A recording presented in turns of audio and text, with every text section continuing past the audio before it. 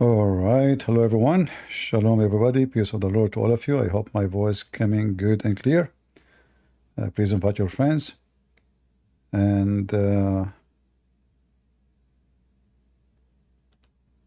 we will speak about many things.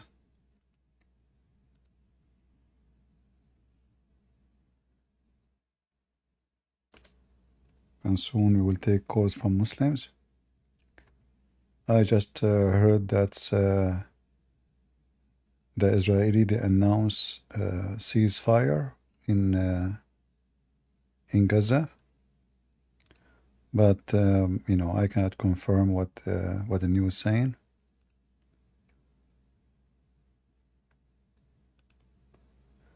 But maybe this will not be a real ceasefire, which means not final. We will see.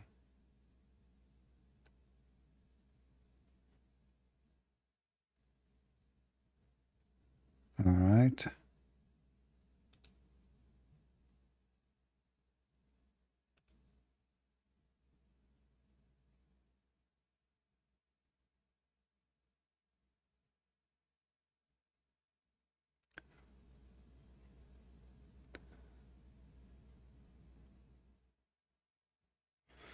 Well, I hope that the Israeli, they will not give the borders with Egypt. That will be a big mistake. And then Hamas will be able to rebuild everything they lost again. So we will see where this will go. Anyway, our topic today, we will see later the update with the news and we will check it out. Our topic today is about the beauty of Islam. But before we go and speak about the beauty of Islam, you know, we saw a debate. I did not watch it all, but I find it very funny and very stupid. You know, this is why this kind of debate, I don't consider them as a debate, really. It's like, I'm not being disrespectful for Sam or Brother Jay, but those debate is not debate, really, because 5 minutes for you, 5 minutes for me. The Muslim, he can, you know, dump all kind of stupid things.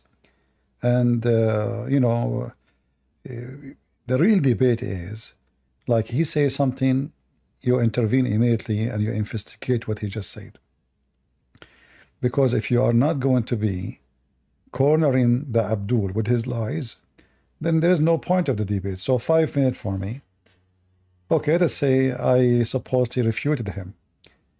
But he can dodge everything I said, you know, when he take the mic again, as if I said nothing. So this is why those are not a debate. Never do a debate like this. This is my advice for all Christians. This is not a debate. And I noticed that the Muslim, they brought for us a very weird, you know, people to debate. Obviously, they themselves did not know what their religion is about. If we go and check,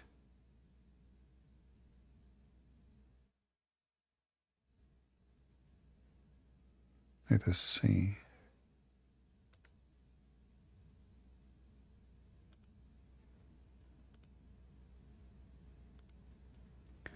So if we go and check this debate, we will see this Abdul, he is talking. Like I opened the video, it's here. But it was one of the most funny person ever I heard to be brought into a debate. He is drinking what? Okay. And then when you start talking, even the Christians who didn't understand Islam, like John of Damascus, could come up with something so ridiculous. But we will find that this is the case in Christian theology, that God is another being. I mean, I do believe that I do think that they believe in, what's his name, Justin Martyr, saying that there's another entity. Of course, they would like to revise that, but that's what he literally says. When it comes to the New Testament, Jesus says it's a person cannot have two masters, or rather that he... you know, like Mr. Plink, We have in USA a minister, foreign minister, is more Muslim blinking. But I never thought I will see someone he blinking every 2 seconds and nobody understand what he is saying. So Jesus, he said, you cannot serve two masters. How many masters your God and your prophet he saved or served? If we go back to the first one, this one is just a kid. So this one here is the smart one, supposedly, Daniel. And I have a message for this potato. How many times I challenge you, you coward, you potato, There's only to one debate me? God. This is known as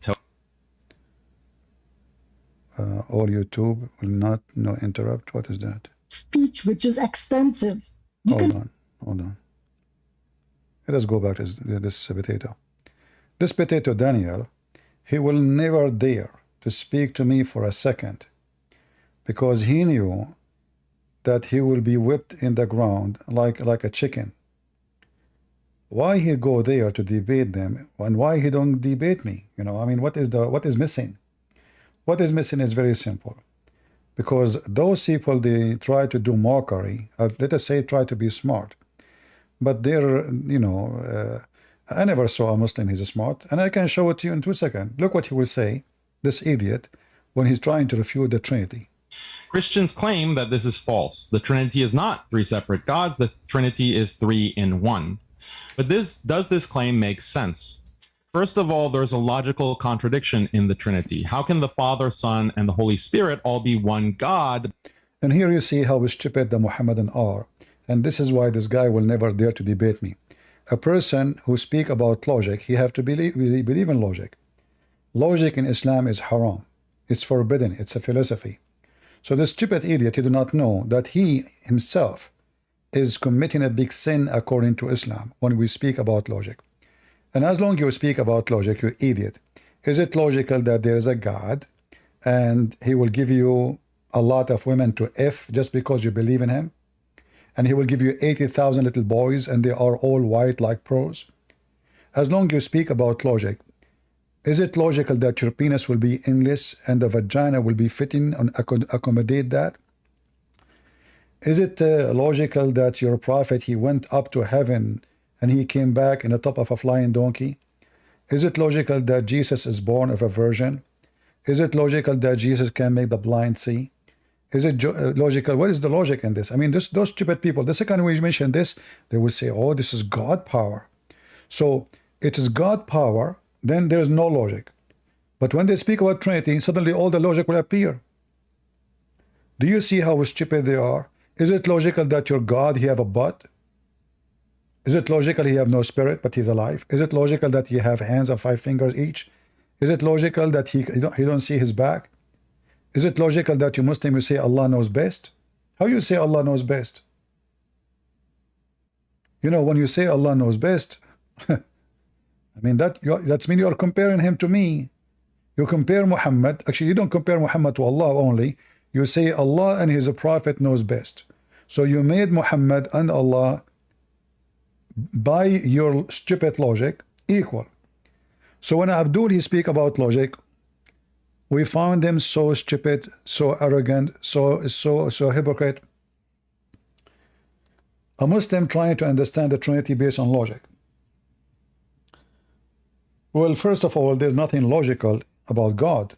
I mean, how God, he say be light, light was. What is the logic there? Then you say God have power. So if God have power for everything, he can do whatever he want. He cannot be anything he want, as he want, as he wish, or you have to design God as you wish. So this is how stupid they are, and this is why debating with those, midgets. You know, midget is not about the size, how tall you are. Midget is how small your brain and how stupid you are.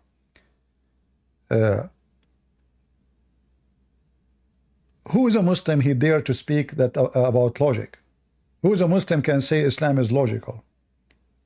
You know, when people leave Islam because of many issues, as an example, you know the video of Ali Dawa about Gog and Magog.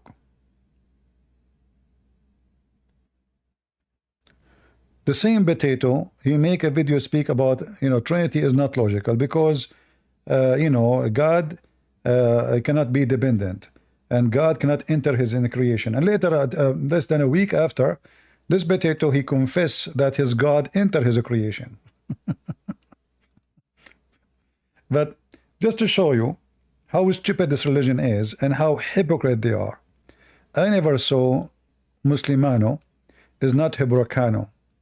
Religion of Fartano, suddenly they want to speak about logic and what it can be and what cannot be not. This is the Muslims. When Allah subhanahu wa ta'ala told him to do something, bow down to Adam, he couldn't comprehend logically why he had to do that when he feels like he's better than him. The problem is this: taking the aql over the naql. Hold on. What? The Abduls, the second you ask them a question, they say, why it have to be logical? To Adam, he couldn't comprehend logically why he had to, I'm going to start doubting things. This is exactly why Shaitan fell into disbelief. When Allah subhanahu wa ta'ala told him to do something, bow down to Adam, he couldn't comprehend logically why he understand everything. In the context where, why does it always have to be logical? Why? Why it's always have to be logical? Do you see how hypocrite, coward they are? Do you see how satanic, demonic they are? Do you see how their faces change depend what we are talking about? So when they want, your Christianity is not logical. The second we ask about the religion, why it have to be logical? Do you see it? Monkeys. This is the religion of monkeys. When they want, they show you their ass. When they want, they claim they don't have one. So why it have to be always logical? And this is to answer, is not about the nature of God, it's about something so stupid. Muhammad, he claimed that Zulqarnain, he built a dam between us and between the creatures, and they are by trillions of, by numbers. For each one of them, he make 1,000, before he die, compared to a human being. So a human being, he make one baby. The Gog and Magog, each one of them will make 1,000 baby before he die. And then imagine the 1,000 babies, according to Muslims, they grow so fast and they will have babies. So by now we have maybe 100 billion trillion of those Gog and Magog. Yet nobody can find them. In order to answer this, legends, Muhammad, he copy, because he's stupid. Muslim, they say, why you want to be logical? But the second we speak about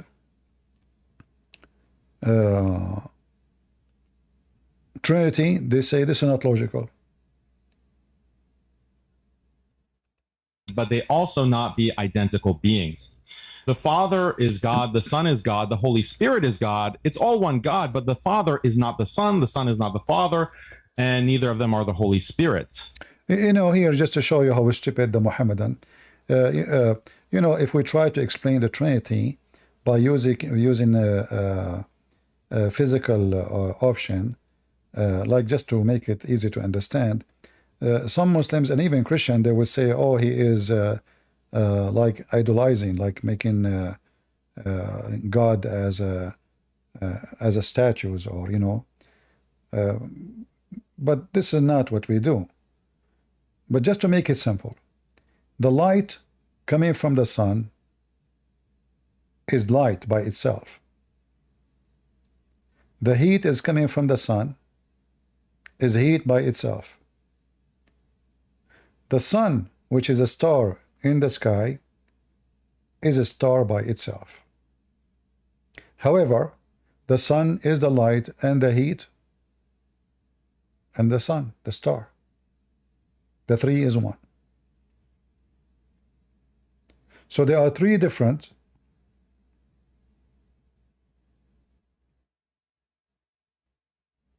but they are one in the same time. The heat is something we don't see, but we feel. This is what we call the Holy Spirit. The light is something we see, what we cannot capture, we cannot hold, we cannot jail, we cannot. Even though those are three physical objects. And this is not what we are talking about our God. But just to give you a simple example, is it possible to be 3 and 1 in the same time? As an example, a human being himself, if the brain is dead, the person is dead. So you might have a flesh and you have a soul, but if your brain die, your soul and your flesh are dead. So the human being without the fleshy is not a human.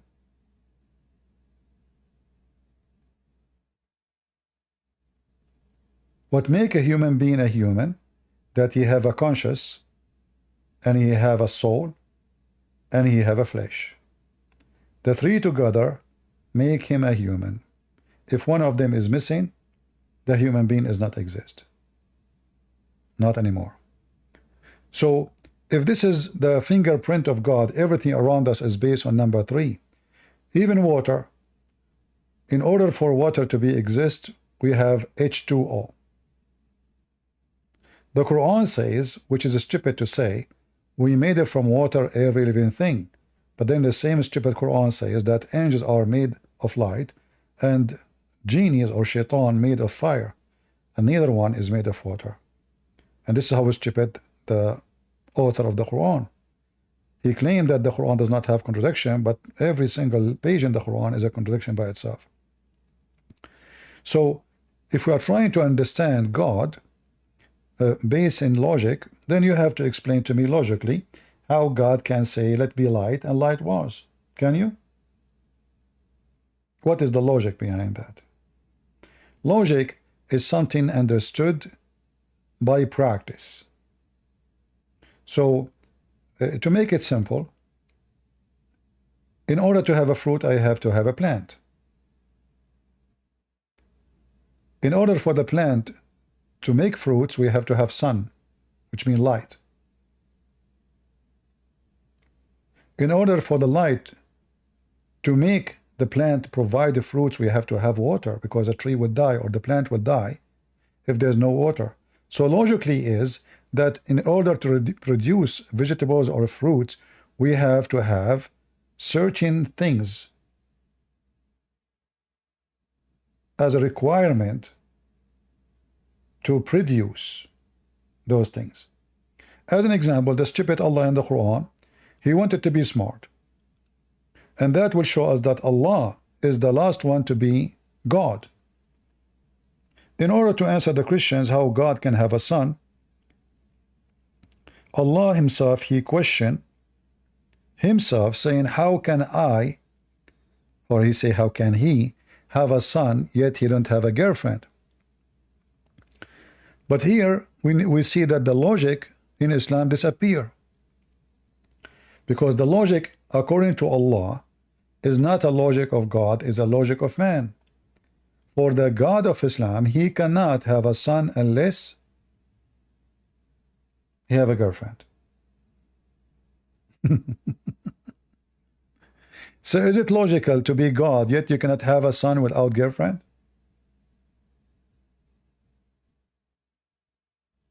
Any Muhammadan? Is it logical that you are God? This logic is accepted if a Christian prince talking, well, he is single, he don't have a wife. Somebody ask him, do you have a son? Then Christian prince, he will say, how I can have a son if I don't have a woman? That is acceptable logic, because I am a human being. I am not capable of doing what God can do. But when God himself, he say, supposedly the God of, we are talking about is the God of the Abdul. He himself, he questioned his ability. You see, it's not the Christian says, how can he? It's Allah saying, how can he? So Allah cannot have a son without having a wife. My God, because he is God, he is above the logic, so he can have a son. Are we listening?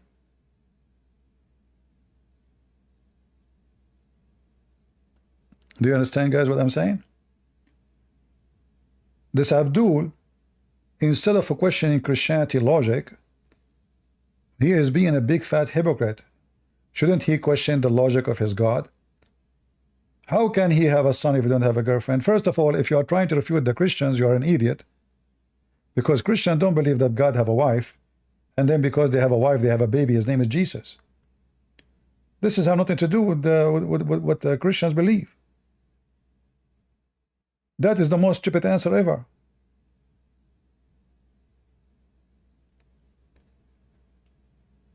In Christianity, no Christian believe that God has sexual relationship in any way, in any mean, so he can have a son. When we say the Messiah is born of the Father, we are talking about the will of God, the power of God, the ability of God, the Logos of God. That is what become a flesh. We are not talking about God giving birth like a woman. After she have sex, she get a pregnant and then she deliver a child. And if you want to say God cannot do that, then God cannot be God. So those idiots who they tried or they claim that they can answer us or they can refute us, and this potato Daniel, any one of you check him out, ask him, why you coward, why you potato? You are willing to debate everybody, but you will not dare to speak to me for 5 minutes because you know your size. Mr. Logic, is it logical for you to say it is logical at that time and now to have sex with a child? What logic is that? Why? The only logic we understand if you are a pedophile. There's no other logic. People who they are mentally ill, they have mental illness fantasy. So their fantasy is to sleep with the children because simply they are struggling with mental illness. Any kind of sexual desire which does not befit a human being, logic, obviously it is illogical, as long as you speak about logic. The purpose of a human being going with a female, first of all, that she is a woman, not a baby child. You know, we see that Aisha, she said that her mom, she used to feed her, she forced her to eat a cucumber and palm date fruit in order to get fat or a little bit bigger so the prophet can F her. So is it logical that you Muslims treat a female child as if she is a goat and you want to send her to the butcher? So what do? You feed her extra food so she can be ready to be effed by a pervert husband. Is that logical?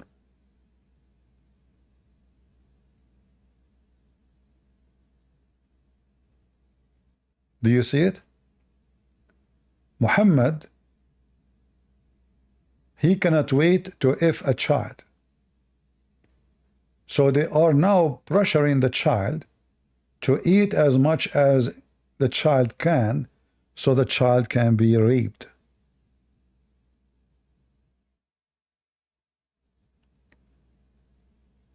Do we have any Muhammadan would like to join us? I like Muslims when they claim that they have logic. Since when you potatoes have our logic? Huh? Is it logical that your wife, her butt is 1 mile? If her butt is 1 mile, how big her panty? And how big her boobs? And why 1 mile? What about 10 mile? Why your God Allah is so cheap? Huh? A Muslim Abdul is speaking about logic. So now these days, the Muhammadan are logical nation. Is it logical that when you die for the sake of Allah, Allah will make you a green bird? So how you will have sex with all those virgins if you are a chicken now, a green chicken?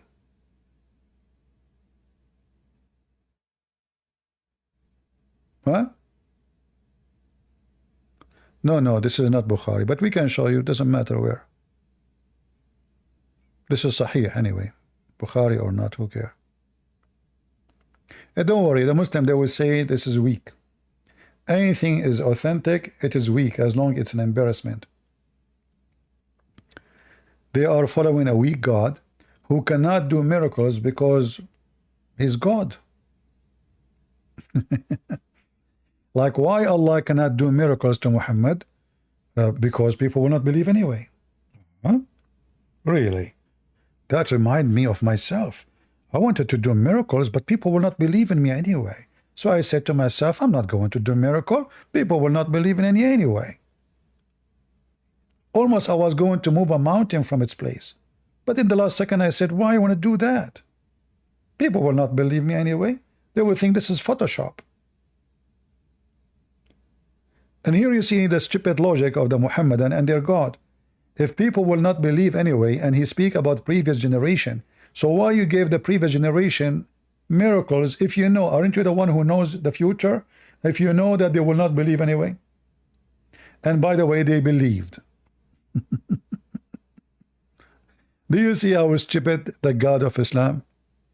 He could not explain why he is disabled, why he cannot do miracles. So he said, oh, okay, you know what, I can do miracle, but people will not believe it anyway.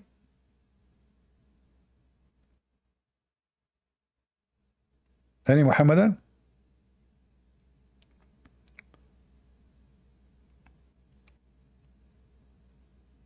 Invite your friends and post around, please. And don't forget later after we finish to post some comments. Like I see your comment is very generous in the chat, but I don't see comment later.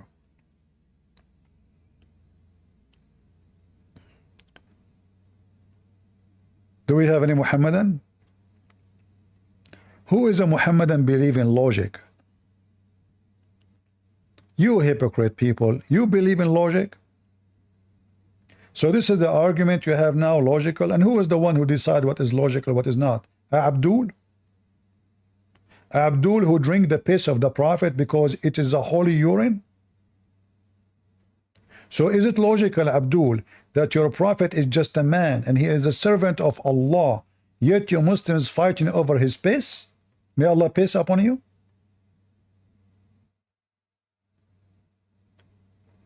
Abdul is speaking about logic?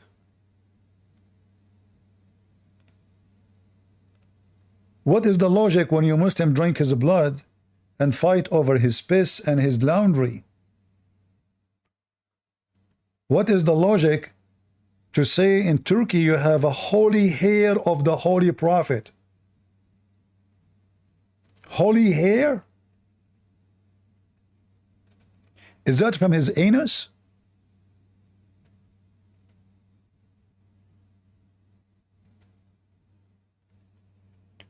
Because I'm assuming that Muhammad have hair in his anus.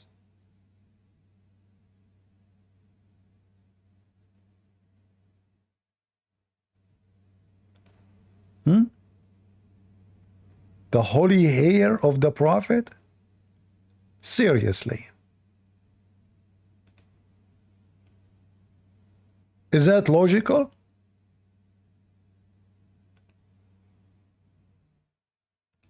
What if you Muslims, you found the holy penis of the Holy Prophet? And remember, supposedly the Christians are the one who worship Jesus, but we never heard of a Christian saying, we have holy hair of Jesus.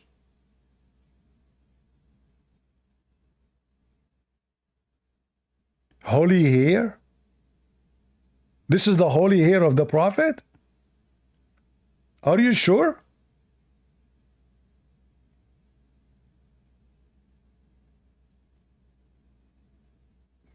And look, they have many holy hair of the Prophet. Look at this one, how tall.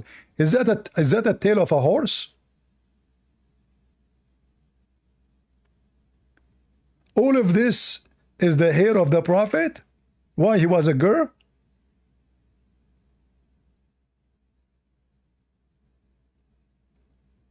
Holy hair? That's amazing. Abdul is speaking about logic. When Abdul turned logical, things is messed up. Okay, okay. Fingerprint of a Prophet Muhammad? You, Abdul, are mentally ill. And you are talking about logical? What is this? You Muslims, you have a footprint of a Prophet Muhammad? Really? On gold? So Muhammad was walking on gold, and then he made footprint. Looked like Muhammad, he was a kangaroo. He have only one foot at the time. What happened to the other one? Huh?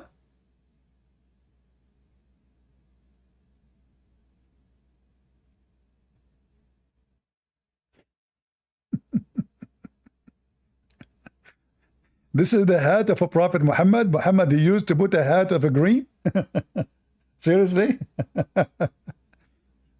All those are fabrications, so to make people come and visit those places and make money out of the food.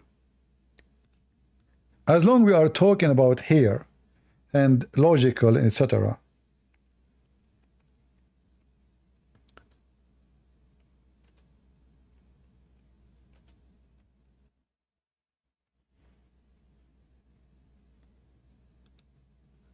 I like logic.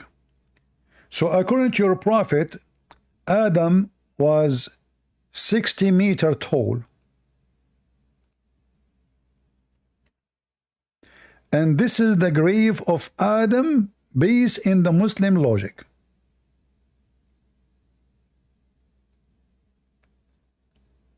And Abdul, they speak about logic, remember? I mean, what happened? Are we shrinking? Did you get this? Is that like a graveyard for Subway sandwich?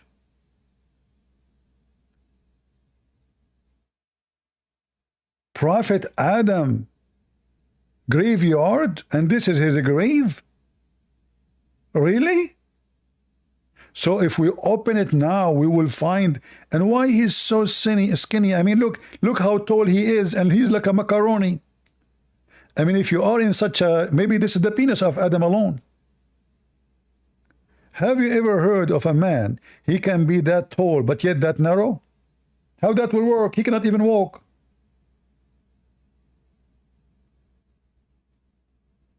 He must be a macaroni, spaghetti. 200-foot long grave. 200 what? 210 foot. Only? And this is the footprint of a Prophet Adam in Sri Lanka.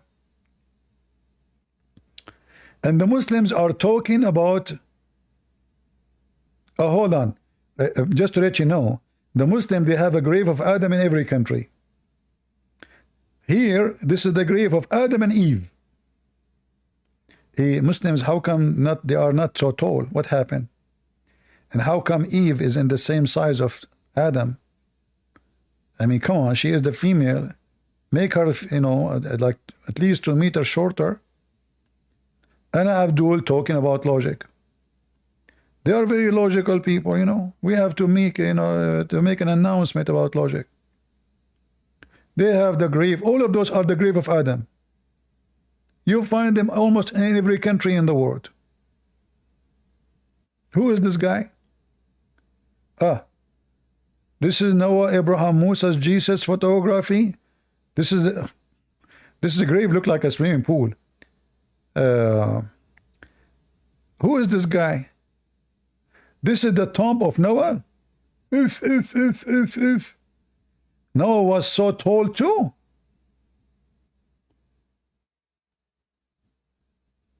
So this potato, Mr. Abdul, and the Abdulism nation, they speak about logic.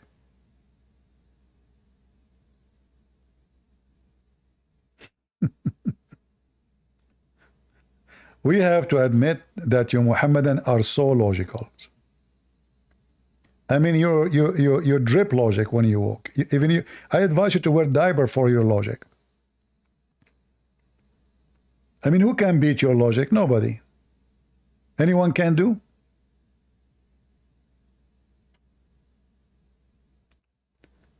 And if Adam was so tall like this, how big his penis? Where is the penis? Should it be like exist in a grave by itself? What about we open this grave and let us see the bones there? I bet you there's nothing except sardine. The logical Abduls. This is a prophet Elias. His grave where in Pakistan? I mean, look like those prophets, they migrated to Pakistan. Look. This is Abel, the son of Hazrat Adam. Hold on. How come Noah is so tall and Abel is so small? Look, Abel is not even maybe 4 meter tall grave. Like what happened? How come Noah? Look, guys, this is Noah. We just showed you Noah's grave. Hold on. This is the grave of Noah. Do you see how tall it is? Okay. And this is the grave of Abel. What happened?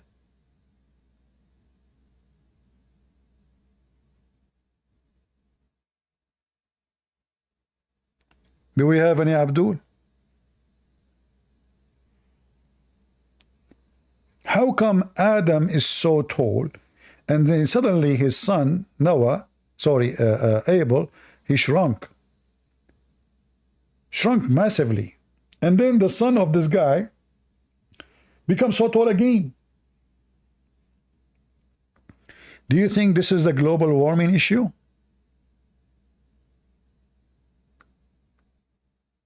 Who is this guy? Oof. 36, a grave of 36 prophets. Prophet Adam garment? Seriously. Guys, I don't know if you notice with me, what is this? This is a garment. Look how there's a crank, you know, the crank, the one they use in the port to carry containers. The garment is hooked up to a crank. Do you see the men? I don't know if you can see the men small, like so small next to the garment. Do you see it? So this is the only one who found the garment of Prophet Adam is the Muslims. It was white and made in China. And the Abdul, they speak about logic. Crane, sorry. Logic. And look, Abdul, how small they are next to the Hey, by the way, you found only the garment? No pants? I mean, I'm so upset from our grandfather. This is a robe, man. This guy is naked all the way. I mean, what's he doing? He's trying to tempt Eva. Like, you know, he showed her his and then what about Eve? Did you find the garment of Eve? She was naked, or maybe she used to wear a bikini since there's nobody in town. And the Abdul Potato is giving us lecture about logic. This is why they were not there to talk to me, because imagine if this potato, he mentioned the word logic for me, I will wipe the floor with his vase. Do we have any logical Muslim?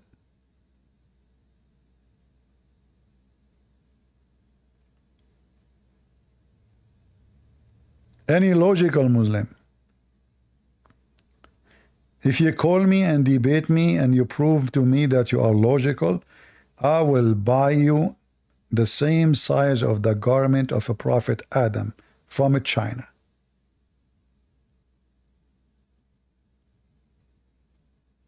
Anyone? Yeah, well, you know, the reason the the garment of a prophet Adam is still in good shape, he always take care of his stuff. You see, you guys are not smart. You don't understand. You wonder like how it can stay for thousands of years. It's very normal. Adam, he never wear it. Only for sexual night. Like Eve is coming, he wear it, he lay down, he open his legs. Eve, she say, oh Allah, wow, you know. She got horny, he take it off, he put it in the closet. And Adam, by the way, even Adam, he never have sex. As long we are talking about logic, is it logical that Allah, he created the offspring of Adam from his shoulder? Huh?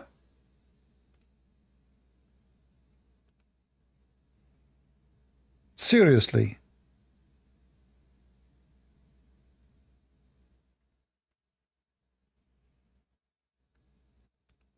Abdul talking about logic. So look like the first man, he never had balls. Maybe at that time it was haram. The holy hair of the prophet. What they will do if they find his penis? So according to the logic of Muhammadan and their prophet, that when Allah decided to create babies for Adam, he hit him at his shoulder, and then Adam's shoulder have orgasm. And he gave, and this is the right shoulder, and he gave the offspring who they are white. And then Allah, to create the black community, he hit Adam in his left shoulder, and then Adam have orgasm of the offspring of a black people. First of all, this is extremely logical. According to scientists, there's a very well-known scientist, I'm sure most of you heard of him. His name, Yama Suzuki Honda. He discovered that all human beings, white and black, they come either from the right shoulder of Adam, and those are the white, and the black ones, they came from the left shoulder of Adam, because simply this is proven to be scientifically true. Look like Adam, he never used his penis. Now we understand why his garment is so clean. That explains everything. And the potato Abdul is speaking about logic. The nation of hypocrisy. Only people of Senegal, they can understand the logic of Allah. No other people can understand. Is that correct, Hassim? 100%. You're gonna run, boy. So as long as you understand the logic of Allah, how Allah created the first human being. You can tell, huh? The feel. Do I live in your mind, CP? What? I mean, do I really live in your mind? I mean, seriously. You're telling my name like I've been listening to you like you say my name like I did not tell your name, but it looked like I am a prophet of Allah and I can sense fart from far distance. Aren't you ultimate fart? So are you saying to me you are presented and we will not feel and smell your fart? Are you farting? No, I'm not talking about when somebody calls. If somebody calls, I'm the only one calling. Then answer how Allah created the first human being. Is it by saying be and he was, or by using mud? Yes, you know, Allah can say be, and it is right away. Allah can say be, and it's a process of being finished. This is not a question. This is not a question. Let me answer you. No. Let me answer you. No, you're answering the wrong question. I'm asking you, when Allah, he created Adam, did he say be and he was, or he used mud and he created Adam? Which one he did first? The mud first or be first? Your mic. I said you were so in peace before I come. Now you're gonna start losing it. You're gonna start speaking. If you want to waste my time, I will kick you out. I want to talk to I'm not wasting your time. This is what you do always. This is what you do always. I ask you a question. I try to treat you as an adult. You start saying, this guy is scared, and this guy. Just get out of here. Don't waste my time. Just get out of here. Any adult would like to come to us and speak to us like a real man. We are sick of stupid kids. This guy from Senegal. And Allah, I just showed him a hadith saying that he will go to hell because he's black. Last time he called me, I said to him, the Quran says Allah will make faces black. He said, how you can blacken a black man? Well, Allah obviously is not talking to the black man, you idiot.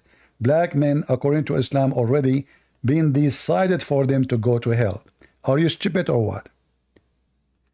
Who consider you even? Nobody. Muhammad, he never thought about the black people. He don't care if he's speaking to the white Arab Muslim men. This is why he is insulting black people. He is saying that they will go to hell because the audience are white. You see, there is no way Muhammad, if he is born in Africa, he will say such a statement. Do we agree? Do we agree, people? Can Muhammad say such a statement that the black ones are created to go to hell? Look, he says, the one from the left shoulder, they will go to hell, and I don't care. And who is the one created from the left shoulder? The black. So, very low class, trashy, big mouth, and you give him the mic trying to treat him as a human being, but he decided to act like a donkey. No, bring your parents. All right.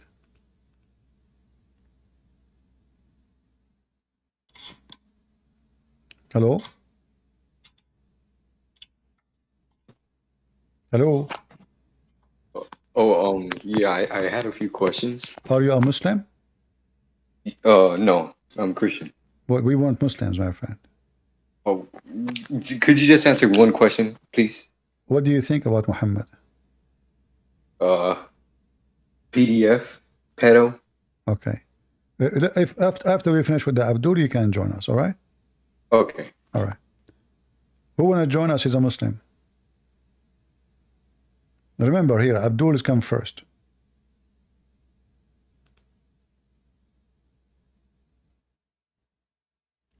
All right, Abdul, how are you doing? يا ابن الوسخة يا متناك لم نفسك يا ابن الكلب. This Egyptian boy.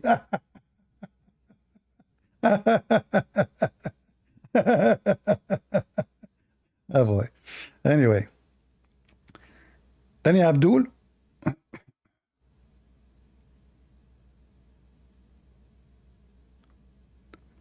None of them can answer anything because simply this is the most stupid garbage cult. We ask him which one Allah did created Adam by using mud, or he said B. He said in the process. What process? The Quran says if Allah want to make something happen, he say be and it's going to be. There's no process. Process mean time. Process mean time. Be and it was, there's no time. So I cannot find a smart, intelligent Abdul, for this is a very dangerous nature of Islam, to be smart and Abdul in the same time. The Muslim will kill him immediately. Any Muhammadan?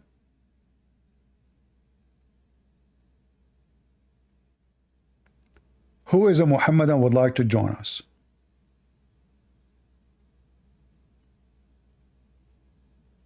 If there is any Muhammadan, he is smart. I hope I am not offending you. Because those people, they get offended. You say to them, you are smart, they get offended. You say stupid, they get offended. You call them Muhammadan, they get offended. You call them Muslim, they get offended. It doesn't matter what you do, they get offended because they cannot handle the truth that Santa Claus is real and Allah and Muhammad are not. Who is a Muhammadan would like to join us?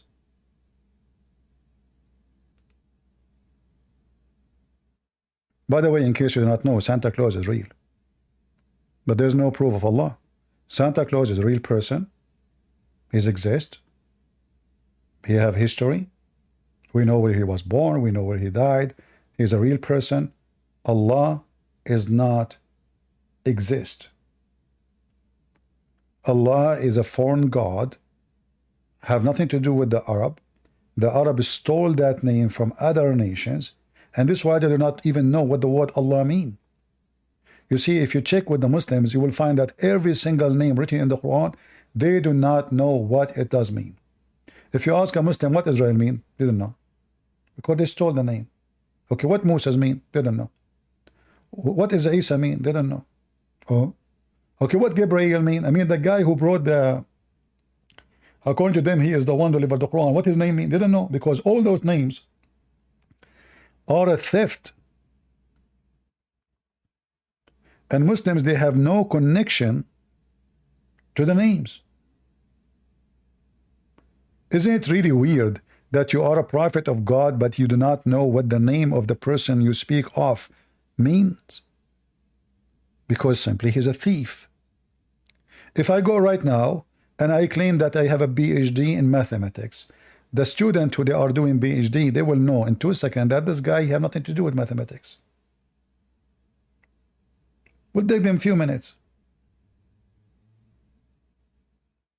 Because I don't know what I'm talking about. And this is exactly why we laugh at Muhammad and his religion.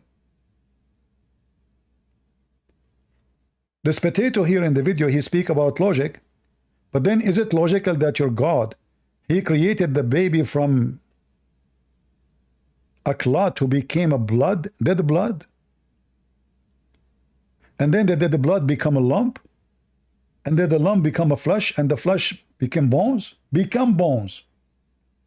You see the stupidity? I mean, if you read the Quran, you will see that the Quran author is a mentally ill creature.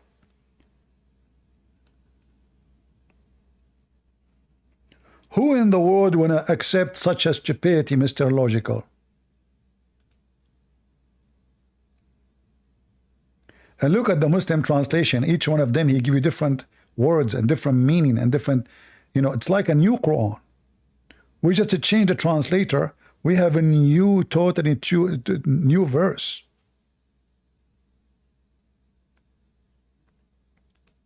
Any Muhammadan would like to join us?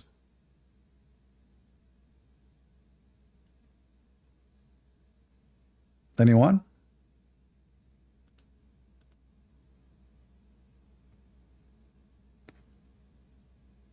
Go ahead. يا ابن الكلب يا مستك يا ابن الكلب. Why you don't talk to me instead of shouting and screaming? I will let you talk. He come, he's screaming Arabic, calling me names, but he don't dare to talk to me. I feel sorry for you. Potato. Listen carefully. I might be your neighbor, and the prophet, he commanded you that your wife to speak to me, she have to do breastfeeding for me. You might find me tomorrow in your home, in your couch, sucking the nipples of your wife. And if you ask me, what are you doing? I will say to you, I'm coming from a town, it's called Napoleon. And my grandfather is Napoleon Bonaparte. You stupid idiot. You speak about logic, and your prophet commanded you that Muslim women should give her breast to a stranger who is adult? Logic? The guy, his name is Daniel. If we ask him according to Islam what Daniel mean, he don't know. You will find the answer only in the Bible. Potatoes. Who is a Muhammadan dare to come and corner us? For me, I can corner you even if we are sitting in a room made as a circle. Leave that for me. And this is why you, Abdullah, are so scared to join me in a conversation. Any Muhammadan? In fact, I just remembered what I just remembered. Maybe I should not show you this one. Is it true that Muslim women, they can breastfeed Muslim women? Sound like a very lesbian to me. Is that true, Muslims? That Muslim women, they can breastfeed Muslim women? women. I'm not talking about child. I'm talking about two women, and they are sucking the nipples of each other. Is it true? What do you mean show us? You are being dirty now. Guys, look, I'm talking about women showing their breast and suckling, and he says show us. That's not right. I would tell your mom what you just said. Is that true, Muslims? And you speak about logical? Let me find the hadith. Hold on. Where is the hadith? Logical, huh? Potato.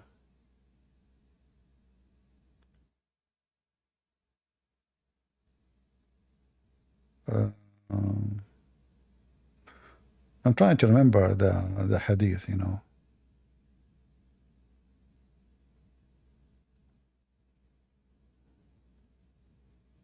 I remember the hadith, but I'm trying to remember which book. Let us see. Hold on.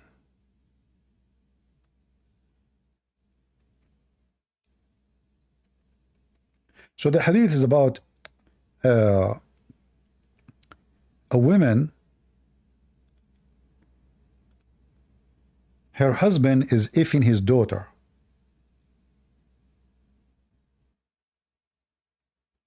His daughter, who is a slave.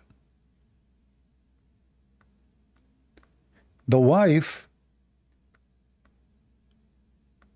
in order to stop her husband from effing his daughter, she is jealous, obviously. His daughter is a grown woman now, is not a child, you know.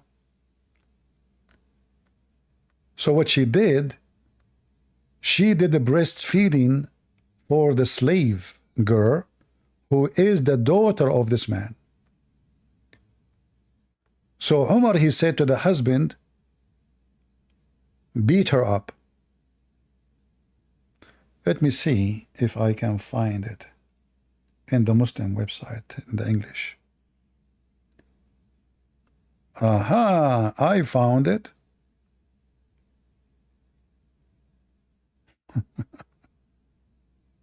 All right.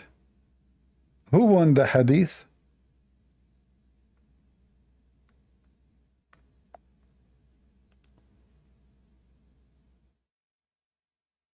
Let us show it to you.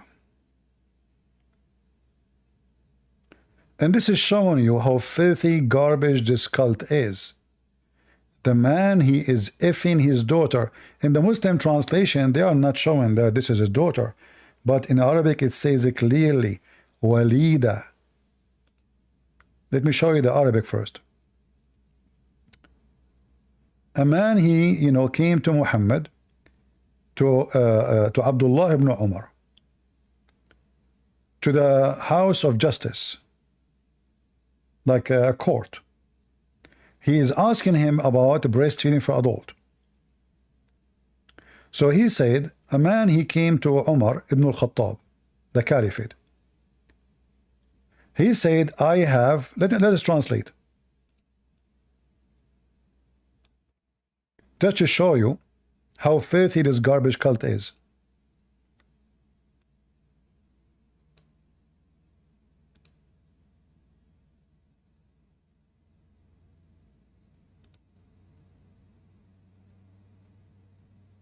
Omar ibn al-Khattab said, I had a daughter and I was having intercourse with her, so my wife went to her and breastfed her, so I entered upon her and she said, without you, by God. I breastfed her. Omar said, make her feel pain and go to your maidservant, for breastfeeding is the breastfeeding of a young child. Translation is not accurate, but let me translate for you an accurate translation.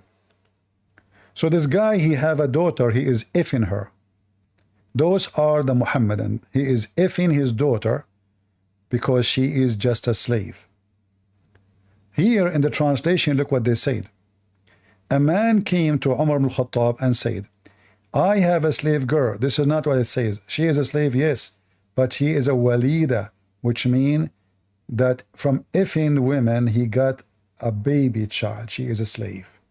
And that baby child become, obviously, in the age of effing, which means maybe 6 years old or 7 years old. Not necessarily growing. We do not know. It doesn't say it actually. and I used to have intercourse with her. My wife went to her and suckled her. So now we have two females sucking the breast of each other. When I went to the girl, which means to F her, my wife told me to watch out. No, you cannot, because she had suckled her.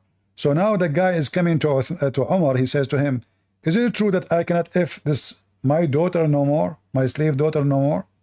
Omar, he said, beat your wife, hurt her, not only beat her, which means hurt her badly, and go to your slave girl and F her, because kinship by suckling only for suckling a young. Do you see it? That is Islam. Who want the reference? You guys want the reference? Save it.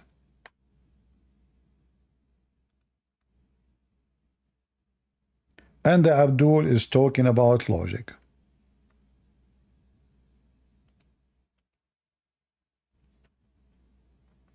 This is a religion?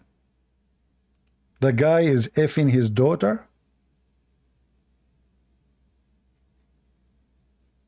And look how different the translation is between the Muslim translation trying to duct tape and what we showed you.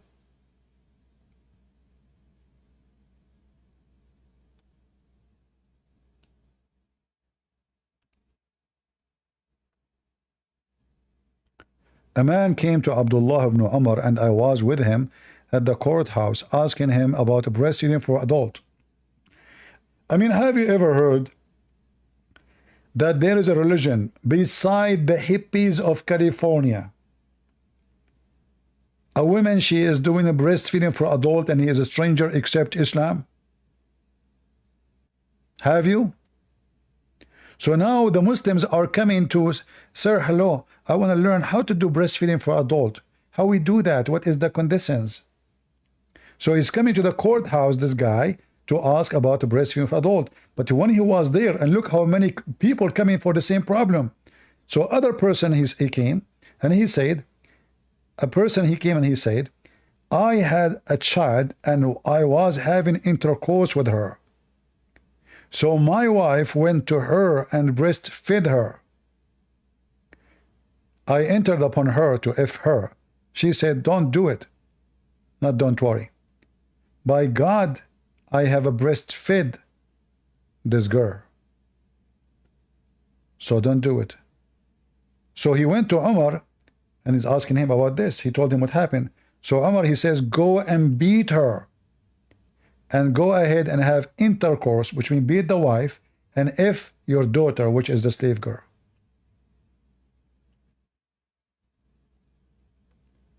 Any Abdul?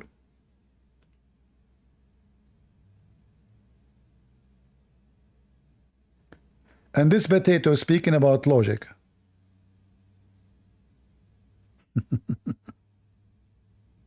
Speaking about what? Logic. You? Potato. And the other guy is Mr. Blink, blink, blink, blink, blink, blink. Blink, blink, blink, blink. Speech which is extensive. You can ask us almost any question about the nature of Allah, and in those 4 short passages, we can understand it. To the point that if I were to compare this with the Bible, you know, for a second, I thought you are a robot and machine. You know, why you keep blinking, man? And what is that? What are you saying? If there is any Muslim can translate to us what this guy is saying? The guy from Egypt is coming again to insult me. Okay, come to the mic and insult me. Do we have any Muhammadan?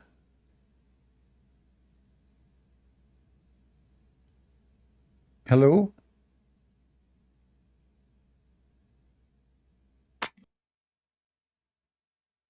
Hello. Hello, hello. I see that you... بص امك هناك يا ابن الكلب وسخ.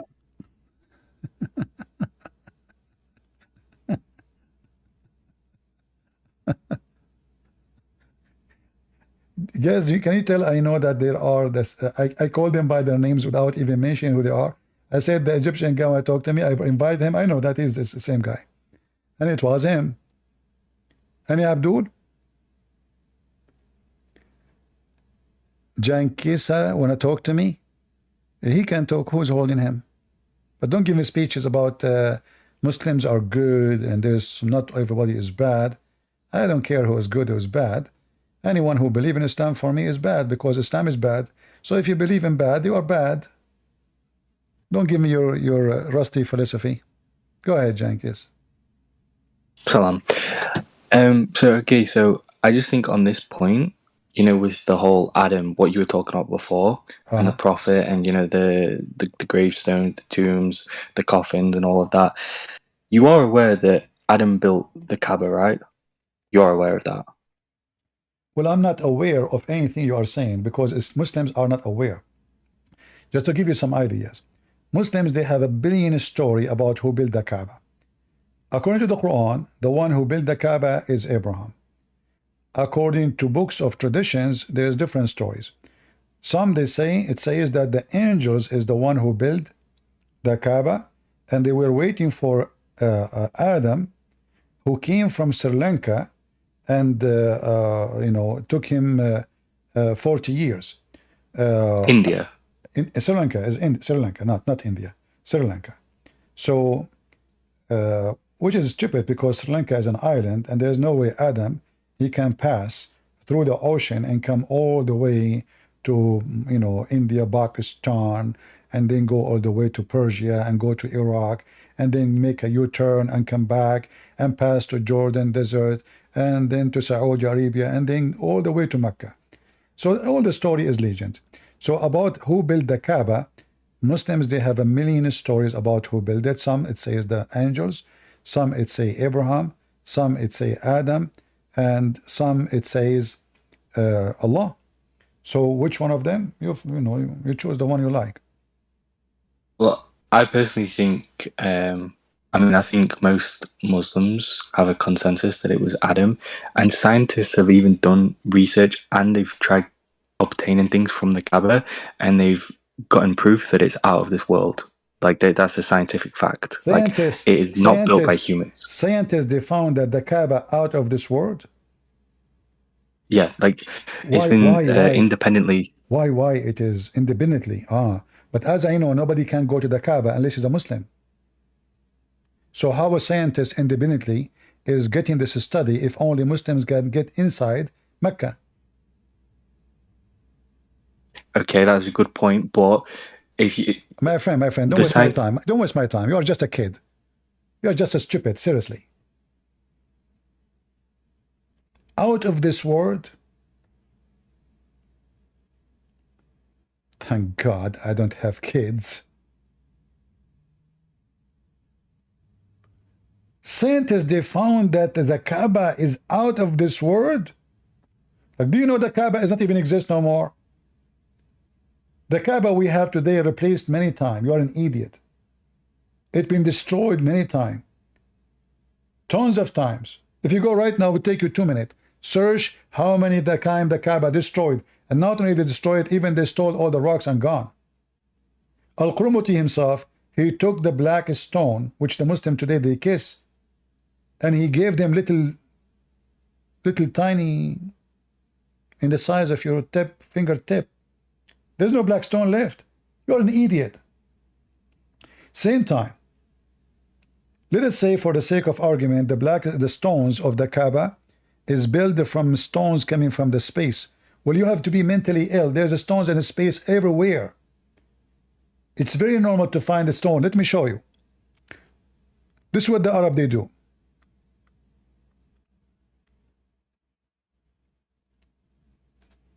Because Saudi Arabia is a desert, so it's very easy to find if a meteor fell down. It's a desert.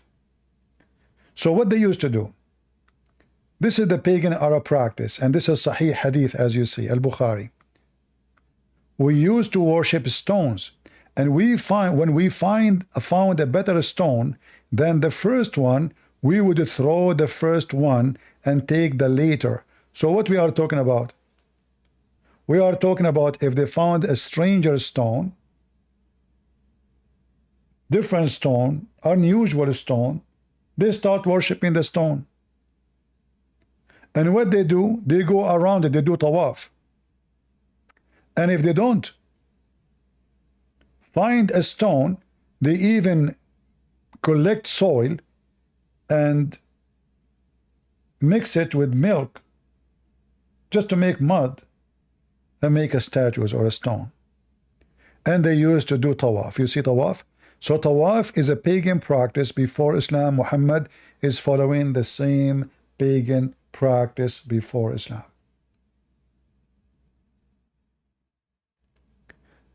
Do we have any smart, intelligent person?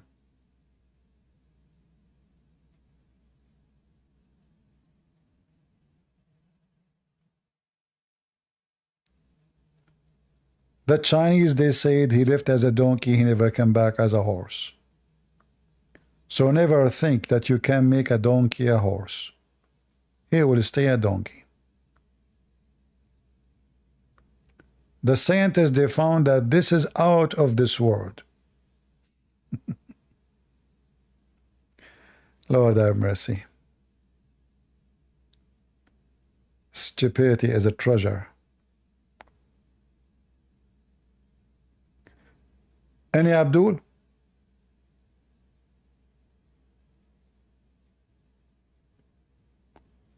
The Muslims, they have a billion lies about their religion, about their Kaaba.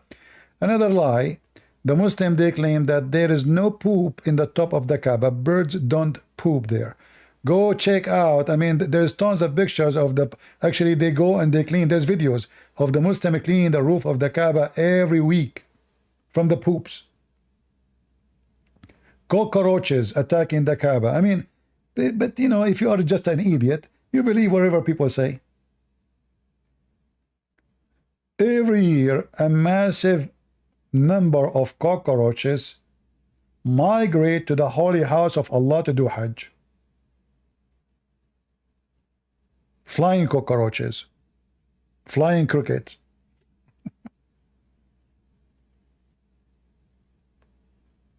Any Abdul? And the funny that Allah, he considers such an attack of insect as a penalty from him. So why Allah attacking his house?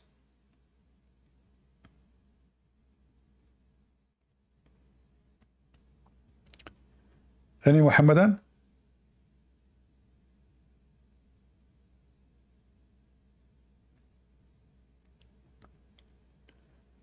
Who is a Muslim would like to join us? From the stone worshippers religion. Stone kissers. And the funny, they accuse everybody to be pagan. This is a religion who every single person of it practice prostitution, and they say Islam is against adultery. Every single one of them practice prostitution.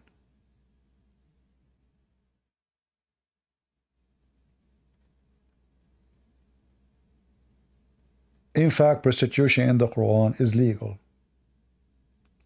Yet they claim that Islam is against prostitution. The Muslim, they force slave girls into prostitution. What Allah, he said? Did he say it's forbidden for you to do that? No. He said force them not to do prostitution, and if you force them, Allah is all merciful. That's it. So if they choose a chastity, don't force them. If they don't want to do it, don't force them. But if you force them, okay. What you can say?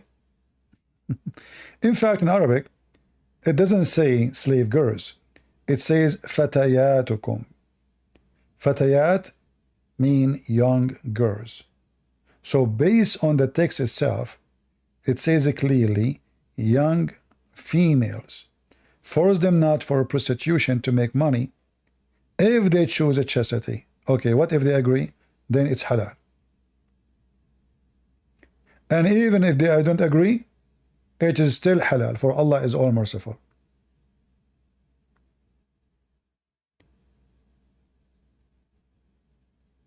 And here they add to those women. In fact, in Arabic doesn't say that. It just says Allah is all merciful.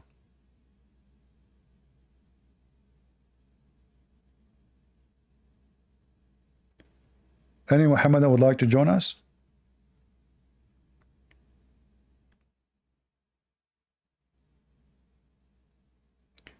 The Kaaba is out of this world, and the Muslims too.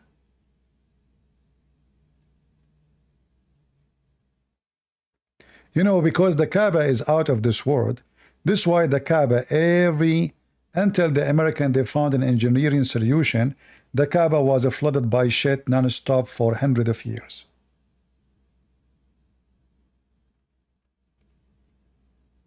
Am I lying? And this is actually the biggest proof that the Kaaba is a big fat lie to be the house of God, built by God. Because if God is the one who built this house, why he chosen the most stupid location? Can't Allah choose a better location? This is your Kaaba. The one is out of this world. The Egyptian boy is coming back. Okay, come and insult and leave. Go. This is ultimate fart. He changed his voice. He became ultimate half tank. This is CP. Ultimate fart. This is CP. What happened, ultimate fart? Did I close the door of the van over your penis, which is very short? What happened? What happened to your voice?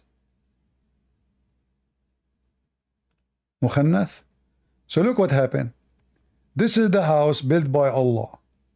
And the idiot who called me a few minutes ago, he said that scientists, they discovered that this is out of this world. Independent study. I love the independent study. Do you see the proof that this is a location chosen by Allah? It's in front of you.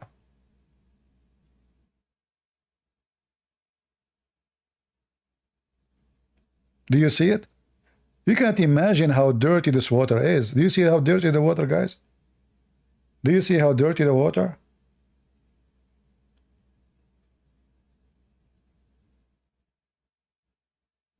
So how this is the location which Allah He chosen from all the world, and Allah could not fix the flood issue? Can't Allah say to the Kaaba ground, raise up a few meters, just a few meters?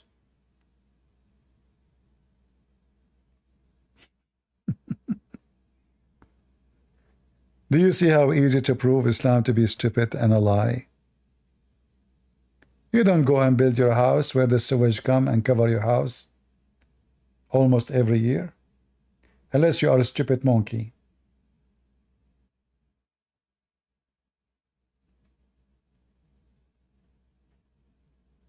Any Muhammadan?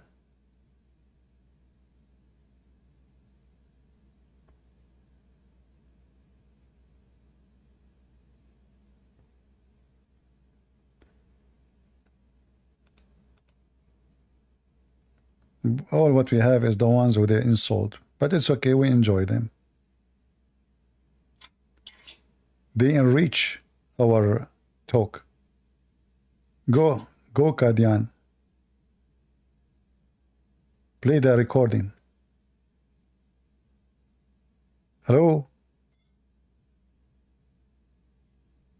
ما تشتمش الرسول يا ابن الصرماية رسولك ورجلي بعض. Each time you come here كلما أتيت على الساحة سوف أشتم الرسول أكثر وأكثر. يا حمار. All right. Go ultimate. You run like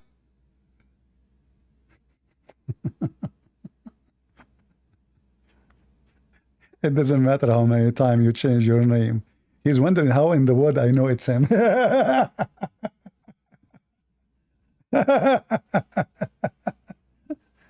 Anyway, do we have any smart, intelligent Abdul beside those team of donkeys? Or they have no answer for anything? Anyone? Who is a Muhammadan? He dared to come and debate us and defeat us with no mercy.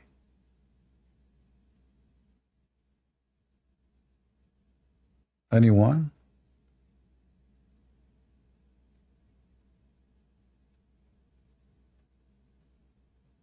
Not even a single one out of the world? I mean, everything in Islam is out of this world. Look at them.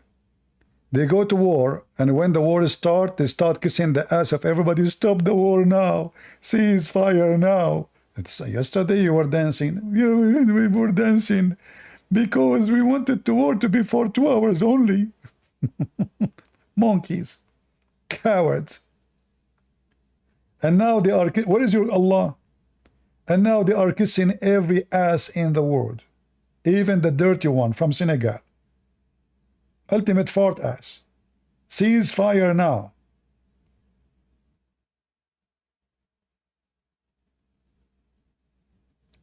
Any Muhammadan?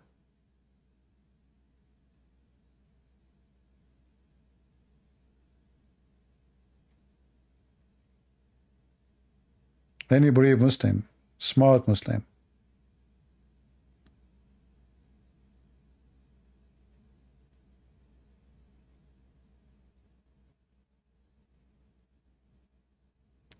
$1.8 billion.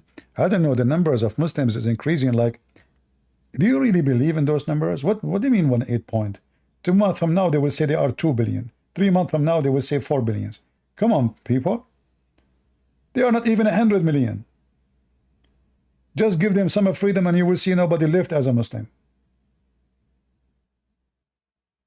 You see, just to prove to you that all those who they are claiming to be Muslims, including those who make YouTube, none of them is a Muslim. Why Mimi hijab and Liya Dawah don't go to jihad? Why? They are not Muslim, they are young. Why didn't do jihad? It is a must for a young Muslim man to do jihad if he's a believer, but they are not believers. They are halal food maker for the cats. All of them, they are fraud.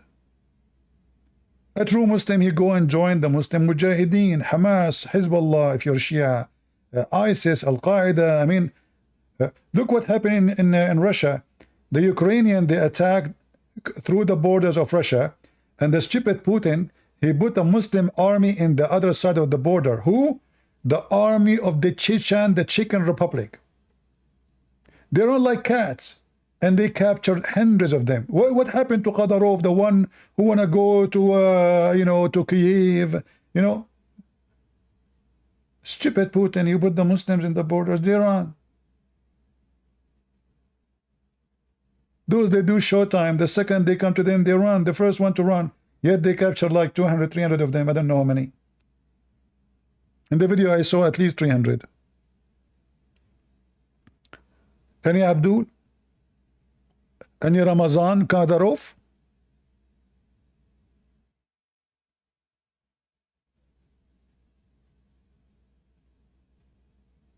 Who is Ramazan Kadyrov here? Yeah, they wear uniforms and and they showing them like and they have machine guns. And the second they kicked you out like a dog from Ukraine. You run like a puppy. And now they come to you inside Russia and they run again. And the stupid Putin still he think that those guys they can fight really and win a war. Any Abdul? And look at Hamas. Oh, today Hezbollah, they showed us, you want to see the video guys of Hezbollah? Let me show you, should me show you Hezbollah.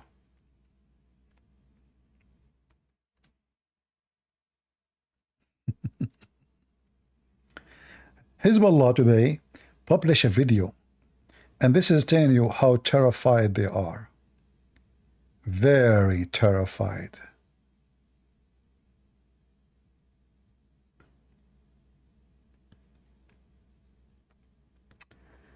Let us show you. So you can laugh with us.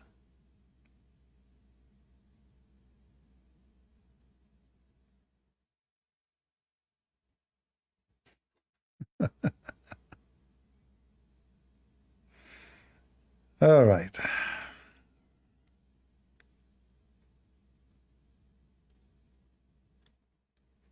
How you know that somebody is terrified? I will show you how.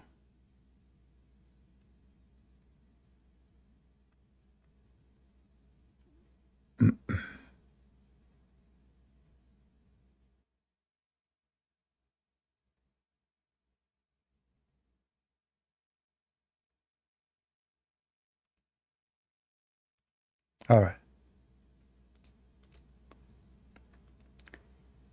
This is a video published today by Hezbollah. This is a cave of Hezbollah under the ground. And Hezbollah want to show us now how they are ready for war. But this is telling you that Hezbollah is really terrified. This is all is under the ground. And those are the pictures of those who get killed. And they are showing you a truck is inside the tunnel and motorcycle going around.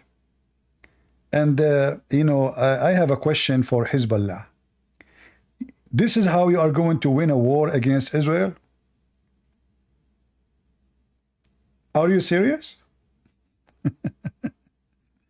And now they will show you the truck, which is going to be like a missile launcher, you know, pointing up at an opening in the sky. But look what happened now. If this is how you prepare for war with Israel, that means you are prepared to bunker. That means the Israelis are coming to you, not the opposite. That means you are a coward and you are scared and you are terrified for the Israeli are coming after you. Not the it's not you who is coming after the Israeli. It is the Israeli coming after you. And all those tunnels, what they will do to you? All what they need to do, they just drop some massive bombs in the top of your head. Especially now, after this video, the Israeli can see exactly how deep it is, because I will show you why, how you will find out how deep it is.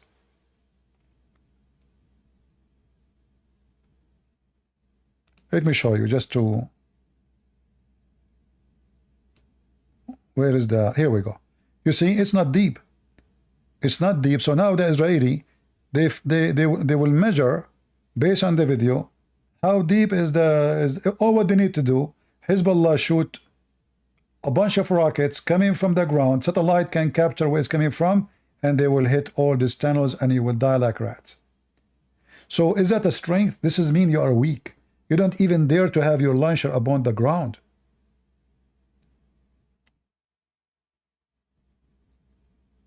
A bunch of cowards. Is that how you are going to free Palestine? Potato? All right.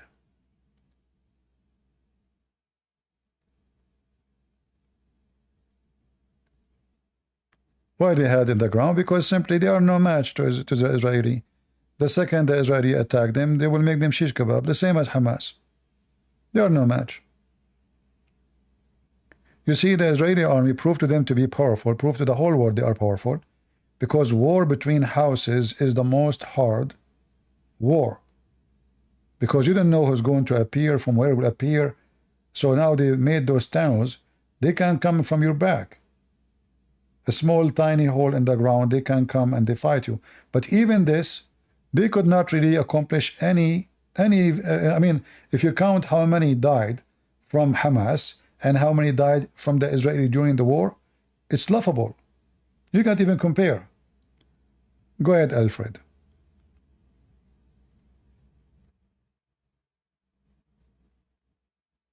Maybe this is a fake Alfred. Hello?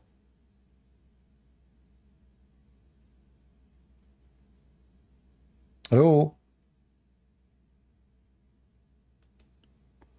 All right. So it's a clear sign that Hezbollah are terrified, and it's actually a stupid mistake but I think the reason they published this because the Israeli already they knew about it. So it's not a secret no more. You know what I mean?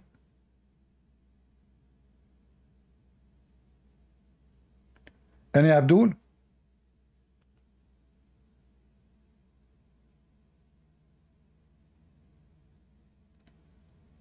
is a Muhammadan would like to join us?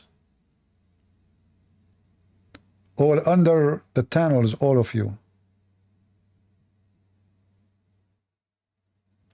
All right, we give a chance to Alfred again. Maybe he did not know how to use.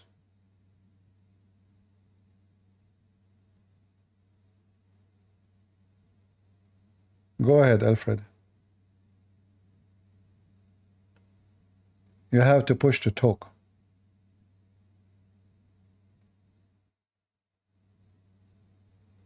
I don't know. Who is a Muhammadan would like to join us? Mayday, Mayday.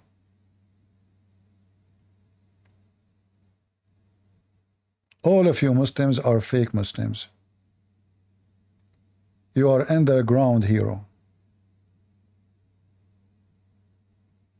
The second the real ones come to you, you disappear.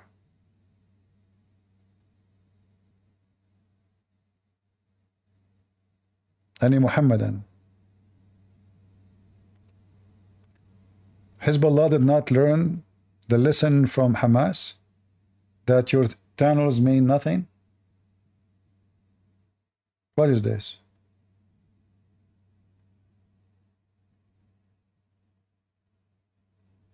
This is how you are going to have victory? Somebody making a tunnel in his ground, it's mean he's afraid that the enemy is coming to him, not the opposite. You are not going to carry your tunnel and go to Israel, are you? So who is the one is afraid? And now we know where Hezbollah leader is in one of those tunnels. He lived like a rat. He never saw the sun for a day for more than 25 years.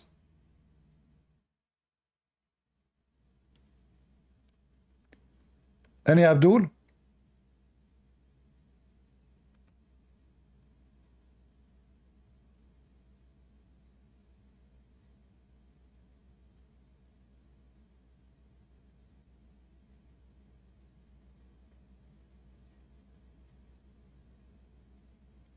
Hello, any Abdul?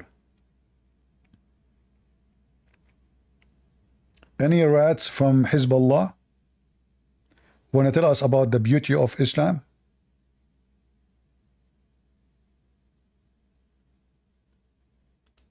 No?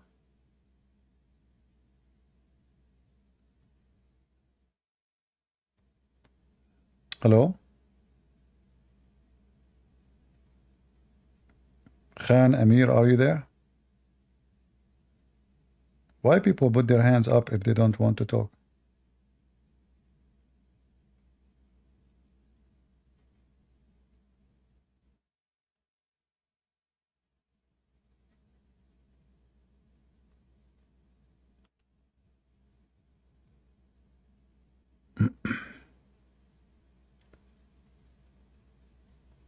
Any Abdul?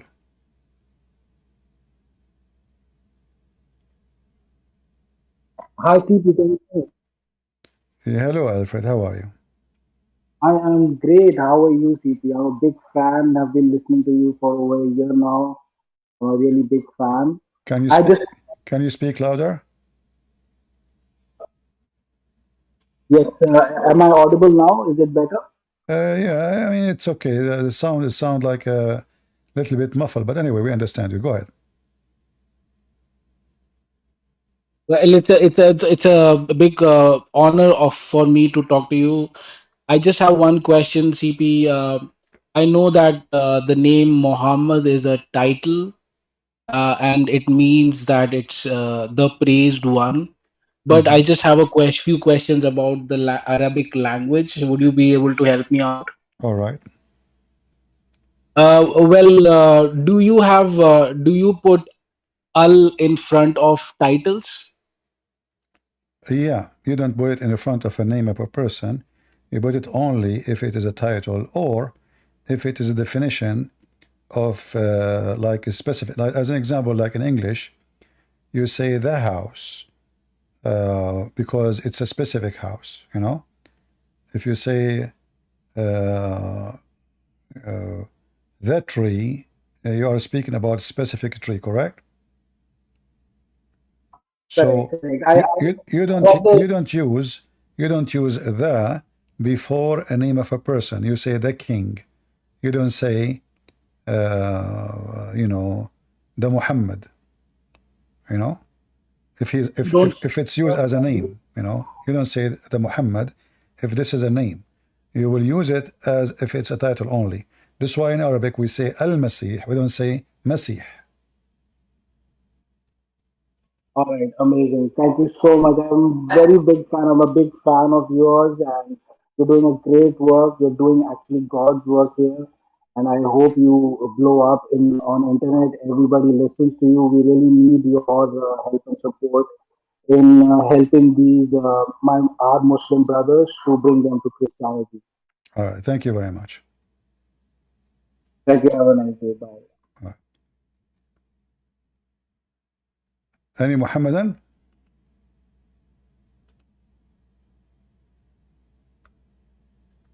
Who is a Muhammadan would like to join us?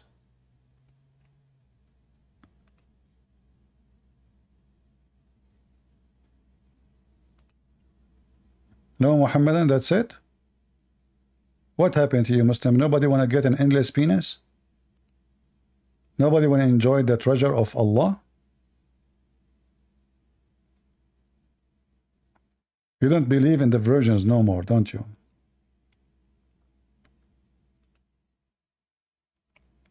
Are you all of you in the cave of Hezbollah? Look at this. And they are saying that this cave was built by Mughniya, the guy that Israel killed like a chicken before he died. I'm so glad he built it before he died, not after he died. I mean, you should say before he died, right? Because it doesn't make sense he built it after he died. So you are proud about building a cave, you idiot. This is how you are going to destroy Israel? Just wait. Hezbollah fucks your mother, you motherfucker. Fuck you, bitch. That's it? You're done? يا ابن المتناكة لم نفسك. Okay. ليه بتشتم يا ابن المتناكة؟ Listen, يا رسول الله. لا ما تشتمش يا ابن الكلب، أول حاجة كده ما تشتمش يا ابن المتناكة. يا رسول الله. يا ابن المرة المتناكة ما تشتمش. يا ابن القحبة. أنت عديت يا ابن القحبة رسول الله محمد. You just bring an insult to your prophet. Filthy tongue, what we can say. Muslims. Those, by the way, in Egypt, if I say to you maybe 80% of people of Egypt, they call them Bia. Bia mean what? As you heard, this is how they speak. This is a normal conversation they speak in Egypt. Very filthy mouth. Drugs, prostitution, etc. There's only small number of people in Egypt. They are equality. The majority are messed up. Drugs. You go on the bus, you will right away you will lose your wallet. You might even lose your pant. So this is the guy, one of those. رسولك المغفل الحمار الحمار ابن الحمار الرسول العربي العاهر ابن العاهر الرسول العربي. هل أنت سعيد يا أم سعيد? Any Muhammadan would like to join us?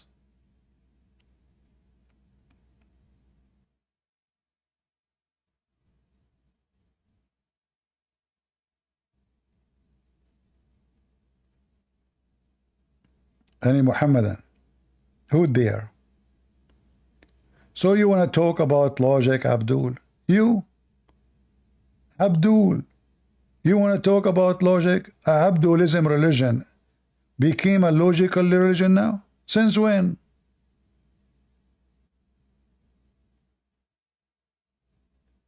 Huh?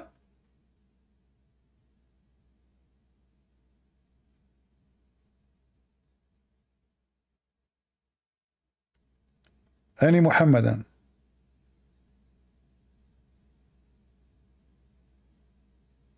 Well, Muslims are very logical, you know.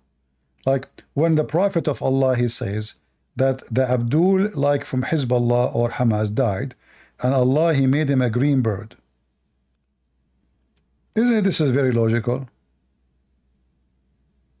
Isn't it the dream of everyone doing jihad for Allah that Allah will take his spirit and he put it inside a green bird? Let me show you one of the logics of Islam. Why the Prophet Al-Khadr was called Al-Khadr? According to Muhammad, Al-Khadr, he's called this way because when he sat in something, it turned green. But why when he sat on something, it turned green? Because he drank from the fountain of youth. So we have people who believe in the fountain of youth. They are speaking about logic.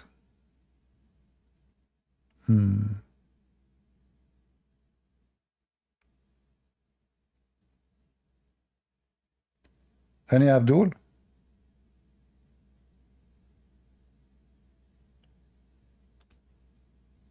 Let us talk about more logic.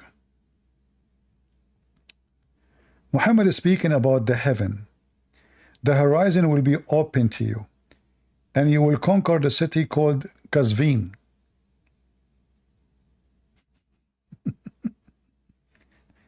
But Muhammad, you fail, because the Muslim Arab never conquered Qazvin, and did not happen what he said. And then he said, whoever is stationed there for 40 days or 40 nights will have pillars of gold in paradise with the green like chandeliers, etc., and will be topped by a dome of rubies.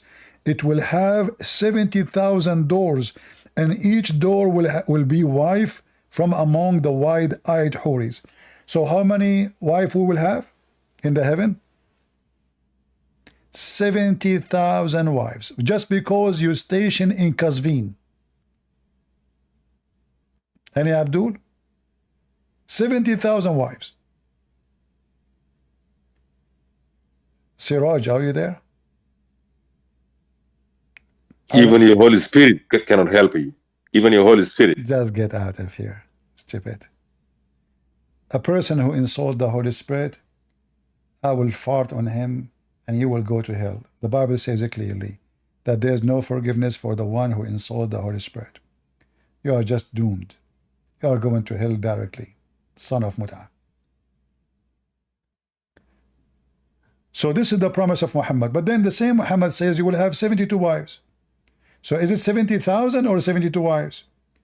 Well, Muhammad is a great in mathematics. Depend in the mood. In the morning we say something, afternoon we say something, and he's stuck with number 70. Do you see it? 70,000 doors. Each door have a wife.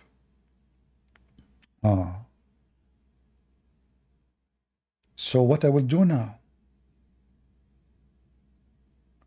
In this door, there's a woman waiting for me. She is naked and her legs is open. That is what I am going to do in heaven for eternity. I will be inside a box, and this box have pillars of gold, and this box have 70,000 doors, and each door there's behind it a woman, her legs is open. I mean, this is heaven. What do you want more? Who can beat such a heaven? Can you? Any Abdul?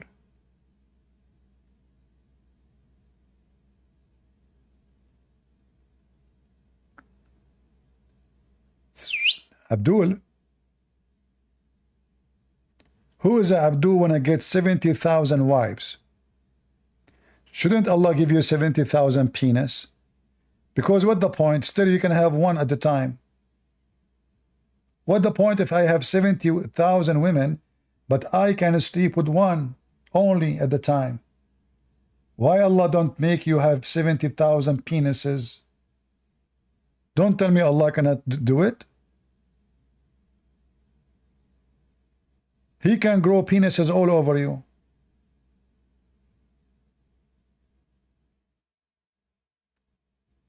Any Abdul with 70,000 penis?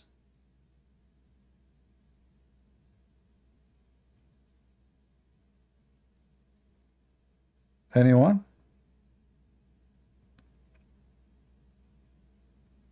So I have 70,000 women and I have only one penis. And all of them look the same. So what's the point of sleeping with all of them? I mean, all of them look the same. They have the same face, the same song, the same voice.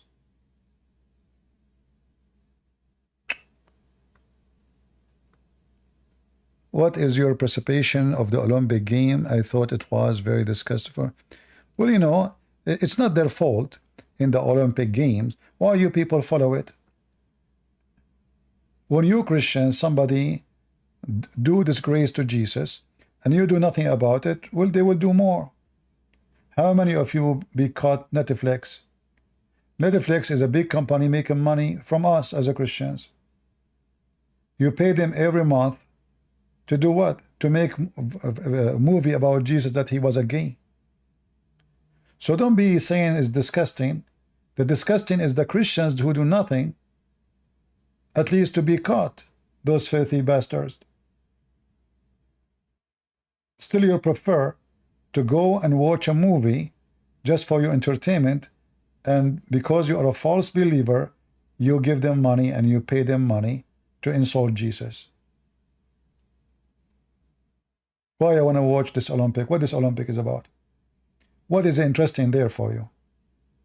Is it really Olympic? It's not. Olympic was a sport, have nothing to do with money. It's a Greek practice. Here, this is all about money.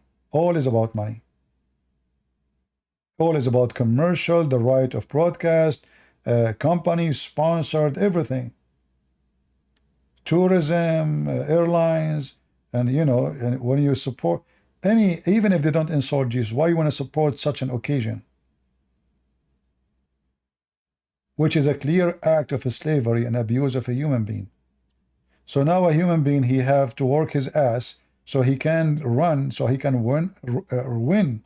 And when he win, he will get rich. The same as the football. Why you watch it? Why you watch football? Is it really a football game? Or it is you who is the game? They get billionaires, you get stupid poor. What you make? You know, you burn your blood, hey, goal, and you are sad, and you are desperate, and you are happy for 5 minutes, and then you are sad for 5 hours, and you are so disgusted, and you pay money to watch, and all of this to make them rich. Companies, you see, when you study marketing, they teach you how to fool the crowd. And you are a victim of your foolishness. They make you buy what you don't need. They make you spend what you should not spend. They make you watch what you should not watch, and you shouldn't care. I saw people from Argentina selling their houses just to go to Qatar. Imagine, he sold his car, his house, so he can afford to go to Qatar. How stupid mental. This is not a sport no more. This is a crime. And when you support them and when you watch them, you are just a willingly victim. You submit to the God of Islam, the devil.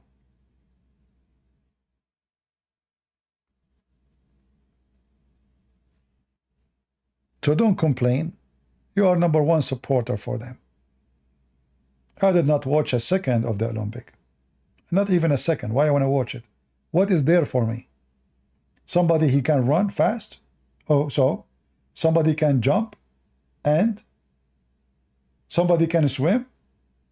How stupid a human being is. And properly, you yourself, if you walk in the street, you flip because there's a hole in the ground. Because you live in a poor city and nobody cares for you as a human being. Human being watch and love celebrity. All of this is about being celebrity. And the slaves are worshipping celebrity.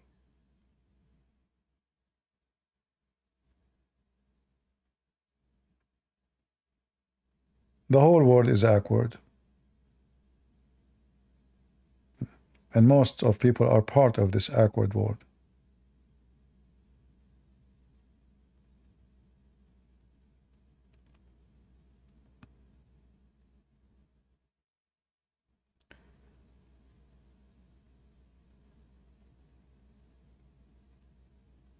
You know, sport, I encourage all people to do sport. But sport, I was in the army. I never get upset because we wake up like almost 4 a.m. in the morning and it's cold. We have naked feet. We are wearing only our short and we are running. We are doing sport. Because this is all is for me, not for the army. It's to build my health. It's for my benefit. But those people are not running for sport. Those people, they are practicing to win a prize. It's a business. So now sport became a profession. Sport should not be a profession. The second it becomes profession is not a sport, it's a business. And anything is a business, it means there is no pleasure in it except making money.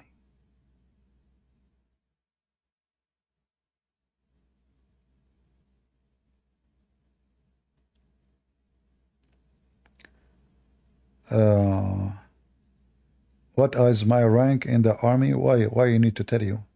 Is that your business? Okay, I will tell you a story right now. When I was in the army, the first day I got the job, they told me your office in the White House. I said, why? I said, because we have a president, his battery is off. And we give you a part-time job to be president of United States of America. I told them, no, sorry, I cannot do it. Sorry, you know, because me and Kamala Harris, we cannot be under one roof. They said, don't worry, she will not be under the same roof because she is sleeping in different building. So I went there, I took over, and I became the president. The first call I received, it was from President Napoleon Bonaparte. He said to me, CP, I need your help. We are in England. I am the king of England, Bonaparte, and I need your help to invade France. He said, oh, okay, hold on. I cannot help you because we are friends with the, you know, the French people because you are in, but we, you know, excuse my French. So anyway, I told him I will support you. And then I received a call from Hitler. This is not the one you know, Hitler. This name is Hitler. This is last name, you know. Hit is his first name, Hitler is the last name. So he said, okay, CP, I just heard that Napoleon Bonaparte, the president of England, he called you, asking you to support, to attack France. Please don't do that. I said, no, I will not. I promise him to support. I told him against war, I can support him only if he attack Italy. Okay? Anyway, so the first day I caused a chaos and they fired me. Are you happy now with the news? And this is a true story, by the way. Jibril was there, Jibril. Yeah. Any Abdul? We have a guy, his name is Quran, and Islam is wearing a crown. Oh boy.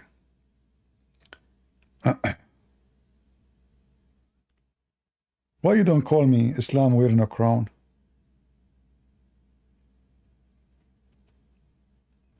Are you watching too much cartoon?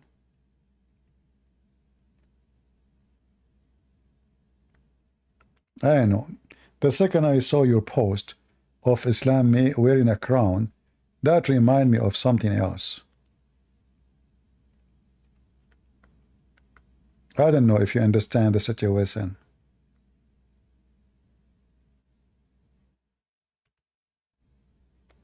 Any Abdul?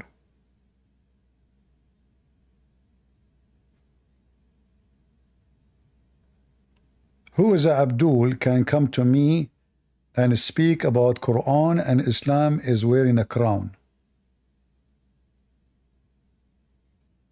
Feel free.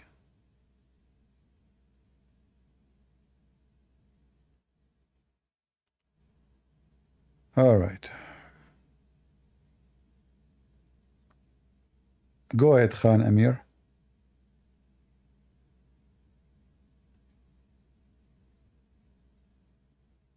Yeah, hello. How are you? Hello, hello. Are you a Muslim? Yes. How are you doing, my friend? Great, how are you? I'm very good. I heard that Muslim, they believe in logic. Is that true? Yes. And Quran it says to, follow your uncle, to use your brain, to use your wisdom. The Quran says that? Yes, many places. It's in many places. Okay, can you show me a verse? Yes, give me one moment. All right.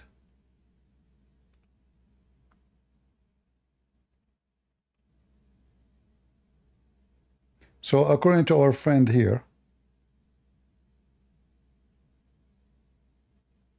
the Quran teach Muslims to follow the brain. Okay. We will put that into test.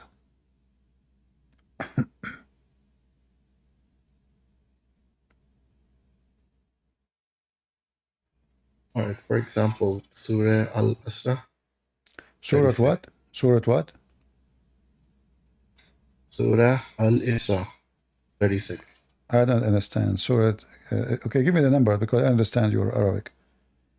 You said 36? 1736. Huh? 1736. 1736. Okay, 1736. Okay, read it for us. Go ahead. Okay. Do not follow what you have no sure knowledge of. Okay. Indeed, all will be called to account for their hearing, sight, and intellect. Okay, that's wonderful.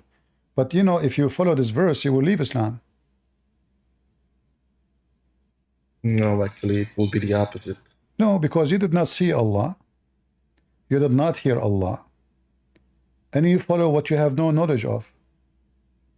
But and we see Allah from... Can I answer? Go ahead. Yeah, we can see Allah from the eyes of our spirit. We can feel Him, and we can... But this is not what the Quran is saying. The Quran is saying, did the Quran say what you are saying? The Quran is saying that you should not follow something you have no knowledge of. You did not hear it. You did not see it. Yes, what we hear Him, and when you read Quran, you can hear. If you're a really true believer and you read Quran, you can actually hear in your spirit. It's not like voice like human beings. It's a different kind, like a Holy Spirit. I will go with you. Was your prophet able to accomplish this verse? Like he, as an example, when he hear a sound of an angel, he understand that this is an angel right away? I'm not really clear on hadiths. I know there are some information, but it says that at the beginning it wasn't clear. How come? His heart is not opened by Allah? He's not a true believer? Because you just said to me, if you are a true believer, you will be able to feel that. Correct, guys? He said that, not me. If you are a true believer. He was a pagan at the beginning, right? So he did not believe in all that stuff. So how Allah, he chose him to be a prophet if he is a pagan? Allah chooses in his wisdom whoever is suitable. And he was... Okay, Allah, he chose him because he is a believer or because he's wise? He was called Amin, Sadiq al-Amin, and he was really... He was called Sadiq Amin by who?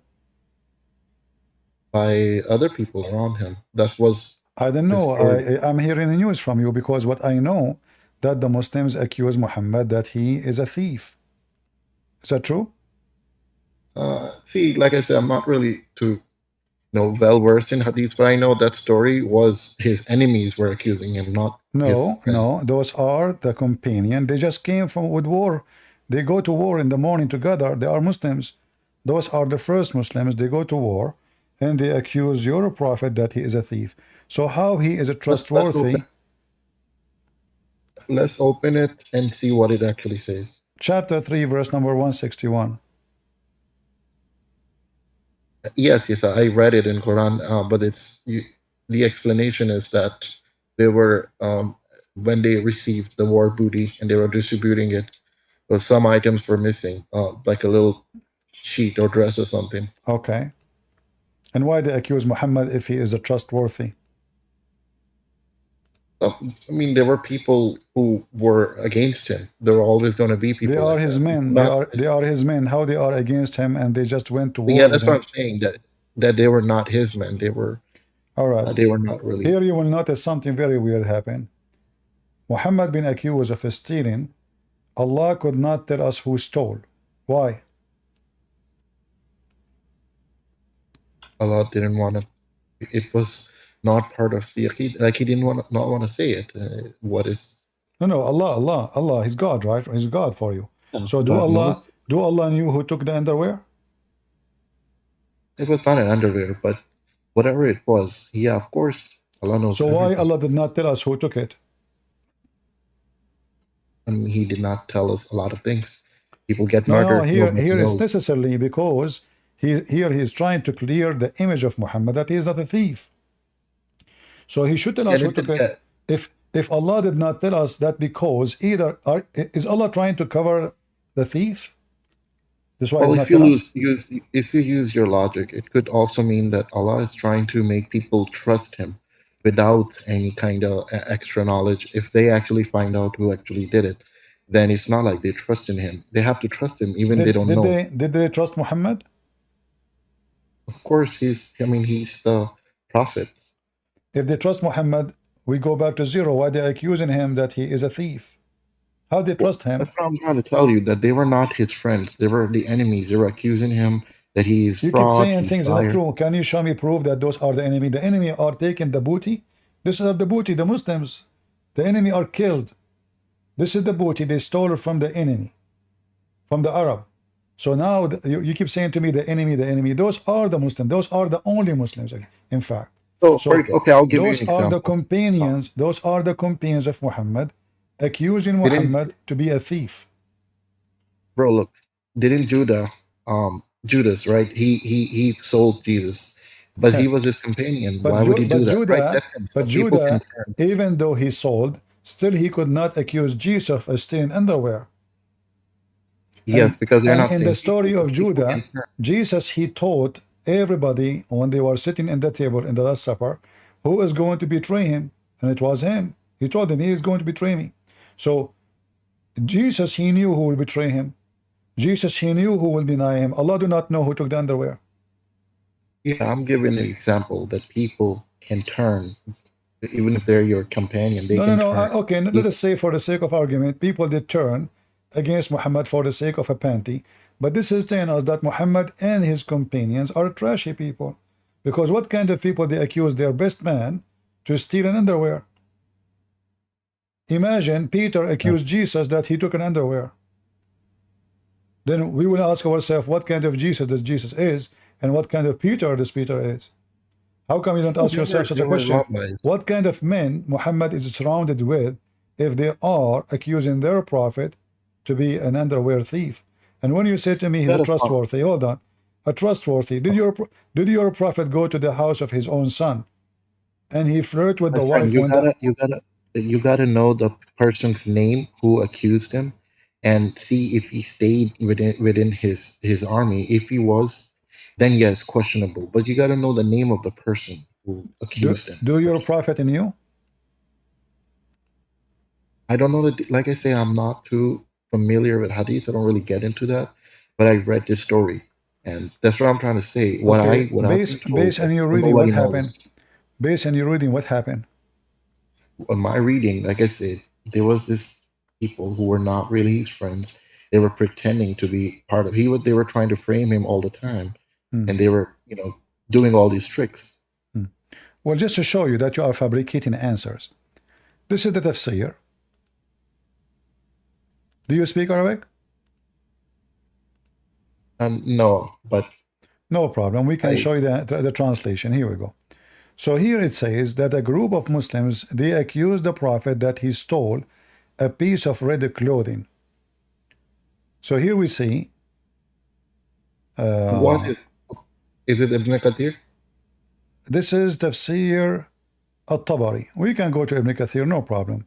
Here it says that a group of the friends of the Prophet, not one, not two, not three, فقال بعض من كان مع النبي صلى الله عليه وسلم لعل رسول الله أخذها.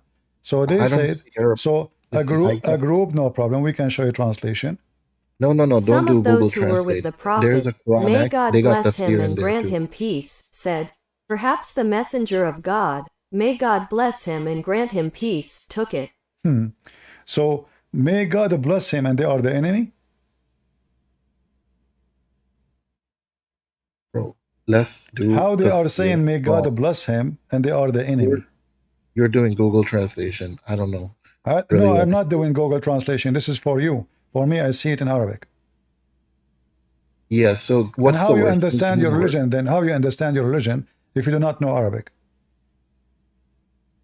I rely on the scholars who actually had PhDs in Arabic, and they can So properly what are you translate. reading? What translation you're reading? Google translation?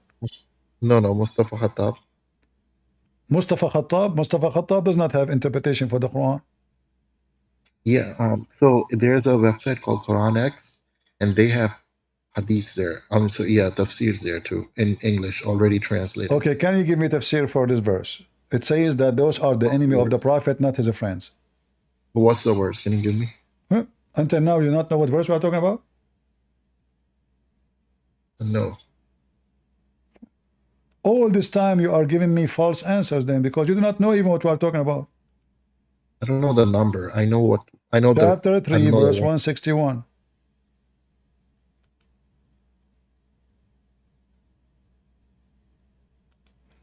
And this is Ibn Kathir. Let me show it Ibn Kathir. And then you will laugh. Because even Ibn Kathir confirmed that those are the companions of your prophet, accusing your prophet that he is a thief. So the excuse that those are the enemy is a false excuse. Duct tape.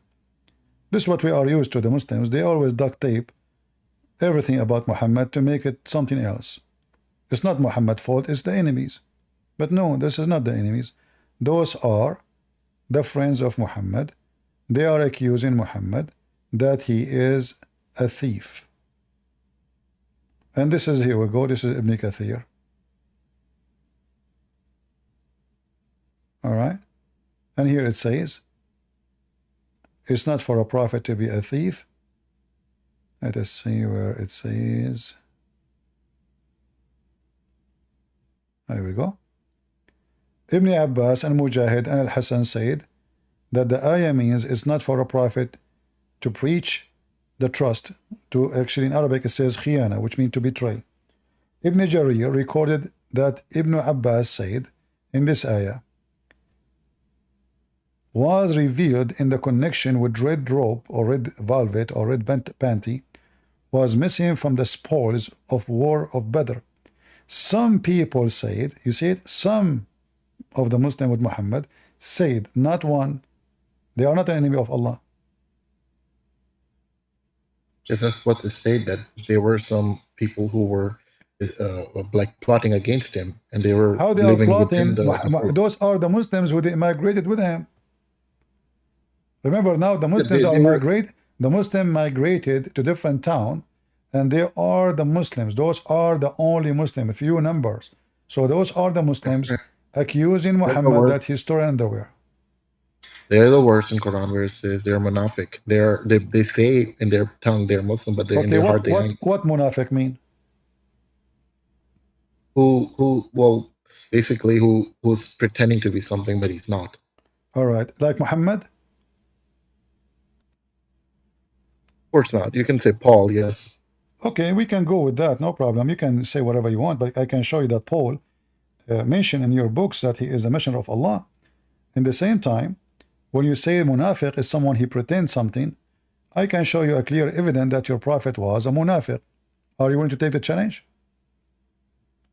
In English, it's like hypocrite, right? All right. So, hypocrite, yeah. So, you're a prophet.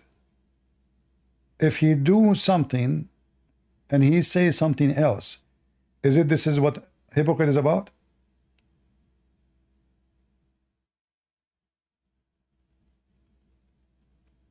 No, it depends on the context, but go ahead.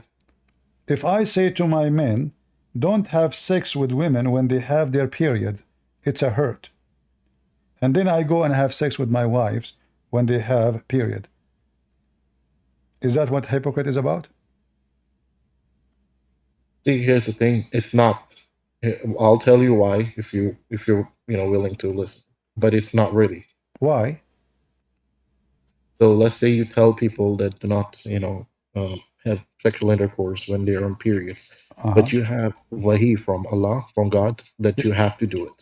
And you should follow the God. Allah inspired Muhammad to F his wives when they have their period, but the same Allah inspired Muhammad to say, don't tell your men to F their wives when they have their period. The same Allah.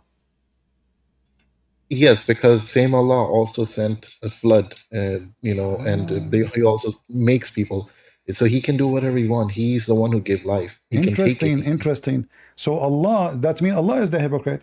Because Allah, He tell the Muslims, when women, they have their period, stay away from them. And then He sent inspiration to Muhammad, saying, when your wives have period, F them. The same Allah. Allah can make whatever rules He wish. He's the creator. He knows. He has the ultimate wisdom. But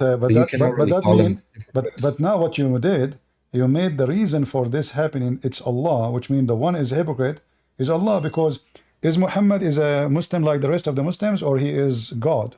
He can do as he wish. Okay, listen, you tell a child to not drink alcohol, but then you go ahead, you have a wound, and you need to take medicine, and you have alcoholic medicine. Are you a hypocrite because you? Is that a medicine? Was he a medicine? Is even his wife is a medicine now? I'm just trying to make comparison. No, you can't compare. No, you can't compare. This is a foolish compare, because medicine is something, and even your wife is something else. I don't know what event you're talking about, but even if it's true, I'm saying if it's something that God requires, that is more than medicine. That's for the whole humanity. Can you drink water when you are fasting? Me? No. Can you suck your wife's saliva when you are fasting? I don't have a wife, so no. So why your prophet used to do it? I don't see. I don't really get into hadiths. We want to talk about Quran. Why you left Islam? You don't want to see the hadith? They're man-made, so they may have errors. They may be written by the enemies of Islam. Who knows, right? Is the Quran made by man-made too?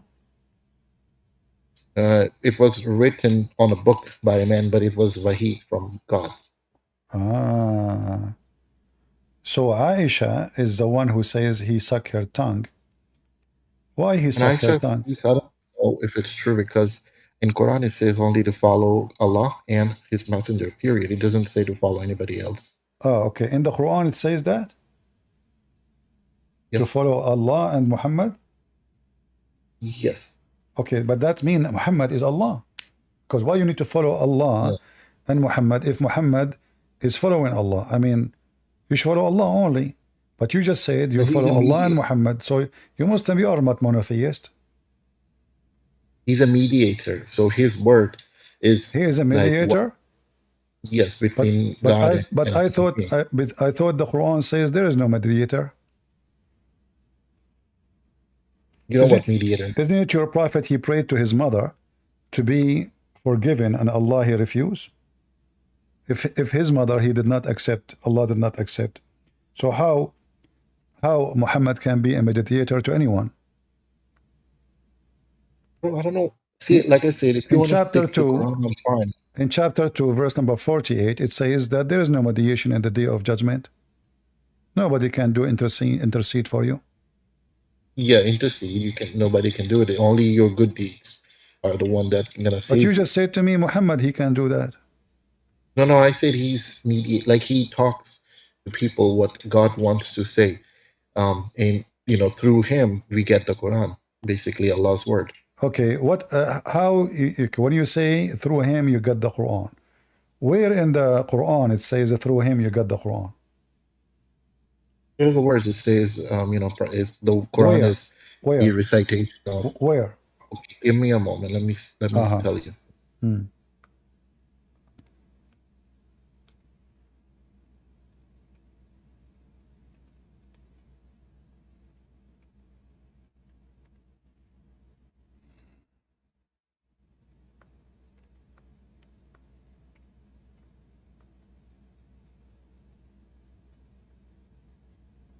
I can help you if you want. Yeah, I'm pretty sure you know what I'm talking about, but go ahead. Yeah, but this doesn't say anything. It says believe in what came down to Muhammad, all right? But where it says the Quran, what came down to Muhammad? What came down to him? Let me look up that verse I'm talking about, but I'll be back in a moment. Just gotta search it in Google. Oh, okay. And you know, Muhammad have no witnesses that he received anything. Is there any witness? Nobody. Muhammad, he go to heaven. If there's witnesses? Nobody. Muhammad, he went overnight over flying donkey to Jerusalem and to heaven. Witnesses? Nobody. Everything Muhammad he's saying, there is no witnesses for it.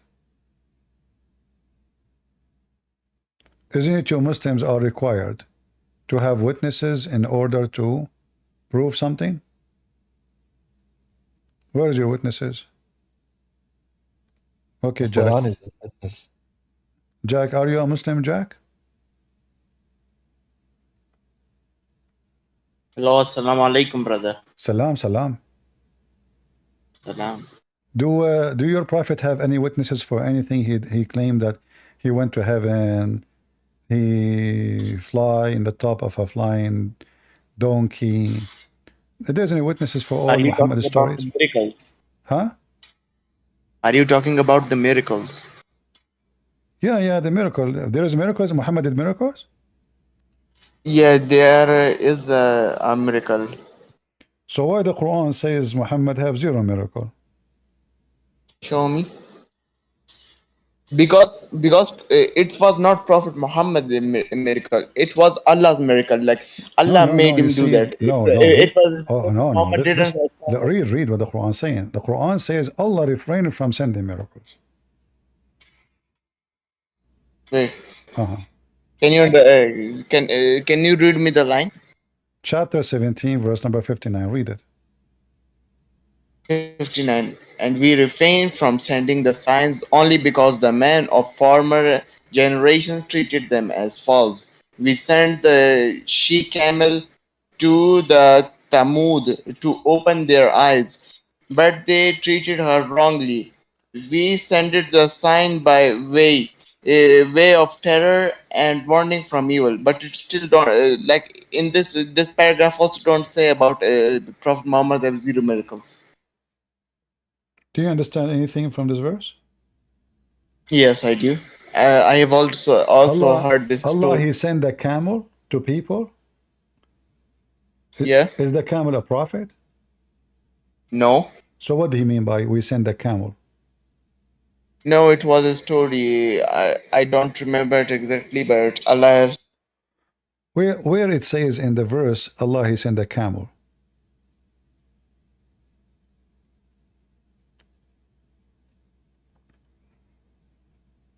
Do you know Arabic? He's gone. I don't know what happened.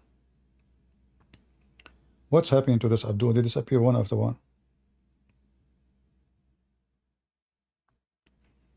So Allah, he made a rock, a camel, and the camel is a braidnet. But Allah cannot do any miracle to Muhammad. Allah, he refrained. That's it. Now today he's upset. From now on, you know what? Because Muhammad now a prophet, I'm not going to do miracles no more. Because people don't believe in anyway. So Allah, according to Islam, always he do tons of miracles. But now, since Muhammad become a prophet in Islam, Allah will not do any miracles. So he said to me that Muhammad have miracles, but the Quran says we refrain from sending miracles. One of you is lying, either Muhammad or Allah.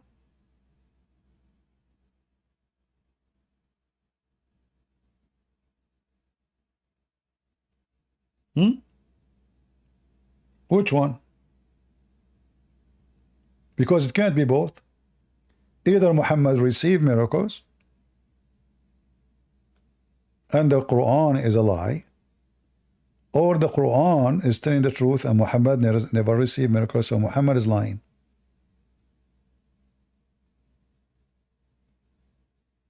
You get disconnected? You know, you Muslims use the internet of the neighbors always. It's okay.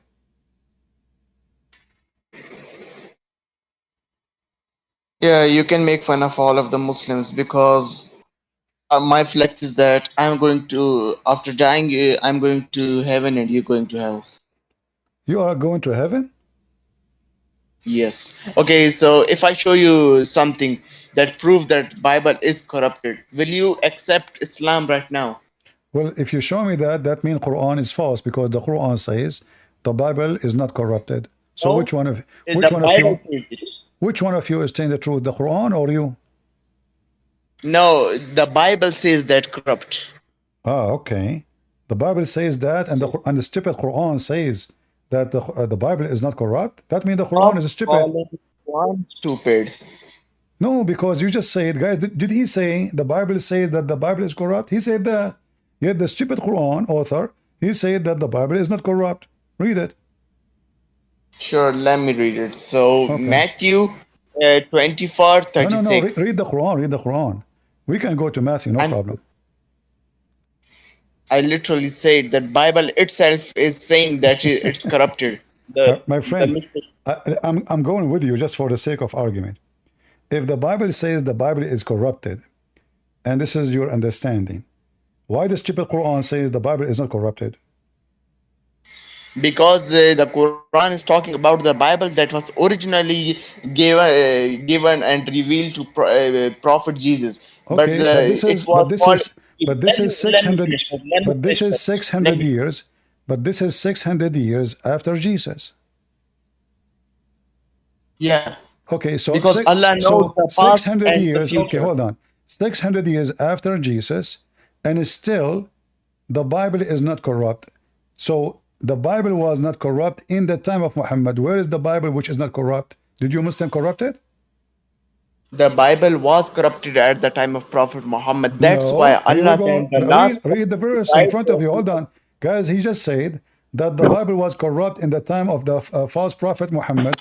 But the Quran says, believe in what have sent down to you, the Quran, confirming what is with you. Read it. And Can you let me? it is the Torah and the gospel. Read the verse in front of your eyes. Okay, now let me finish. Obama the bomber. What? So what? Just listen.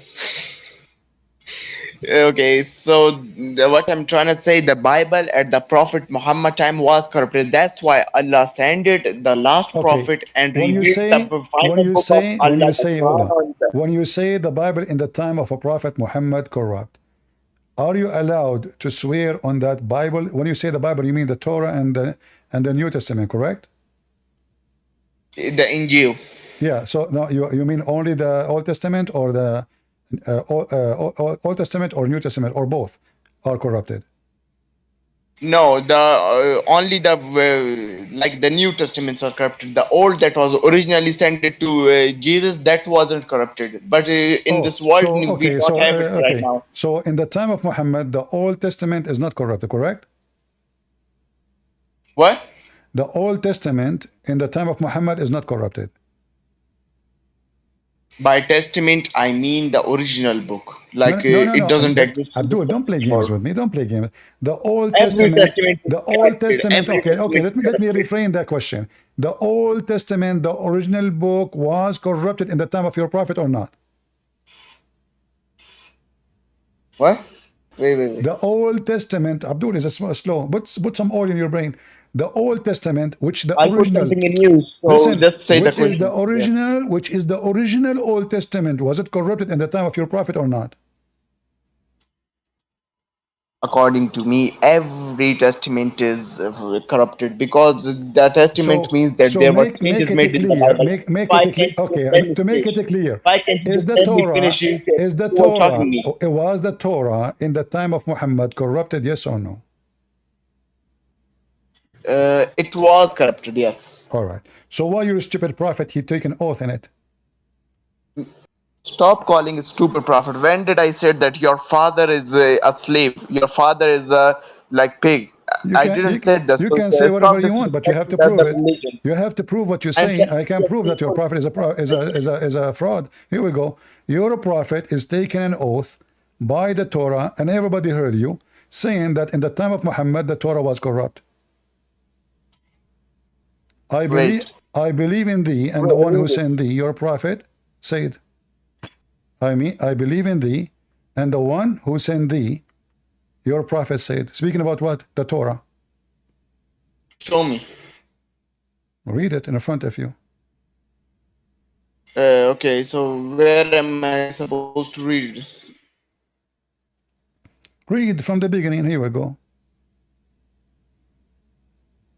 Sure, a group of Jews came to and invited Prophet Muhammad to Kuf. So he visited their school. They said, one of our committed fornication with a woman. So pronounced judgment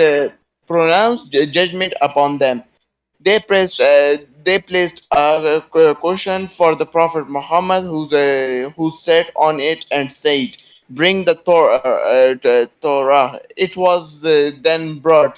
He then withdrew the question from beneath him and placed the Torah on it, saying, I believe in thee and him who revealed thee."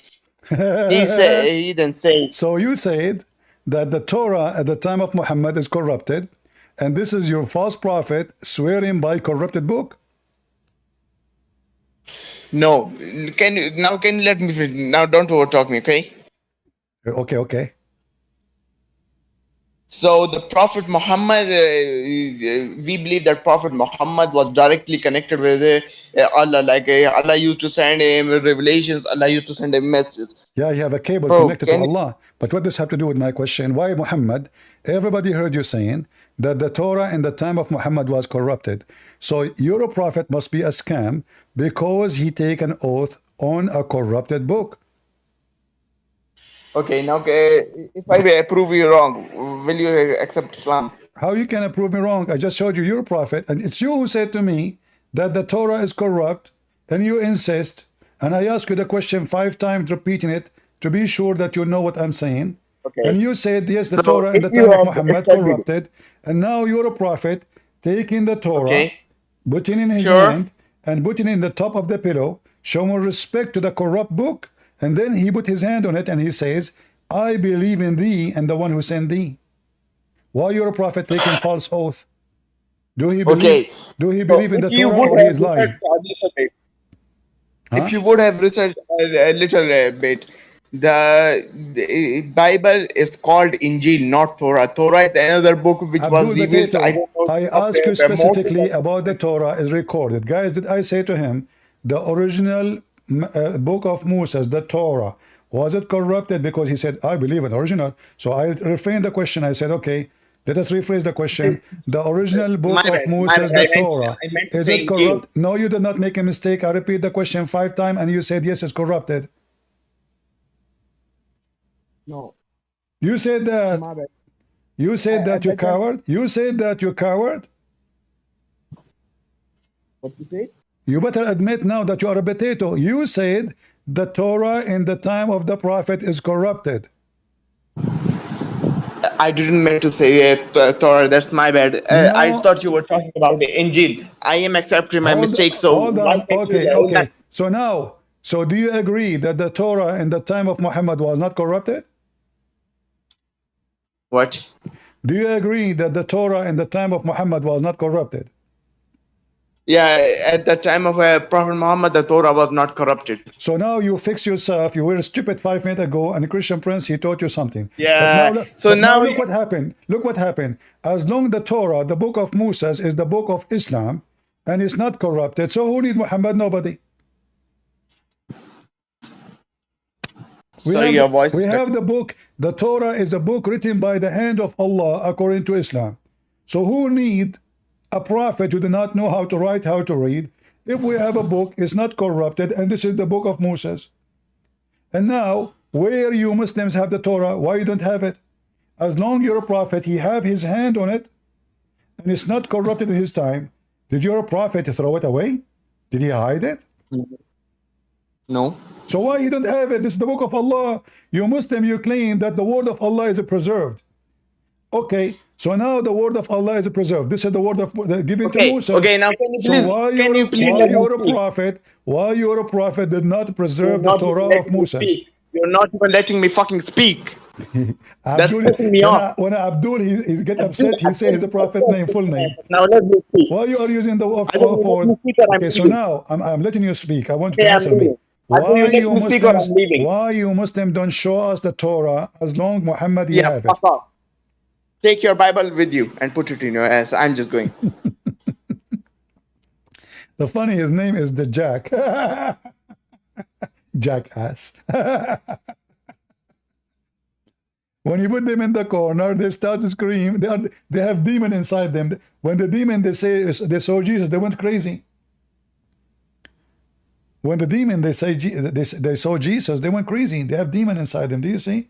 So stupid. They don't know what they are saying. The stupid religion of Allah, religion of donkeys.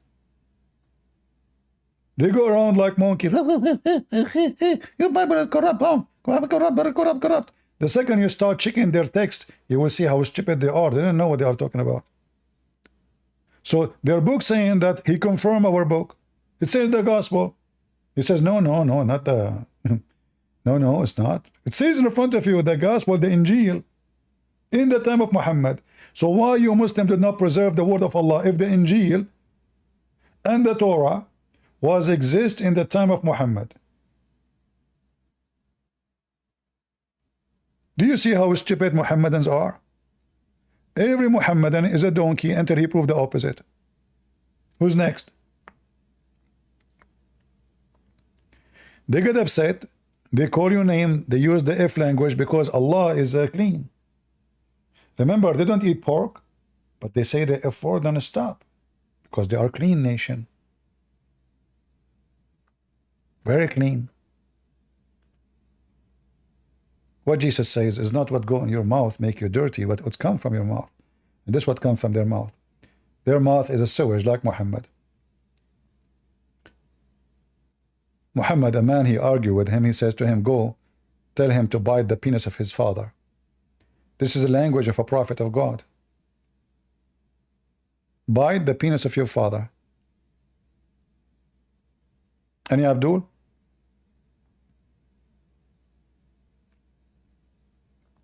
You noticed here right away that Muslims, they go against their book because simply they assume that you are ignorant, you do not know this stupid book. I can show you tons of verses in the Quran saying our Bible never corrupted.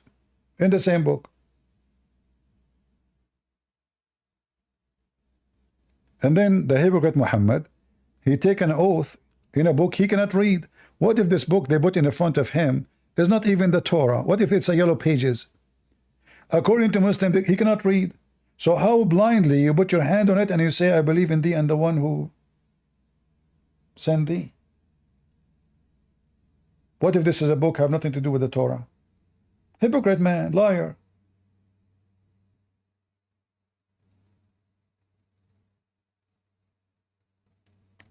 Any Abdul would like to join us? And by the way, I decided to convert to Islam because compared to the promise of Allah, I noticed that my penis is so short and I want to have an endless penis. Maybe I can send it through this cord and hit your eye with it. Now I know why they say eye for an eye. They were talking about penis hit the eye. I mean, a Muslim speak about logic and corruption, and they have a prophet, he promised them in this penis.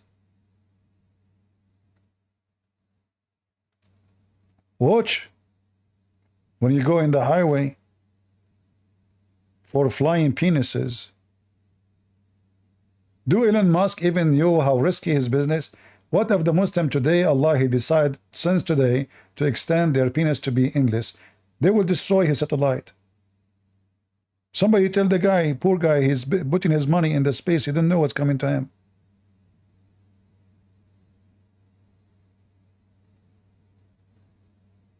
Any Abdul? What do you mean careful what you ask for? If I have an endless penis, I know why you are saying that to me, because you will get jealous. Your penis will stay 6 foot and my penis will be endless. I know why you are jealous. Look, this guy, you have a 6 foot penis only. You know, I feel sorry for you. We Muslims, we will have endless penis. And you know, I mean, everything in this religion is endless.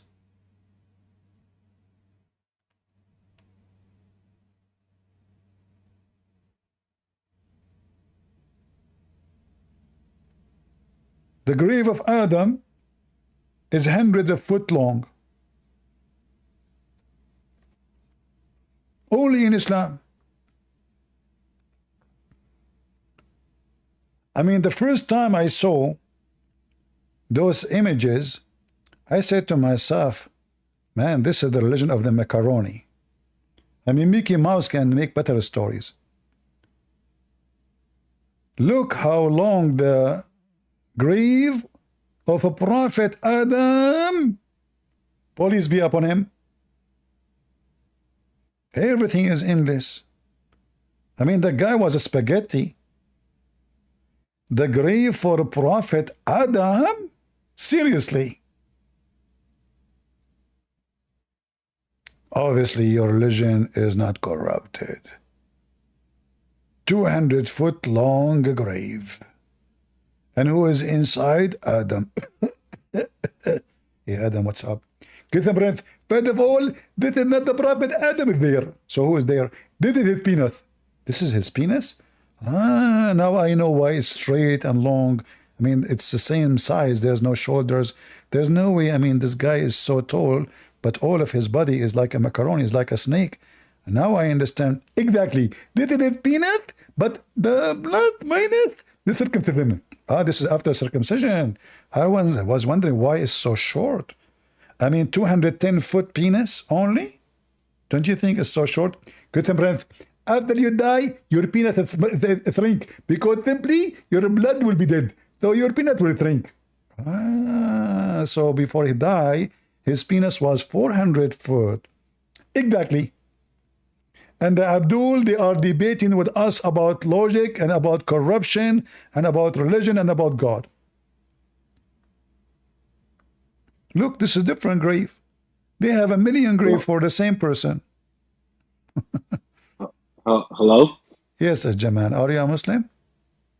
No, but I just had a question. So I heard you debating one of the Muslims about the satanic verses.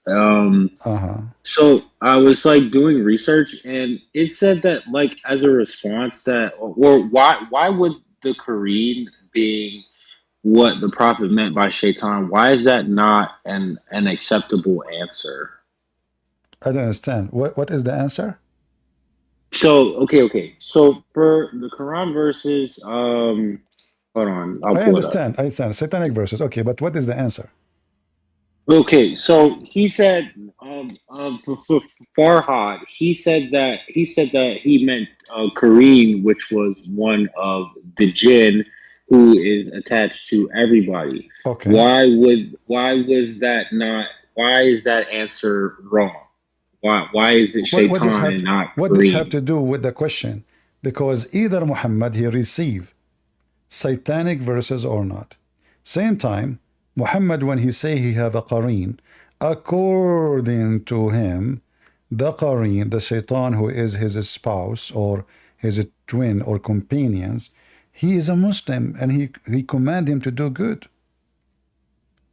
So how this qareen he gave him satanic verses? The one who gave him satanic verses is not the qareen. It is a shaitan. His name is White. Why they call him White? Because he took the image of Gabriel and he gave him satanic verses. Read with me. Do you see it?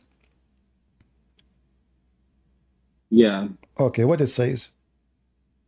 There is none amongst you with whom is not an attached from amongst the jinn, devil. They, the companions, said, Allah's messenger with you too? Thereupon he said, yes, but Allah helps me against him, and so I am safe from his hand, and he does not command me but for good. So Muhammad, he received command from who? From shaitan.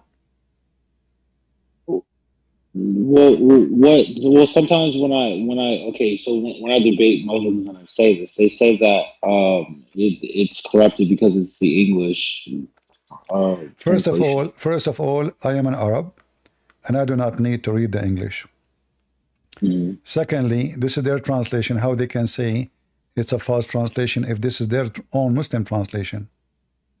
Number three, this is authentic. This is Sahih Muslim. This is authentic. And this is in Sahih Bukhari, Sahih Muslim, all Islamic books. It's authentic. So this is an answer of somebody, he is a bankrupt. Number 3 or 4, if the hadith is corrupt, well, that means everything in Islam is corrupt, because how we can trust anything then in Islam? If the most important thing, which is the teaching of Muhammad, is corrupt, because Islam is not based on the Quran. 90% of the teaching of Islam is not in the Quran, it's in the hadith. So if the hadith is full of corruption, how the Muslim they claim that the religion is preserved? So now what happened? We have Quran is corrupt. The Quran confirmed that.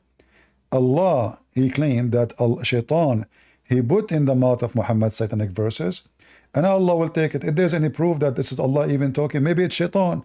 The same person who put satanic verses in his mouth, he can put it again. If Shaitan was able to give Muhammad satanic verses, and Muhammad did not even notice that this is from Satan, is it possible that Shaitan continue doing that? Yes. So this verse itself, it can be a verse made by Shaitan to make people relax. Right. Wait. So what about the verses after that? Because it's 59, the 19, verse, 20, the verse after 21, it 22, and 23. The verse after it confirm that Shaitan verses is still in the Quran. No, but I mean the actual satanic verses, like 19 through 23. Yes. No. It's still in the Quran, because read carefully.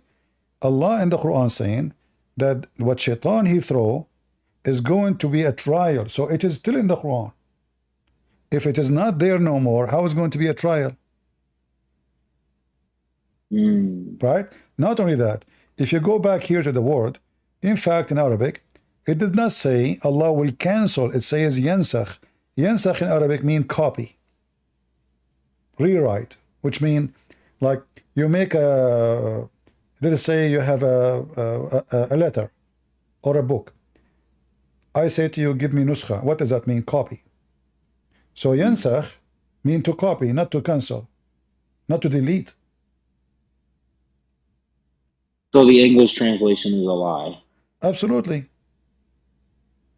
You can go right now. You can go right now, and you open dictionary. The Muslim now, because of Islam, they try to make it look it's about canceling what it was before it. But the fact Arabic language is so clear. When we say nasakh, we are talking about copying or recopying. Wait, could you show me that? I believe you, but can you show me that in Google Translate? No problem. No problem. If I search for the word nasakh, this is the original. Nasakh. Copy. Do you see it? Oh, yeah. Yeah. Transcribe. Reproduce. Do you see it? Wait. So all the Muslims in these countries, they like no one's able to like look at the Arabic and see. Who dare? Who dare? Who dare? I mean, the second you ask questions, you are dead. Who dare? Who dare to question the pedophile Muhammad? Who dare to say any negative word? I mean, you question anything, you are dead. Who dare? Wait. So even to like so what about in a country like Turkey? They're pretty liberal now. Well, Turkey is under the control of Erdogan. Just a few days ago, a woman, she posted something about, I don't know, about Hamas or something. She is going to stay in jail for 10 years. What, Turkey? There's no freedom. There's tens of thousands of teachers, engineers, doctors are in jail in Turkey just because of a post on Facebook. Erdogan, he just blocked Instagram. What Turkey? Liberals? What liberals? And liberals Muslims are more ugly than terrorist Muslims. How? Because they are under hidden skin, so they claim to be liberal, and that make you trust them. But in reality, the second you speak about Islam, they will bite you, they will kill you. Erdogan himself was under the umbrella of liberals. Otherwise, he will never become president, because liberals are the one who was in control. Oh, I Liberals, just thought they were liberal because they don't require a hard liberals is job. the one who attacked Cyprus and killed thousands and thousands of people in Cyprus. Liberals is the one who invade Syria and the one who invade Iraq and the one who invade all their neighbors. So if you think that Muslim liberals are better than the same, it just liberalism in Turkey was used to fool the Europeans so they can join European Union. But when the game of undercover liberal did not work and Turkey was not able to join European Union, and that will make Europe destroyed, then they decide to get rid of the something called liberalism and go back to the real clothing. Oh, I thought they were liberal. I just thought they were liberal because they don't require a job, like it's optional. No. Turkish are not believers anyway. Turkish are Turkish as an ethnic group. They use Islam to conquer. Islam is very useful idiot. So Erdogan, he speaks too much about Islam, but his nightclubs are open 24 hours a day. If we search right now, women in the bars in Turkey, striptease in Turkey, prostitution in Turkey, you will find that this is one of the biggest business in Turkey. But the president of Turkey, he is a sheikh. Erdogan is a sheikh. And he claimed that he is the caliphate. And he claimed that he is very religious. But yet drugs, prostitution, all kind of things, crazy stuff is in the country all over. When they ask his minister, why you don't shut it down? He says, if we do, who's going to pay for your salary? The whole country is running based on prostitution. And number one customers is Arab customers from rich Gulf countries coming after the blondie girls in Turkey. This is why you will find a lot of Arab from Kuwait, from Qatar, from Bahrain, from Saudi Arabia go to Turkey and Bosnia. Wait. But okay. So, but back to the other thing. You said that you can't throw the hadiths out because that's where all of the traditions and stuff are. But what about Mohammed bin Salah in Saudi Arabia? Isn't he trying to like reform Islam? You see, I mean, if we talk about a ruler, the royal families of Saudi Arabia, who they are not royal, they use the religion the same as Erdogan just to subdue. You know, there is only one important hadith is important for the crown prince of Saudi Arabia. That is the one says, if your emir, which means your ruler, he did beat you and whip your back and steal your money, obey him. That all what the hadith they care for. Any other hadith is not important. Yeah, even if you whip your back, even if you stole your money, even if he is a thief, you obey. And this is what the most Can you show me that? Show you what? The hadith that you're talking no about. No problem. It's okay. That's easy. You see my screen, right? Yeah. Okay.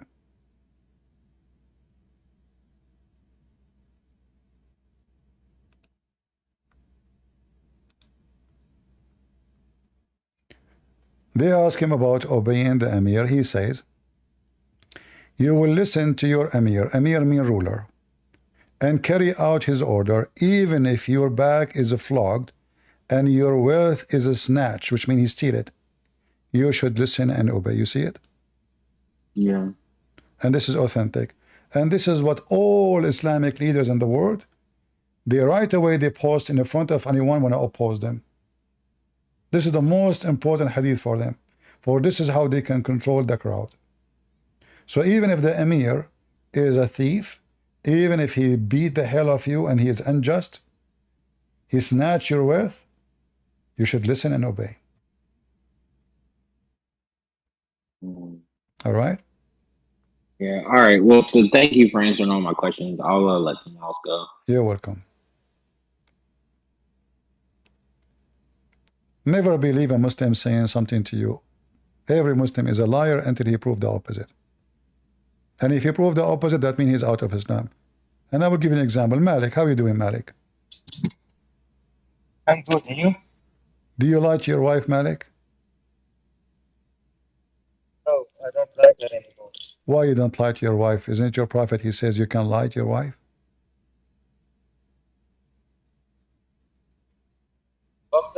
What is Iran? I still wait for Iran. You are waiting for what? I still wait for Iran. Where is Iran? Iran? Yes, Iran. Iran, the dogs of the Zionists. Hey, just Where are they? okay, go. Not our topic. Don't change topic about Iran. Well, all of you are potato. What about you? Where are you? Why you don't do jihad? Why you are waiting for the Shia to do jihad? You are a potato Muslim Sunni. Oh, what you do all day scratching your balls? Go do jihad, you coward.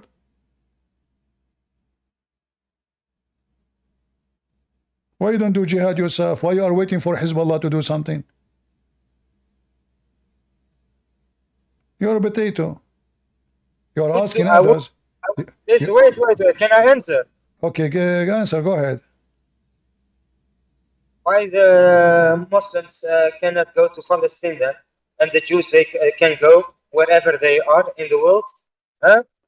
Why the Muslim cannot go to Palestine? Where is Palestine? Yeah. Where is Palestine?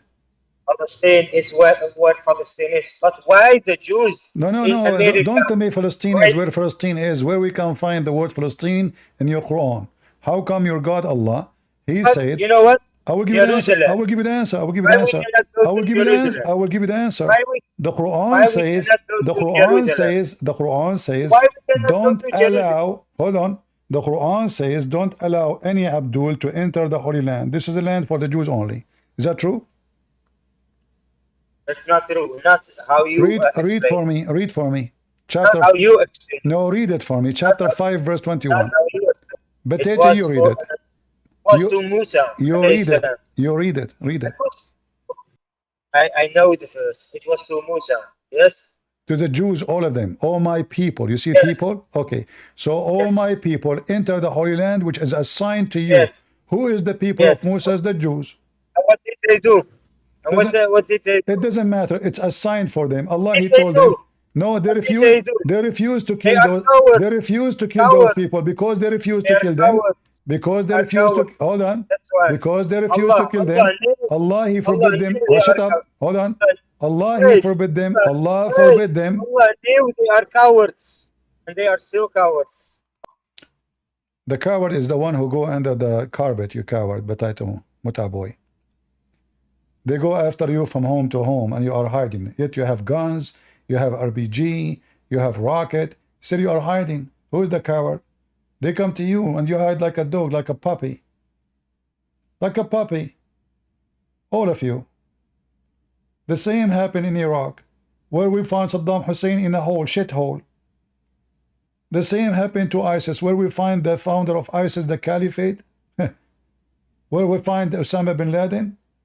Who is the coward? They go after you, you hide, you run, because you're a coward. All of you are potatoes. The second the enemy come to you, you hide. This is what the Muslims do. Muslims, they are heroes when they are massive in numbers, attacking minority. When they are at war with the powerful army, they are rabid. There's nowhere to find them. Where we can find the Muslim army of Hamas, we want to fight them. Where are they? Are they there? Hello? Dogs. So your God, He forbid the Jews from going to the Holy Land for 40 years only. Why? Because they refused to kill whoever lived there. Your God, He encouraged the Jews to kill every single person there. They refuse. And this is the land assigned to the Jews. You see it? This is your stupid Quran saying, enter the land, the Holy Land, which Allah assigned to you. Allah is assigned to the Jews. And here, the Quran is copying from the Old Testament. The Quran is not a book of God. The Quran is a book of idiots. Do we have any educated Abdul? I hope I'm not offending the Muslims, because educated Abdul is an offense. It is haram to be educated, haram. What is an educated Abdul? Is to know how many times you shake your penis after you go to the bathroom. 3 times. Why 3 times, Muslims? I mean, this religion, everything is 3 times. When they do ablution, their nose 3 times, their mouth 3 times, their ear 3 times, Allahu Akbar 3 times, shake their penis 3 times, wipe their feet 3 times, divorce his wife 3 times, fast 3 times, 3 days. Everything is 3. If he divorces his wife, he have to wait 3 months. And they say that they are not people who believe in the Trinity, but all their religion is based on Trinitarian action. Do we have any Abdul? He have the courage to wipe the floor with the Christian pants? I'm really scared. بغض الستار. There's a person in the Christian pants. And because he's upset with me, he make my voice. I warn you, this is not me because I don't speak like that. Hey, Zakir Naik, how you speak? First of all, I speak in a clear language. Like what? Listen to me. Once upon a time, there was an Adam and Eve, and they went to the cave, and they have sex together, and they have a baby boy. It's called Abel and Cain. And then they have sex together, and they have sister, and then the sister, they have a cross eyes. Because they have cross eyes, they were fighting over the women. They have sex, and so Allah told them they give Qurban. And then the Qurban, he gave Qurban, and they sent fire, and they ate the Zakir Naik. What are you talking about? We heard none. We understand nothing. Exactly. This is the purpose of Islam, to understand nothing. Any Abdul? Malik, you put your hand up again. Are you serious? If you are educated, what you are saying, why always when the streams, the big live streams of the Muslims, why you are not live? You are always live when they are not live. Where? Why? Are you afraid of them? Where? Yesterday. Where is the Muslims? Well, where? yesterday. Where is the Muslims? Yesterday there was a good live stream. If you have the guts and you are what David, you are saying. Yesterday there was what? Hey, Guys, what he's saying? Yesterday there was what? Was what? you are saying you are, you know, you are educated. Come to the live stream. You are a man. Abdul, I don't go to kids. I went before many time. Why you don't? Okay, instead if you are saying to me live stream, here we go, I'm live stream. Why you don't come to me? If I go there, I know they will call me name. They will not me talk. We went to Zakir Naik, go watch the video. He have heart attack. We went to the guy. His name what? What's his name, guys? I forgot his name. He claimed that he have knowledge. He blocked them. We don't have time for them. Block them. Cowards. We know you. Mimi Hijab, I called him. He hung up on me. He said, where is the debate? Go check it out. He told the Muslim he debate me. Where is the debate?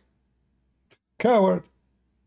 Fifi respond to me, but he never dared to call me or never dared to let me call her. So where is the Abdul winner dive stream?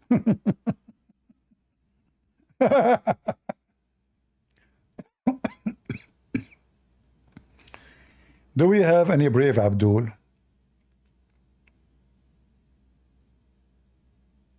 Any? I hope I'm not insulting you by saying brave. Those people, they get offended if anything.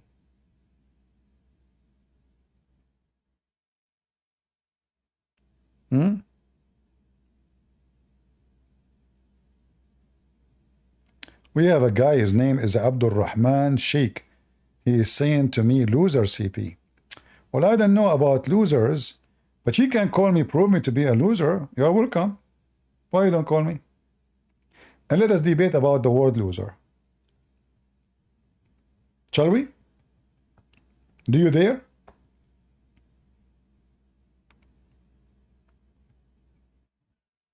You don't. Because you know what will happen. You will lose even to defend your prophet, the loser.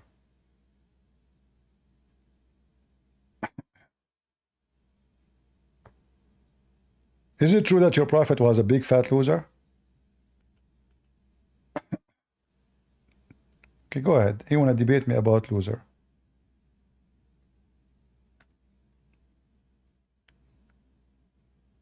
I invited you. Accept the invitation.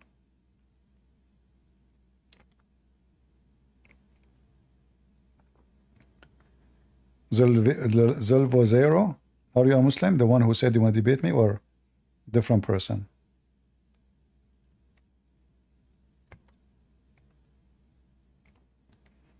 Hello? Zero.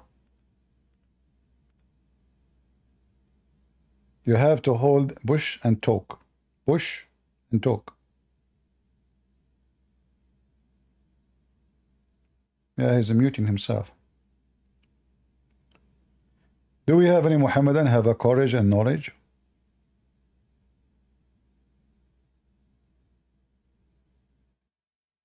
I want to convert to Islam and do breastfeeding for adult. First of all, I'm thirsty. Secondly, I like it. I mean, I will spend the whole day visiting the neighborhoods. I will live between Muslims. Knocking from door to door. What do you want, honey? Nipples. Oh, halal nipple, no problem. This is a religion where women are forbidden to shake hands, but you can shake their boobs. Silvazero, are you there? Why you come to the stage if you don't want to talk? Do we have any Muslim? And please, guys, show respect. When we say nipples, those are halal, you know, and they are clean.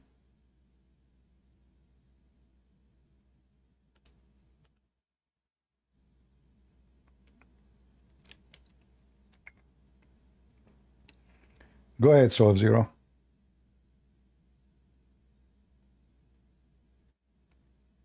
All right, I will give you a minute to fix your microphone, otherwise I will not invite you again.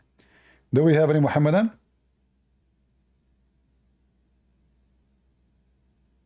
Speak.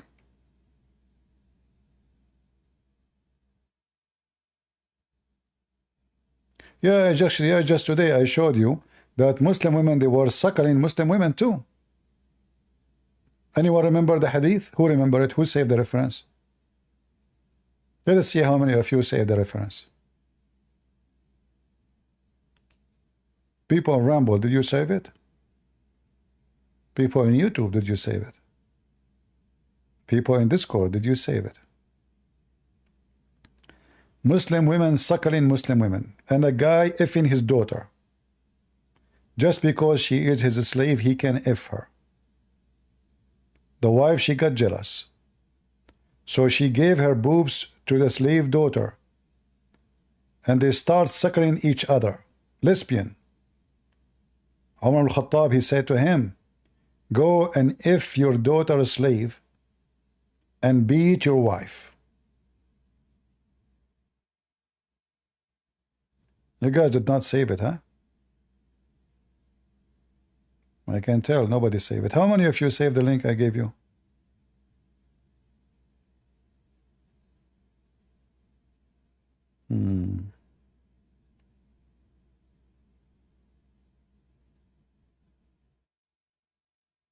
All right, we will see. Any Abdul? Silva Zero, my friend, take a hike. I mean, you like to be in the stage for a striptease or what? When I was a sheikh in the Azhar University, they offered me a job as a striptease in a blind women club.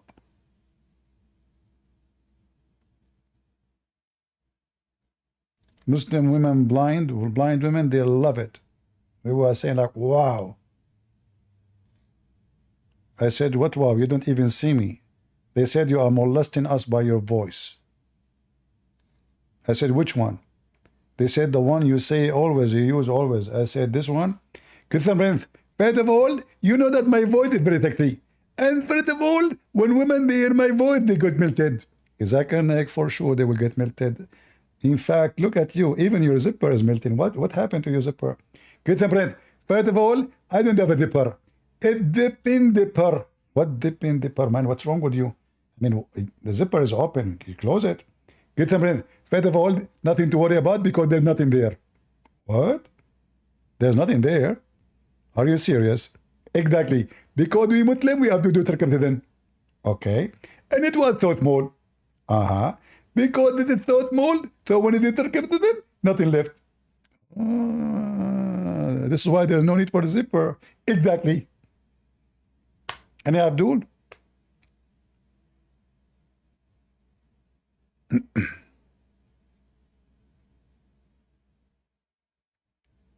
Nobody? Any zipper? Any Muslim he lost his zipper?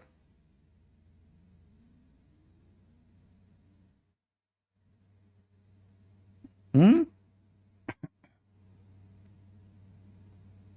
Yeah.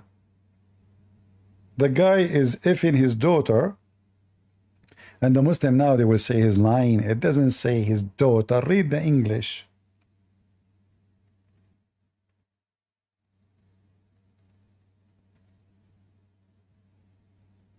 Hmm.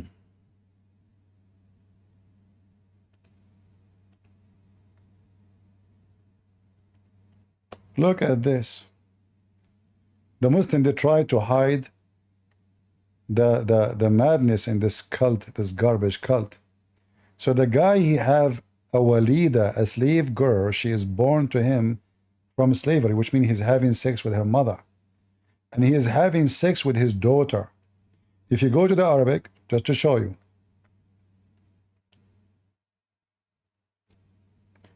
A man he came to ask about breastfeeding for adult, and when he was there he found another man coming to ask about the same thing, and he said, he said to Umar al-Khattab, the Caliphate, I have a daughter and I if her, so my wife she suckled her, so when I decided to go and if her as usual, my wife she said to me, you cannot do that, for she is suckled by me. Omar he said, go and beat up your wife and if your daughter.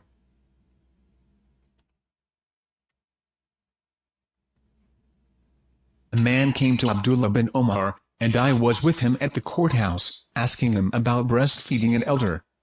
Abdullah bin Omar said, a man came to Omar ibn al-Khattab, and he said, I had a child, and I was having intercourse with her, so my wife went to her and breastfed her, so I entered upon her and she said, without you, by God, I am fine. I breastfed her. Omar said, pin her and have intercourse with your maidservant, for breastfeeding is the breastfeeding of a young child. So Omar, he told the man, go and if this your daughter, because as long as she is a daughter from a slave, you can if her, no worry. And regarding your wife who did the breastfeeding for this slave, go beat her up. Because nursing can make a difference in Islam only if you do it for someone is young. So we reach the point where Muslim women, they are suckling the nipples of each other, following the steps on the teaching of a Prophet Muhammad, Prophet Nepalene, who is a special, he have a specialty about farting. Any Muhammadan?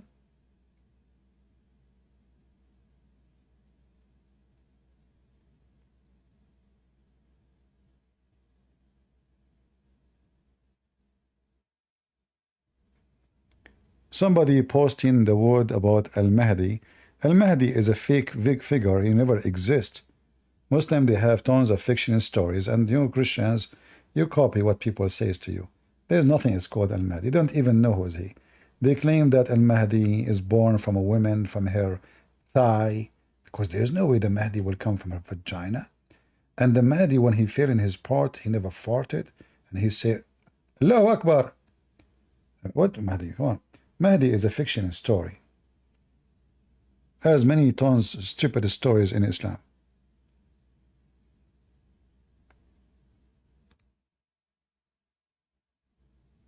Can I reuse your video to teach? Absolutely. Reuse my videos as you wish. I encourage people to use them. Feel free.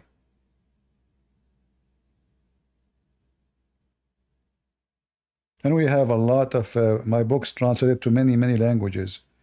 So see which language is yours.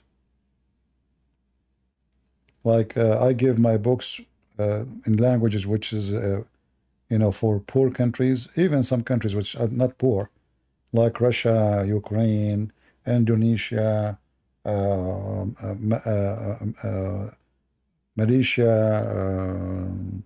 I mean, we have my books in tons of language. Go check it out for free. In fact, I want, if somebody can help and find me someone to translate my book to Japanese, because Muslims, there's somebody yesterday, just yesterday, in the previous video, he posted a video that Muslims working hard, trying to convert Japanese into Islam. So translating my book into Japanese is necessity if somebody want to help, if you know the language. All right. Chapter 25, verse 15, no, Tafsir al-Qurtubi. Yes, in the Tafsir al-Qurtubi, chapter 25, جعلناه ونسبا وصهرا. That one is about you can have sex with your daughter if she is a daughter from adultery. Here is different. This is not a daughter, because this is not considered adultery in Islam.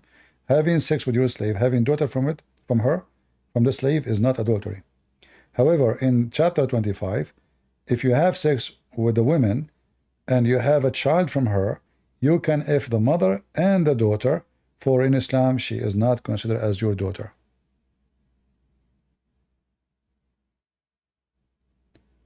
My book is translated already to Swedish, already to Ukrainian, already to Russian.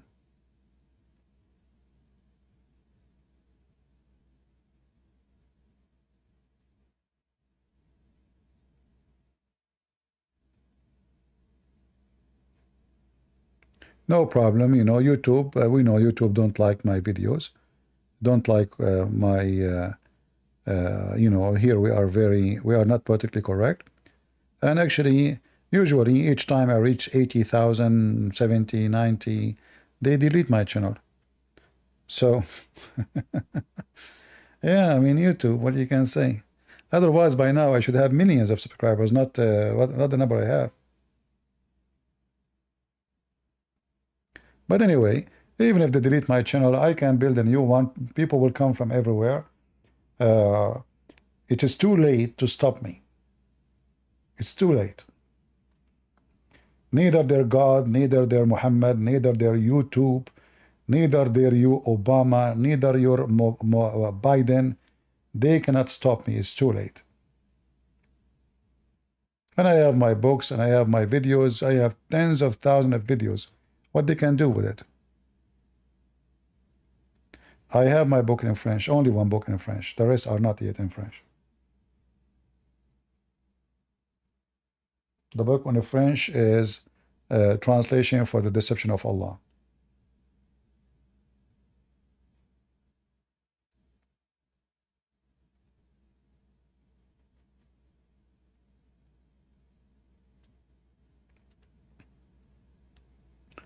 And you know, I use to go around the world to do seminars. But you know, the internet now is way better. It doesn't cost anybody, and people they can join from their own houses, and we can show on the screen. Very convenient. You can be drinking your coffee and spanking Abdul. What do you want more? Amazing. Get a breath. First of all, I'm going to call the police of duty for you. Abdul, what I did? You said something very sexual. What? You said I'm going to thank the Abdul. Okay. That is sexual. Listen, Zakir, I did not say I'm going to use my fingers in the bum of the Abdul. I said I will spank with all my hand. It's just from outside. Get some breath. If you think I'm stupid, you are mistaken. I understand everything. What do you want to do to me? Zakir Naik, what you used to do to you in Bangladesh or India is not my business. I do it in my own way. Get some breath. I don't care how you do it. You said it spanked them, I did record it, and I will go to the police for you. Okay. Call the police for me. Police be upon you. All right. Any Abdul?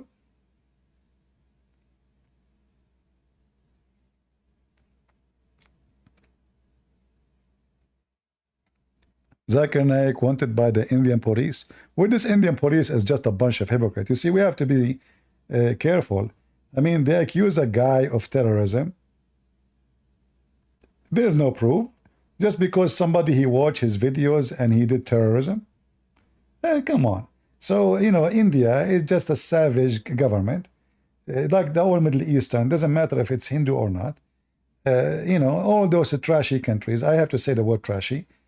The second you don't like what you say, they use law to silence you.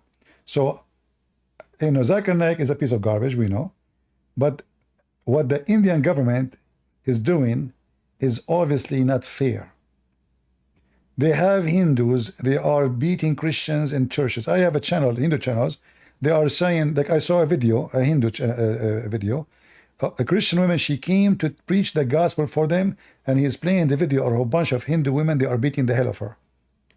So the Hindus are not better, and this is terrorism. They attack Christian, they burn churches, they do the same.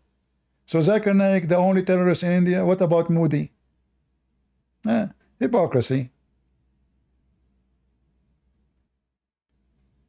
They are no better.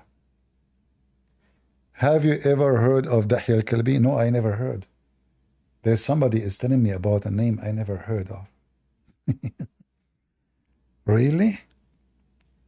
So you heard about Dahya al-Kalbi and Christian Prince did not hear about him yet? That's weird. Yeah, hypocrite. All of those, you know, third world countries, you know, the term for me is not even accurate. I think all those countries are not even in this world. They are out of this world. They claim to be democratic and they want to fight. You know, Indian Prime Minister Modi is Modi. He is a friend of Iran, but he is a friend of Israel. He built ports in Iran, and he said, Israeli, we support you. Hypocrite, you know, liars. The zero ethic. Zero ethic. He's the same snaky snake like the Prince of Qatar. He's a friend with the American and enemy to Israel.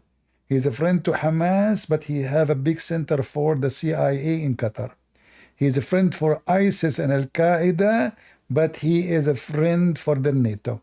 So we know that those snakes, what kind of a snake they are. It doesn't matter what religion they belong to. From their fruits you shall know them. Correct?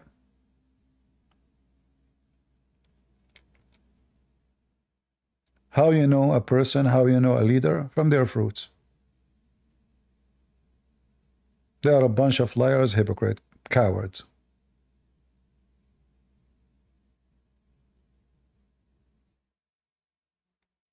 Any Abdul? So all what they want from Israel is to take hundreds of thousands of employees from India. It's just about money. In the same time, the Iranian, they said to them, we want you to build a port for us. Oh, we are ready. Oh, we want to buy missiles from you. Sure, sure, sure. So this is India. In one hand, they claim that they are fighting terrorism, fighting Muslim terrorists. In the same hand, they are supporting Muslim terrorists. The same country.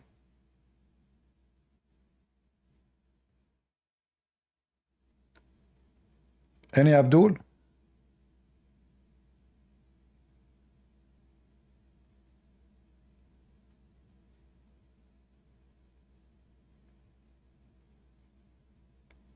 Who's Abdul would like to join us?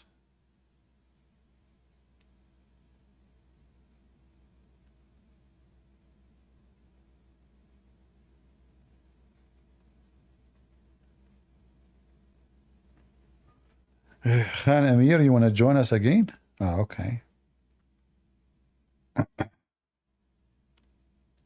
What happened, Khan Amir? You keep changing your pictures, man. Yes. Yeah, I have my other friends here too, so I was talking to somebody else. So your friend want to talk to me or you? No, my friend is sleeping. It's 11 here. Why you left? Why you left? What happened? I think something happened with your server or something. Oh, okay. What do you think about Muslim women suckering Muslim women? Like I said, I don't really follow the hadiths. I think it's from Aisha, and that one especially I don't follow. But this if is it's in Quran, then yes, it's but this questionable. was a Quran. It was a verse in the Quran, and the goat ate it. Well, see, this whole thing about goat eating a verse is in hadith. It's not in Quran that there was a verse that goat ate. It's not in Quran. Okay, I want you to tell me a verse which you believe is the best verse in the Quran. Do you have one? I'm sorry, can you repeat?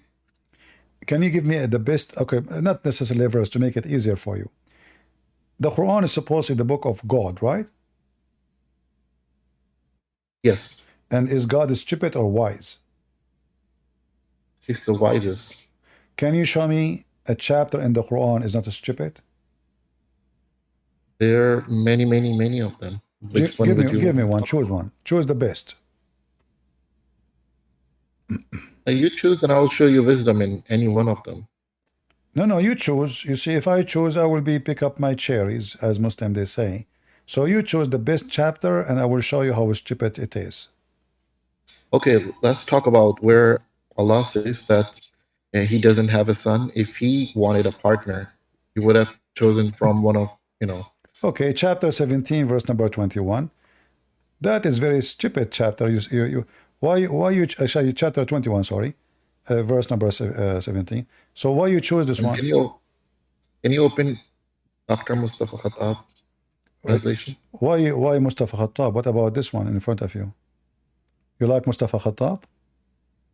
Yes. I mean, there are different ones who do a better job at something. So you don't accept the Muslim translation, all of them, because Muslims are a bunch of liars, correct? No, it's their own interpretation, and Mustafa Khattab is a doctorate. Okay, I will go with you. Go and read how that is a wise thing. Okay, it's a wise thing because it says that if he needed, he would have had been a female, a partner to have a child. And science shows us that a male cannot have a child. You need a female, or even a female itself can have a child, but you definitely cannot have a male giving birth to a child. So this is wisdom? Yes, because nobody knew it. This is stupid. Look what you just confirmed. You just confirmed that Allah is male. No, he's You just say that, guys. Did he just say that the science confirm that male cannot have a child without a female? Is that do we need even science for that? I mean, come on. Muslims are crazy. And we are talking about what? We are talking about Allah. So Allah is a male, and Allah cannot have a wife cannot have a son unless he have a wife. So Allah is not God, because God, he do not need anything to have anything. He can say be is going to be. So Allah cannot have a son unless he have a girlfriend. Same time, this one here, this is not what it says. The Quran says, had we intended, I'm reading your translation, by the way, had we intended to take some amusement. Do you agree that Allah is talking about amusement? I subscribe to this translation. If it's Mustafa Khattab, then yeah. Okay, but how anything can be amazing to Allah if He is the creator? What did you say? How anything can be amazing to Allah if He is the creator? Yes, he is saying that why would you want a child to amuse yourself? No, hold on. No, amusement. Allah will take amusement. That means there is something if He take that will be amusing. But that cannot be fit with God, because I will be amazed by the beauty of the cloud, because I'm not the one who make it, but God can make even way more than this with the cloud. So if God is amazed with such a thing, I mean, He is not the creator, obviously. Same time, the word here. It's amuse. It's not amaze. It's amuse. Amuse is the same. Yeah. So okay. If you think what amuse mean? Right, what amuse mean? Like to entertain, to like amuse. How you can entertain God? Exactly. That's what God is trying to tell you, that He doesn't need to be amused, so He doesn't need a son. No, hold on. You see, He said, if we want, we will found it from ourselves. Here the translation lie and says our presence. What is the entertainment Allah He have in His presence? Well, exactly. That's the whole point. Because He doesn't need it. That's why He doesn't have a partner. No, He need it. He says, if we want, we will take it from ourselves. He did not say I don't want. He doesn't say I don't need. Where He says I don't need. Yes, His will is His need, because His will is what. Where it says I don't need, where it says in the verses, in your translation, the one you chose for me, I do not need. So, see, because God doesn't have a need per se, He has a will. But that means the verse is stupid. The verse is stupid, because if you don't have a need, then how He say we will find it from our presence? That means in His presence already the amusement is there. He doesn't need amusement. That's the whole No, point. it's there. If You see, had to have I'm using your stupid translation. It is in our presence. We will take it, we will find it in our presence. So it is already in his presence. When you say to me he do not need it, so why it is in his presence? Yeah, so I don't know if you're willfully not trying to understanding it, but the whole concept is that God doesn't need to be a First of all, the translation is false because nowhere it says in our presence. What it says is from us. من لدنا إن كنا فاعلين.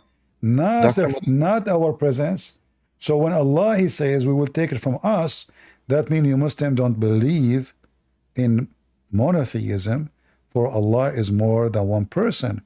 And here you see how Muslim they lie in the translation. This is just another translation. Muhammad Hilali Khan. Had we intended to take a pastime, i.e. wife or a son, we could surely have taken it from us.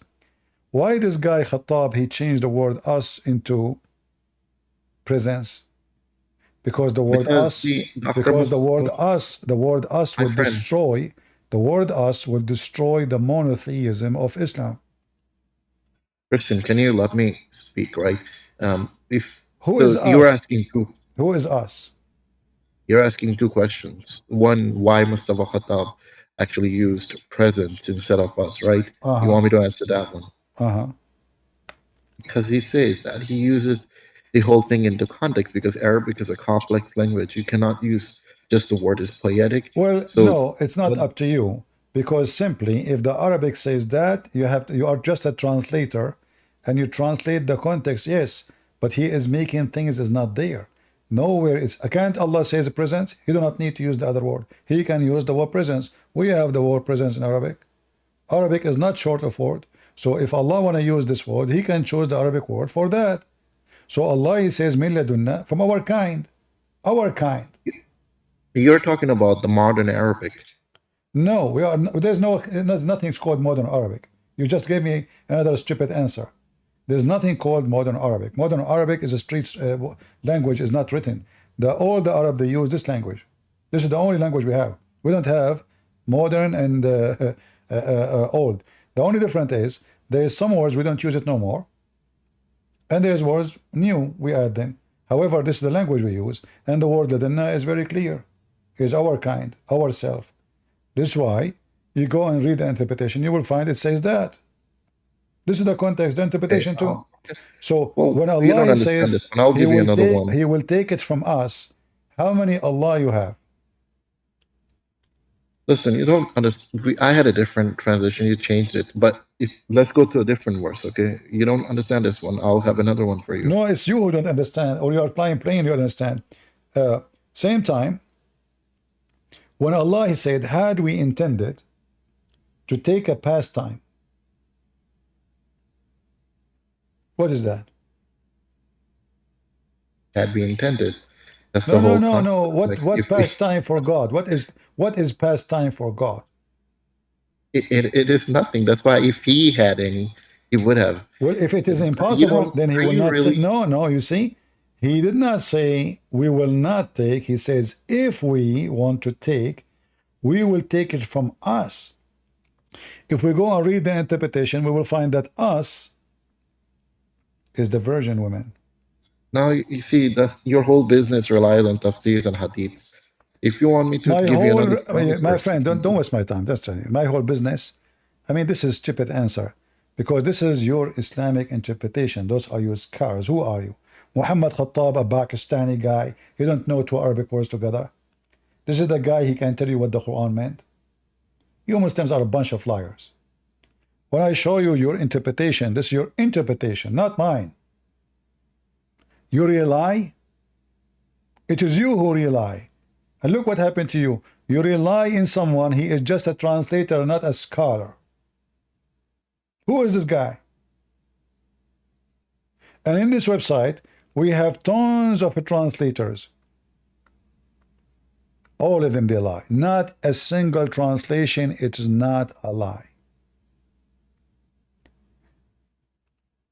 When you say, I like Muhammad Khattab, Do you accept Muhammad Khattab translation 100%? You will say no. You know why? Because you are a hypocrite.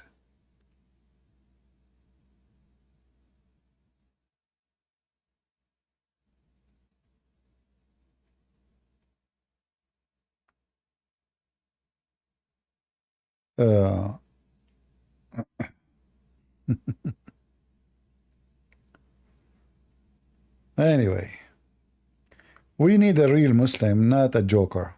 Do we have anyone?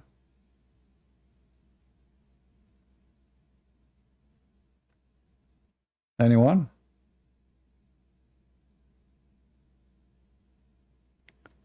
Who is a Muhammadan? So Allah will take a partner from us. This is how stupid the Quran is. And they try to fix it. They change the us into presence. And here you see Allah, he keep talking about himself in a plural name. We.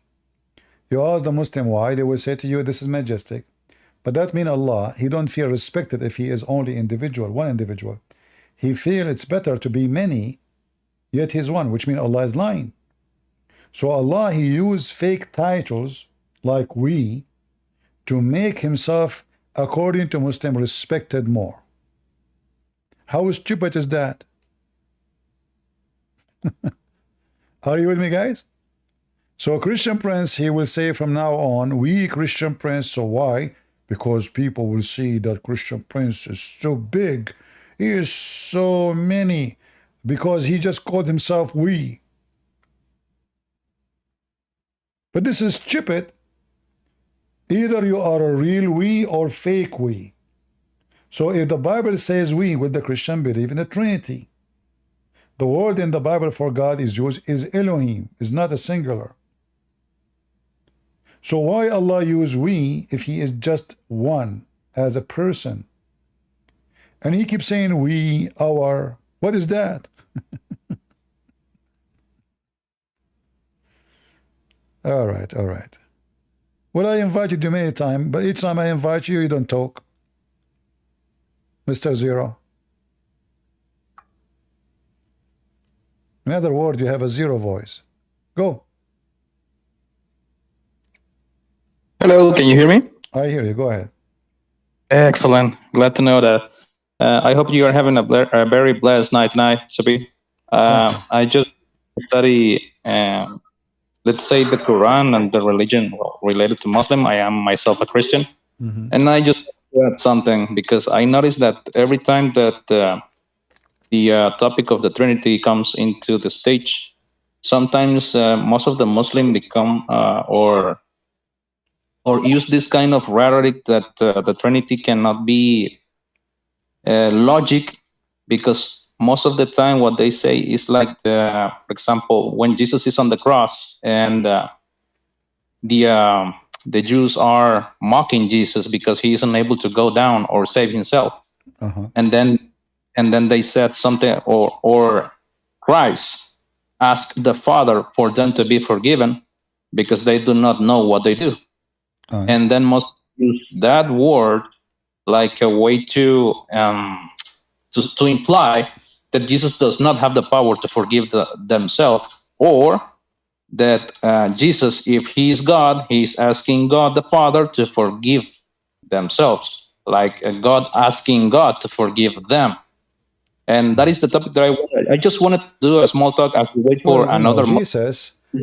Jesus, he is speaking to the Father, so the Father will not put the worth upon those people, for they just crucified his Son. So Jesus asking the Father not to punish them, because still at the end of the day, Jesus, he say, everything I have is given to me from the Father. The word Father is not just a word. It's a word present an authority. It's a word present who is Jesus to the Father. So when the Muslim they speak about Jesus, and I will use your example, Jesus asking the Father to forgive, right? And they say then, well, that means there's a higher authority, correct? Correct. Okay. But isn't it in the Quran it says, Allah, he said, ليغفر لك الله ما تقدم وما تأخر يا محمد. May Allah forgive to you, Muhammad, your past sin and your coming sin. Who is talking? The Muslim, they will say Allah. So was Allah in the cross asking his father to forgive Muhammad? So who is Allah is asking a higher authority? And this is chapter 48, verse number 2. In the Bible, all the Bible confirm, from the first page to the last page, Jesus repeating saying, everything I have is given to me from the Father, because Jesus himself is what? Is born of the Father, not the Father is born of Jesus. Correct? Yes, that is correct. So everything Jesus have is from the Father. So the Son, as usual, like even a human being, we inherited the Father, or we inherited at least his DNA. We inherited his capability. So is my, there is an excellent analogy. Yeah, if my father, he can do something, I inherit from my father whatever ability I get from the Father anyway. So the word Father in Christianity present carefully who is the Messiah. He is not the Father for a reason, for he is the Son. And the Son, he got everything he have. Everything is from the Father. And he have a job to do, and the Father have a job to do. That's why Jesus says, I work and my Father work too. And Jesus said, my kingdom is not from this earth. I am from above and you are from below. And Jesus himself said too, I and the Father is one. So whoever saw me, he saw the Father. So Jesus confirmed that yes, I am a person, the Father is a person, but we have a unity of God, even though I am the Son and he is the Father. So whoever saw me, the Bible teaches that Jesus is the visible image of the invisible God. So nobody can see God and live, the Bible says. But you can see the humble image of God. So Jesus, who is born of God, who took the flesh, as chapter 1 of John, verse number 1 and verse 14 says, the flesh, the word became a flesh, that is God who became a flesh. This is what the word born means. So the word born, which is God in the flesh. So when Jesus explained himself, he says, well, everything I have is given to me from my Father, and I have the power over the flesh. So Jesus already, he can forgive them. But Jesus, he is asking the Father not to beat his curse. Because now, in a minute from now, the Messiah will deliver his soul, which means he will be dead. And he will be in the grave for 3 days, 3 nights. In this time, the Father, he can punish them. He can do what? So Jesus, he asked the Father not to punish those people, not to do anything against them, for they are ignorant. They do not know what they are doing. And at the end of the day, it is the Father who is going to decide if he will punish them or not. But because Jesus, he have the power over the flesh already, so his asking for forgiveness for them is a forgiveness for them. It's not a request only, it is a forgiveness.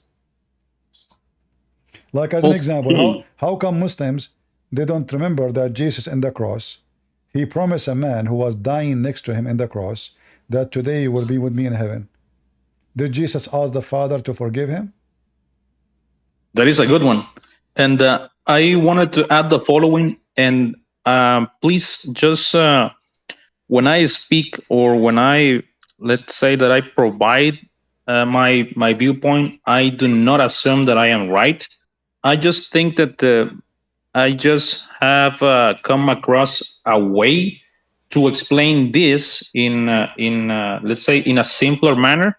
Okay, have you ever heard that Jesus is like the body of God, for example?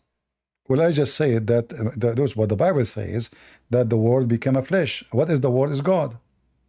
Correct. So think of this in this way. For example, we as humans, we are made, as Genesis said, in the image of the Lord.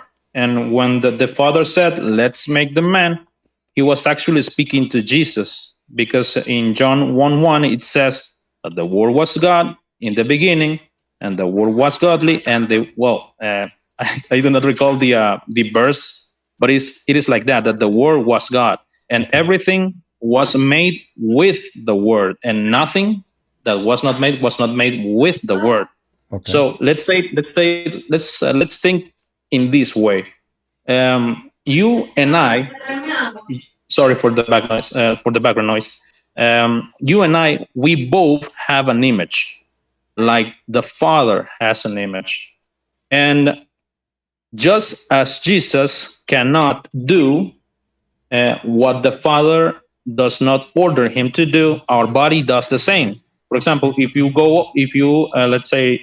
get up from the bed, the body does that because you, the one who is actually in control of the body, orders the body to move. But without the body, you do not have the possibility to get up. Everything is within, let's say, the possibilities given by God to us from our bodies. Now, if we try to translate that into Jesus as an eternal, holy, and sacred being, an infinite being, then we have that Jesus represents the mighty of God. Let's say the might and the wisdom as expressed by Paul. I don't know if you recall the verse where he clearly states that Jesus is the power of God, and he also is the wisdom of God. If we translate that into our, let's say, into our human position, we are smart beings. We are also strong beings, but we cannot exceed the strength or the wisdom that is already within our bodies. I don't know if this makes there sense. is no need for all of this. You did not make it, in my opinion, you did not make it simple. If Abdul, he cannot understand two words together. All of this we can understand. So when you mention that Jesus is the power of God, like in 1 Corinthians, there's no need for all of this drama. Simply, the Messiah is asking the Father to show mercy because what they did is a great sin. For God, he loved the world, he sent his only begotten Son. So at the end of the day, they just crucified his Son and they did mockery of him. And they were shouting. So the Messiah is asking the Father to show mercy on those people and not to punish them. If the Muslim, they believe that the Messiah is unable, then I mentioned to you that the person who was next to him in the cross, the Messiah, he promised him to be in heaven today, not tomorrow. Today he will be in heaven. So the Messiah, obviously, he repeated many times in the Bible that he have the power over the flesh, as it says in Matthew 17. So when Jesus, he promised anyone, the promise will come to be true. But because those people, they commit a great sin, and because the Bible make it so clear that if you don't repent, you don't deserve forgiveness. You don't. Yeah. So because they are still at the moment shouting his blood on us and our children, and the Roman, they are making mockery of him because they don't deserve the forgiveness, total forgiveness, is asking the Father for mercy. For God the Father, he can doom them, he can destroy them. We know the Bible says what happened in the sky when Jesus, he gave his spirit. So the anger of the sky is appear immediately. So God the Father is being asked by the Son to show mercy, but not really total forgiveness, as a forgiveness which mean, okay, they will go to heaven after all what they did. But he is asking him to show mercy and give them a chance. Because many of those who were shouting to Jesus to be crucified, later they become believers. They become believers. So they follow Jesus, they believe in Jesus, and they feel bad for what they did to Jesus. And that's what was Jesus is about. And if a Muslim, he says Jesus cannot forgive sin, well, he have to prove that, because that is not, not forgiven for sin. For simply, we believe that Jesus is a person, the Father is a person, the Holy Spirit is a person, and the Son is asking the Father, and any conversation between the Son and the Father is something very normal. The Son, he requests from the Father, and the Father requests from the Son. So why Jesus come down to earth? Because the Father requested him to go. Correct? Correct. So Jesus, he requests from the Father something to do too. So it's an exchange of request. Is not because he is nobody and the other one is everybody. When we say Jesus, he said, my Father is greater than I. Why? Because simply he is in the flesh. The Father is not. Because simply he humbled himself. The Father is not. For you can see Jesus, but you cannot see the Father. But Jesus said, whoever saw me, he saw the Father. So the greatness of the Messiah, that he is the humble image of God. This is why the Messiah is always keep saying to us, my Father, my Father, my Father, which means everything I have is given to me from my Father. So why the Muslim is asking and questioning why Jesus is asking his Father? Simply because he's the Father. You know, as simple as that. You know, why when I say my Father, that means the Father is the one, is where I'm from. I am from the Father, and me and the Father is one. Whoever saw me, he saw the Father. And the will of the Father is my will. Jesus always in total agreement with the Father, not the opposite. Never disagreement. So, and I'm showing you now in front of you in the screen. I hope you remember it. Chapter 48, verse number 2. Allah is asking who to forgive Muhammad? Allah. Allah. It says actually in Arabic, so that Allah may forgive you. But who is the one talking? Yes. They claim that the one who's talking is Allah. But that does not make sense, because it's a good one. Yeah, the word may is a wish. Right? Jesus, all right. Jesus, he say, may forgive. No, he says, Father, forgive them. He's have a request, firm request. He's not begging for it.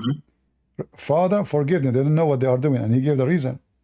Here, the author of the Quran, which is a stupid Muhammad, he forgot that he cannot say that. Because if Allah, he's saying, may Allah forgive you, Muhammad, that means Allah, the one is talking, is asking other Allah and making a supplication. This is a supplication. If I say to you now, may God forgive you, what I'm doing? I'm doing supplication to God, asking God to forgive you, correct? Correct. But that is accepted from me because I'm nobody and you're nobody, and you need forgiveness, I need forgiveness. So all what is in our hand is ask God for forgiveness.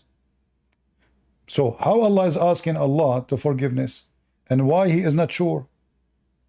Mm-hmm. And what do you mean by saying the past and the future?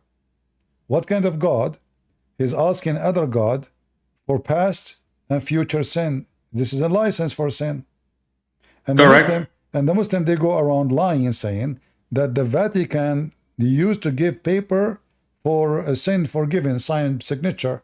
This is not what this is really happening. This is like a manipulation of something happened in the past, but it's not what it's them who do that. It is Allah is signing an open license for sin for Muhammad, and the verse in the front of you. In the top of that, if I go right now in the Quran and type the word maybe, you can do that in English, use your language, type maybe, but in Arabic we have the word asa. What kind of God he keeps saying maybe? Like here, chapter 4, verse number 84. Fight for the cause of Allah. So maybe, look at the translation here, in front of you. So it may be that Allah will restrain the evil. Mm-hmm. So what does that mean? So because Muhammad is not sure what will happen next. But that is accepted if Muhammad saying that, not Allah. Mm-hmm. So when Allah is saying maybe, it's mean he is not sure. It's mean he's fake. He's not God. This is obviously Muhammad saying that, claiming that Allah. Chapter 4, verse number 99. The same. So maybe Allah, to forgive them. Look at the translation here. For those who there is hope that Allah will forgive them, and Allah is ever. This is not what the Quran is saying.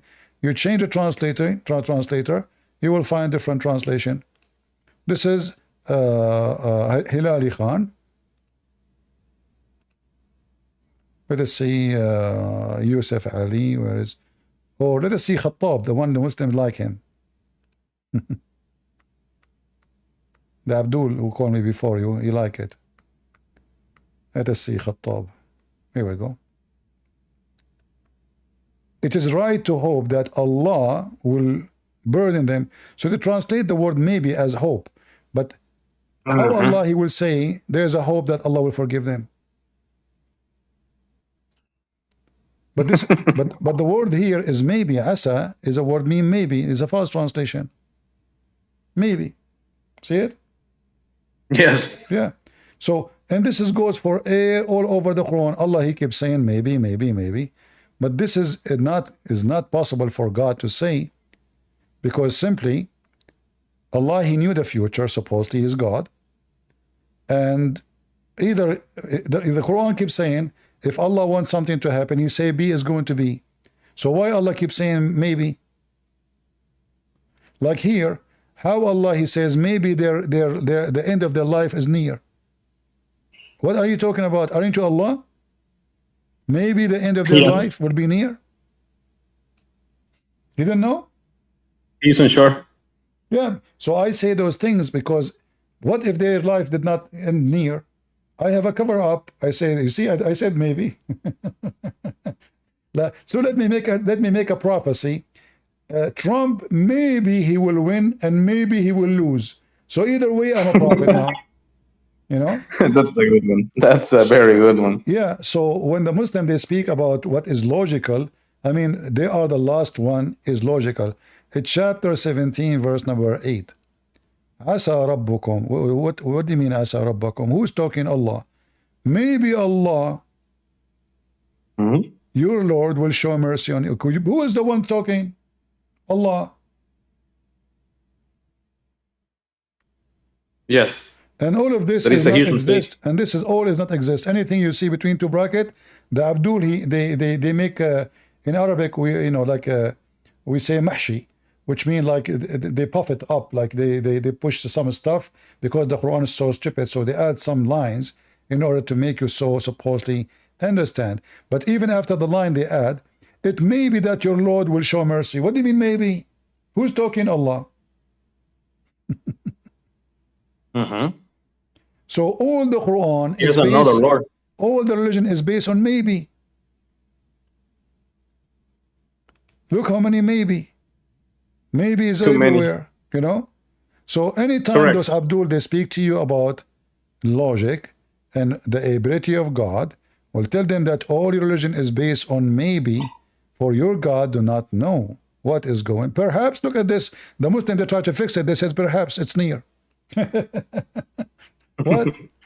Perhaps. Say perhaps it's near. What do you mean? Allah is talking. What perhaps? All of this is a mockery of the one they call God. CP, thank you so much again for the time. I know that you are a very busy man, and I hope that Jesus continues to bless you, man. Thank you. I will also try to listen to your videos a bit more, because I am very new to Discord, and so I will linger from time to time. You're welcome, and invite your friends to join us and learn, so we can teach the Abdul how to behave. God's blessing to you, man. In the Middle Eastern style. Yeah,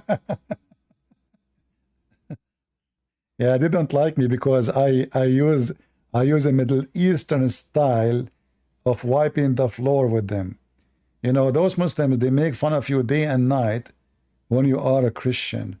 And the second you start spanking them, is that what the Christ taught you? Huh? What happened to turn the other cheek? They make fun of us all day long. They make fun of that sentence all day long. The second you start wiping the floor with them, they say this is not the Christian behavior. So when you behave as a Christian, they make fun of you. They mockery of you. When you behave as a Middle Eastern, they say to you, this is not right.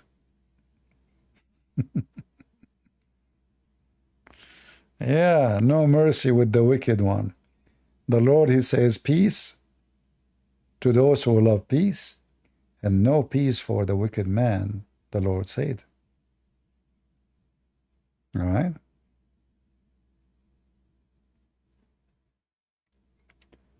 Can you show us how good the Quran explain things about such and such? Yeah, well, such and such is just another level of stupidity. Like, you know,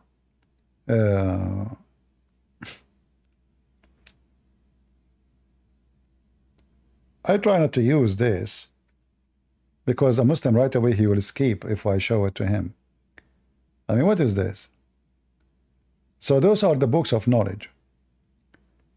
We used to visit Anas ibn Malik, and he used to talk to us about the Ansar, and he used to say to me, your people did so and such a day, and your people did so and such a day. What? Wisdom. And a Muslim is speaking about wisdom. That is dumb. Ibn Abbas says, I never cease wonder at dogs, sheep, such and such, a number of sheep were slaughtered in year such and such, a number were sacrificed in the Hajj, and bitch of the litter, such and such, a number of puppy peach, blah, blah, blah, such and such. That is a such and such messed up. All right? This is the religion of such and such. I will lease something from you until I reach Mecca, such and such, and payment, and travel to month of such and such, and something that named, I give you such and such. In addition, that did you see anything wrong with it? But that they did not like it and said, and I traveled in the month, more month, and that such and such. I will conduct such and such for you. What is that? And things can get even more messy, you know, the more you get, you know, like in details about something more serious. A man come to Ibn Umar and said, our family make drinks to us by soaking fruit, blah, blah, blah, blah. I forbid you from drinking intoxication, whether it's a small or large number, blah, blah, blah. And then it says a small amount, may Allah bear witnesses, the people of Khaybar. And then the people of Fadak used to make a drink by soaking such and such, and they did cold such and such, but it is Umar, you know, he made listed, you know, from honey. What is that?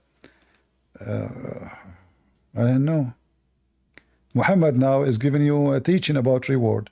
He who killed the Gaigo with the first stroke, for him is such and such reward, and he who killed it with the second stroke, such and such reward, less than the first one, and he who killed it with the third stroke, for him such and such reward. Anyone understand what is the such and such reward is? So what the point of saying the story if you do not tell me what is the reward? But this one is the most hilarious maybe between them. Allah apostle was delivering sermon in the such of in the day of Nahar.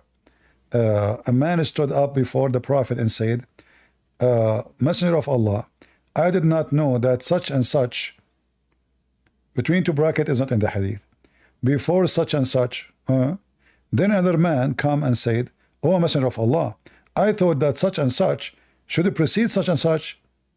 And then another man came and said, oh, Messenger of Allah, I had thought that such and such was before such and such is three of the three. Like, what?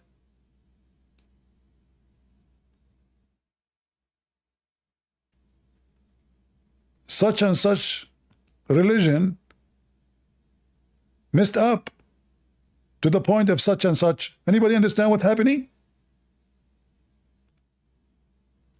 So the God who keeps saying maybe, perhaps, and then such and such, and so and so. So don't forget after we finish to leave a comment of such and such. Don't take it literally, come on. You know, I'm just joking. Leave a real comment. Don't type such and such.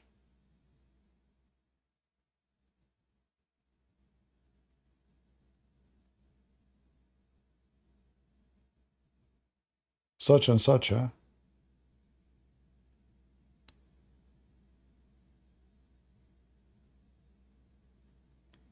Any Abdul? Any such and such Abdul, he can defeat us in such and such way?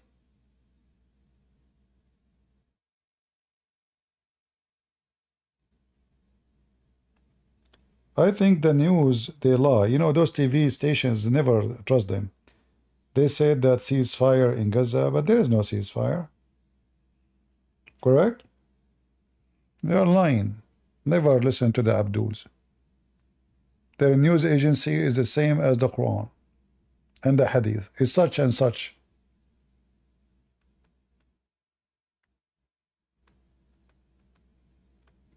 Any Abdul?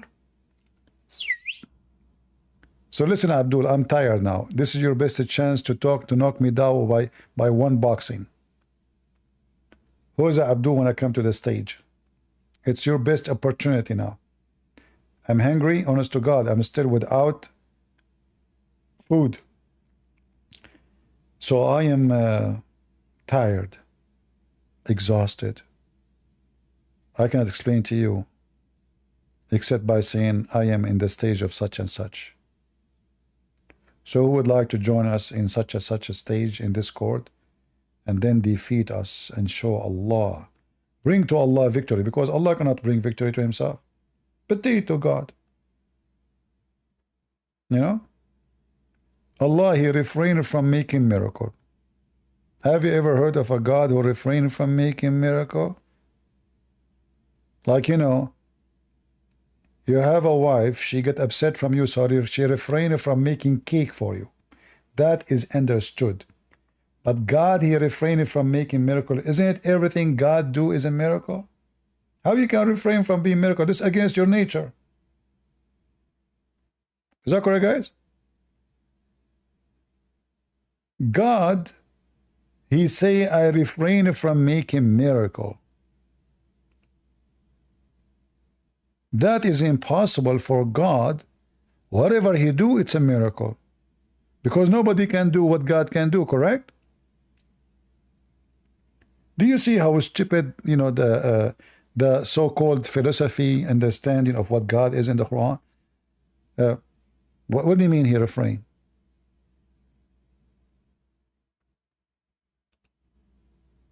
Anything God do is a miracle. Anything. Because simply nobody can do like it. Miracle is a ability to do something nobody can explain based in the logic of a human being. So I cannot fly unless I use an airplane, but I am not flying really. It's the airplane. It's the engine. It's the engineering. So it's not for me to fly. It's not for me to walk in the water. It's not for me to stay under the water for an hour or 15 minutes. I will die. So if somebody you know, survive, let us say, a horrible incident, like he fell from the 20th floor and he survived, we call it miracle. Why? Because this is not normal. But even then, we believe that God saved the life of this person because this is not normal. It's not him. A person cannot save himself. So if the Quran confirms that Allah, he refrained from sending miracles because people will not believe in it anyway, that is the clear excuse from a false God, false prophet, his name is Muhammad, trying to find a reason why he cannot provide any miracles. People believe or not, that is not an excuse. Well, God always give miracles. How come now he stopped? What happened?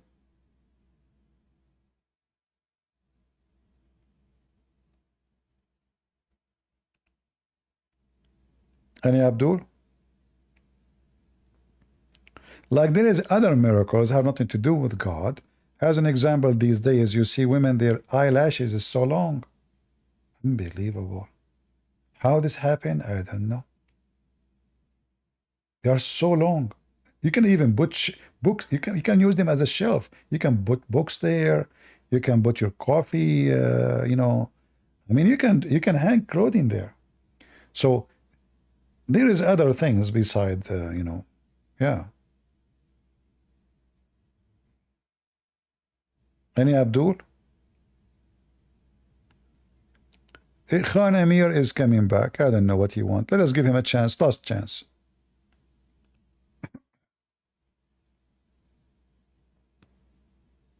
Hello? Can you hear me?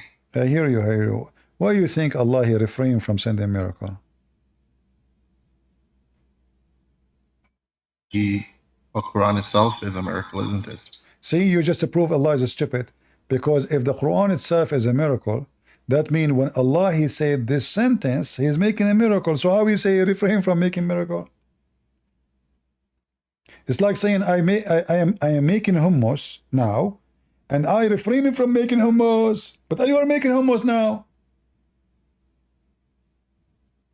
How you refrain from driving the car and you are driving the car? So if the Quran itself is a miracle, and in the Quran Allah is saying I refrain from doing miracle, that means the Quran is not a miracle. What verse are you talking about?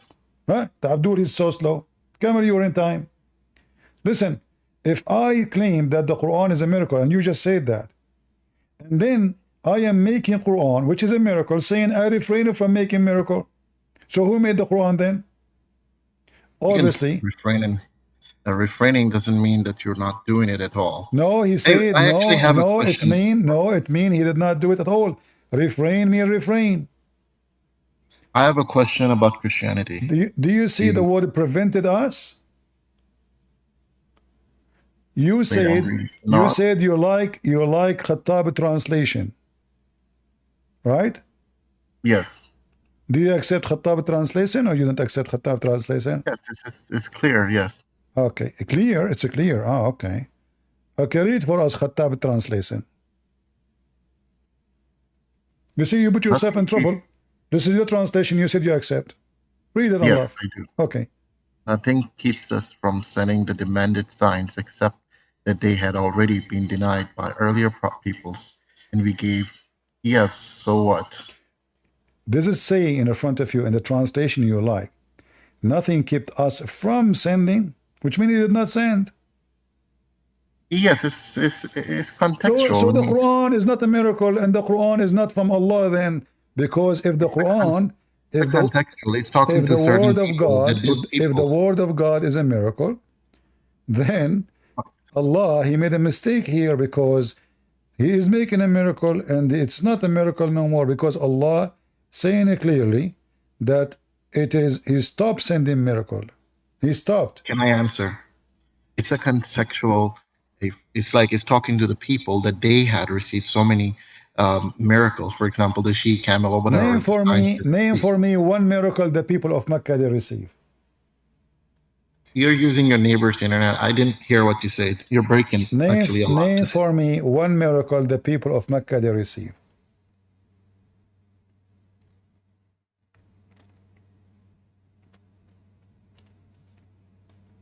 Hello? Name for me. Yeah. Name for me one.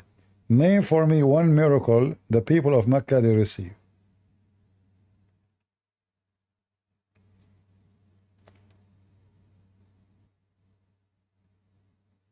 Do you guys hear me in Discord?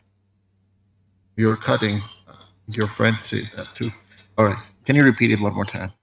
Name for me one miracle people of Mecca they received.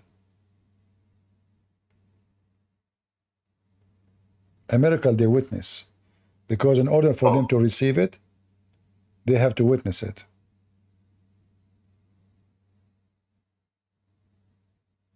Name for you one miracle that God gave to people? To Mecca, to people of Mecca.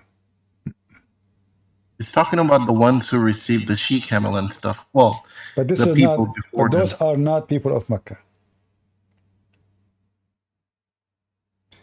So to the people who received the signs, who are they? The people who receive. He said to them, he's talking to the people of Mecca, the Arab, that he sent signs and they did not believe. Who are they, those people who receive sign? He mentioned names. Nobody witnessed them. Nobody even know where they are. This fiction story about she camel was a rock. This is just a joke. No witnesses for it. So when your God, he says, that he refrained from sending miracle, and he claimed that what keeping him from sending miracle, that people don't believe in it. Well, I will use the same example. Why Allah will not send miracle? Because they don't believe. So why he send miracle for those people? He knew they will not believe. The thing is, you're reading the verse. Are you saying that your God was surprised that those people did not believe? So he was foolish. He gave them the miracle because he thought they will believe. I mean, he's giving his blessings by showing miracles. No. Listen carefully. Listen, don't change. What blessing? Why he will not do a miracle? Because they will not believe. Well, those people, they did not believe. And don't Allah knew that they will not believe. So why now Allah will not, in the time of Muhammad, will not do miracles, but in the time of those people who will not believe, he do miracle. In fact, the whole accusation here is a fraud, because based in Islam, all the enemies of Muhammad, they converted to Islam. Yes, so it so worked. How they will not believe? So how they will not believe? Why he will not do? Why they will not? Why he's saying I refrain from doing miracle because they will not believe? This is a false prophecy. If he had sent miracles, perhaps they wouldn't have believed. So he didn't, and people did convert eventually. No, he said the reason I didn't sign because you will not believe. That means he is predicting that they will not believe. Let me show you how Muslim, when they duct tape, we laugh at them, and why we are laughing at them. Isn't it this is your Quran? Quran? A question about Bible. Hold on. Isn't it this is your Quran in chapter of Al-Kafirun? Isn't it this is a clear evidence that Muhammad is a fraud? You're a prophet, he said, to disbelievers, I do not worship what you worship. But isn't it that disbeliever believe in Allah and worship Allah? They eventually, yes. Okay. Did Muhammad bow down to the daughters of Allah? He did. Did he say their intercession is a must? He did. Let's continue. Nor do you worship what I worship, but isn't it those people later worship what he worship? And I am not going to believe in what they believe. And nor you ever worship what I worship. But you just said, everybody heard you, that all those people converted to Islam. So Muhammad is a false prophet. He just said, you will never ever worship what I worship. And everybody heard you saying that those people converted to Islam, all of them. Guys, did he say that? According to the hadith I read, yes. Okay, you said that. I don't care according to who. So Muhammad is a false prophet because he predicted that they will never worship what he worshiped. I'll look into it, all right. And can we talk about Bible? No, we cannot. The Bible is not for people who they cannot even understand their religion.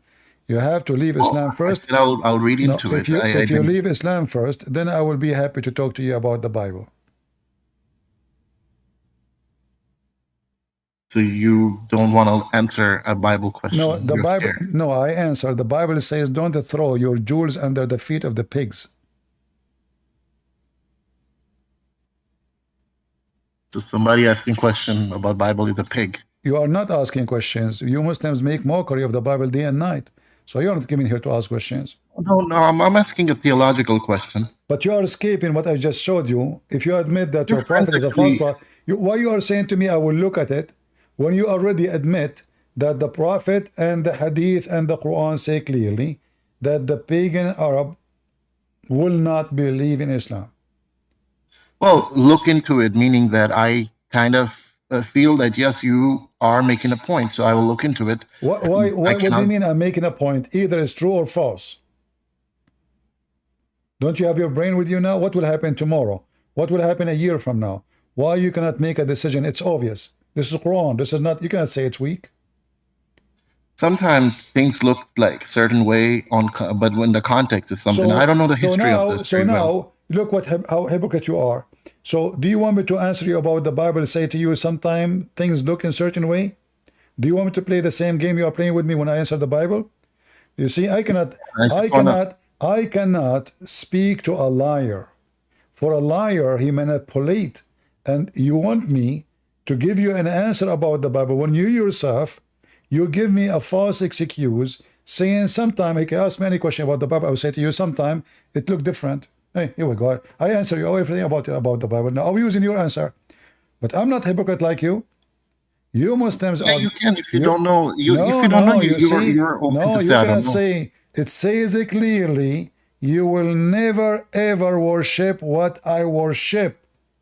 And you agreed that the people of Mecca, they believed and converted to Islam. In fact, all the Arabian Peninsula.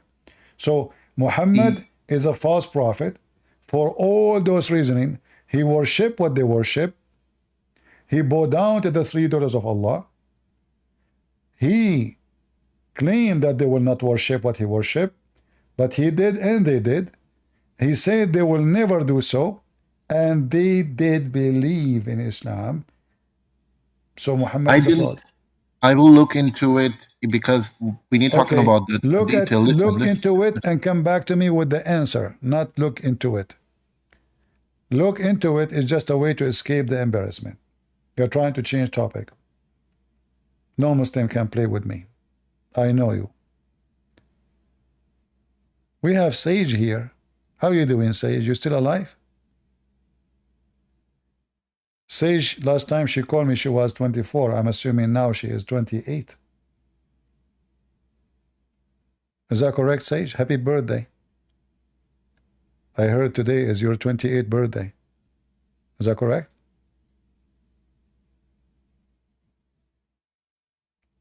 Yeah, because Sage now is here without makeup. You know? She is 24 with the makeup. Without makeup, she is 28. Without eyelashes, she is 72.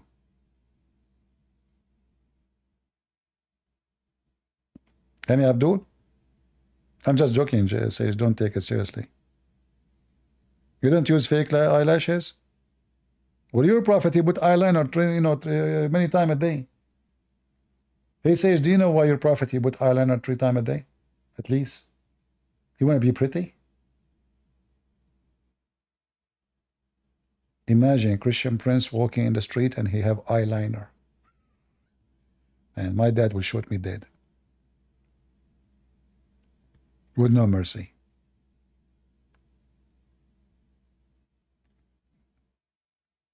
You can't play with this guy.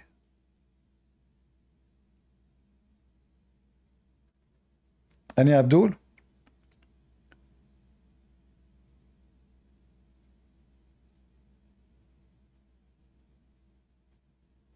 CP is a hit with the ladies? What does that mean? Is that guy attacking me now? CP is a hit with the ladies? That's deep.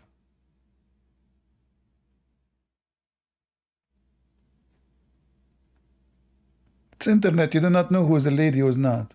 It might be Zakir Naik on the other side. You never know. Get some breath. First of all, Sage is not Zakir Naik. He spoke to you and he have a voice of a female. Well, there is a voice changer, Zakir Naik. Don't you know the internet? You can use voice changer. You can make your voice the same as Kamala Harris. Exactly. But he is a female. How you know? First of all, I can tell. How you can tell? Because I can tell. How you can tell? Take the breath. I can tell what I can tell because you cannot tell what I can tell. The Quran said, you will worship what I worship and you will never worship what I worship because you will not worship what I worship and I will never worship what you worship. So you worship not what I worship and you worship not what you worship because you don't worship what I worship. Thank you very much. No, Zakir Naik. This is not what that says. It says, I will eat what you are. I will not eat what you eat, and you will not eat what I eat, and I will never do eat what you eat because you will not do eat what I eat. I will not eat what you eat because your food, you have your food and I have mine. Exactly.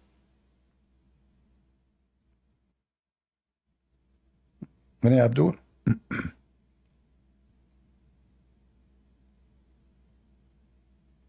Yeah, these days on the internet, you know, Andrew Tate, in his video, he said that he used to text men, making them believe that he is a female to give him money. Andrew Tate. He texts men,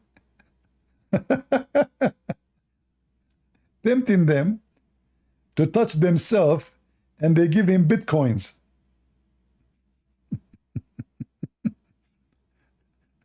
Oh boy. It means that they like you? Oh, that is not even a good news.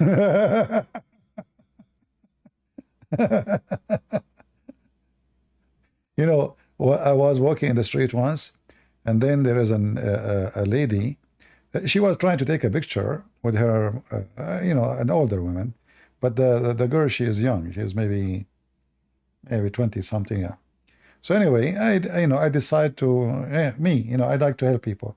So they trying to put the phone in the in a branch of a tree, and it keeps sliding. So I told them I would take a picture for you. So I took a picture, and then she said, "Thank you." I said, "You are welcome." Then she said, "Your voice is familiar." I said, "Oh." I said, "Where are you from?" I said, "From USA." I said, "I'm from Indonesia." Oh boy. So I did not answer no more. I did not talk. I just turned my back, and I'm sure they were wondering why he left right away. I mean, I just turned my back. She's from Indonesia. She said, "Your voice is so familiar." I said, "Oh, okay. I better shut up, not to talk no more."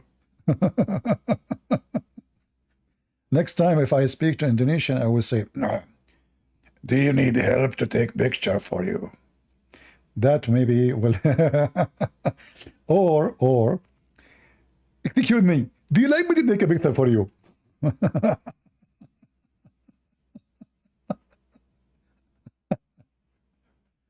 Oh boy. CP is running. Yeah, this is my weakness. Just keep me away from women. This for safety reason. Any Abdul? Hey Sage, do you want to say anything? Anything changed? Did you leave Islam, Sage?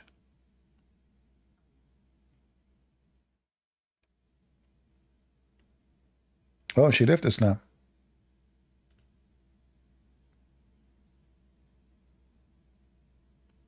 You left Islam, Sage? Hey, Christian. No, fortunately, I'm still Muslim. Fortunately or unfortunately? Yeah.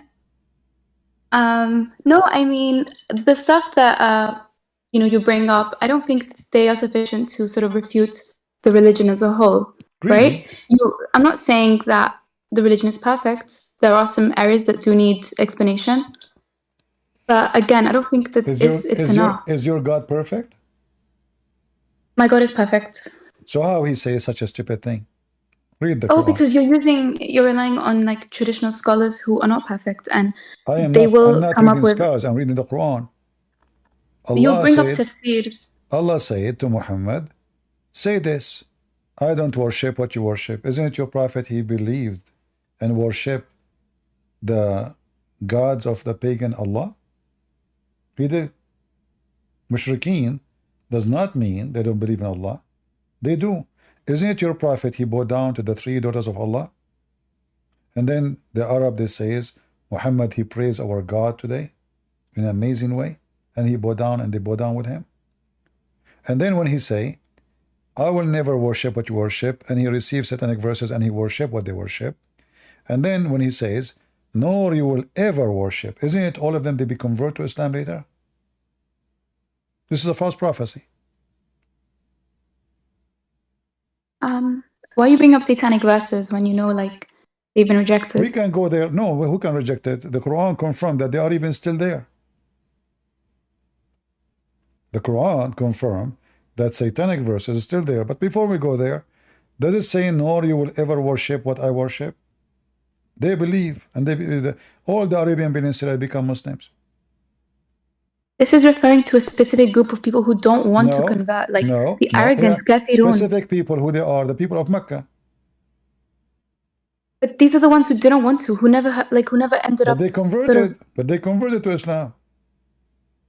I know this is directly addressing those who didn't want to. Exactly. Obviously. But they converted to Islam. Like as an example, Khalid ibn Walid. He converted to Islam. Abu Sufyan. Okay, so you had mushrikeen who converted to Islam. Those people, right? No, he said they will never, nor you will ever worship what I worship. Ever. These are the ones who didn't want to convert. Exactly, but they later they worship. No, So, oh my God. Okay, so kafirun, right? These are the kafirs who rejected the message. Yeah, but later they convert to Islam. Not all of them. All of them. All of them. That's why the Quran says when victory of Allah came, they enter into the religion of Islam like waves.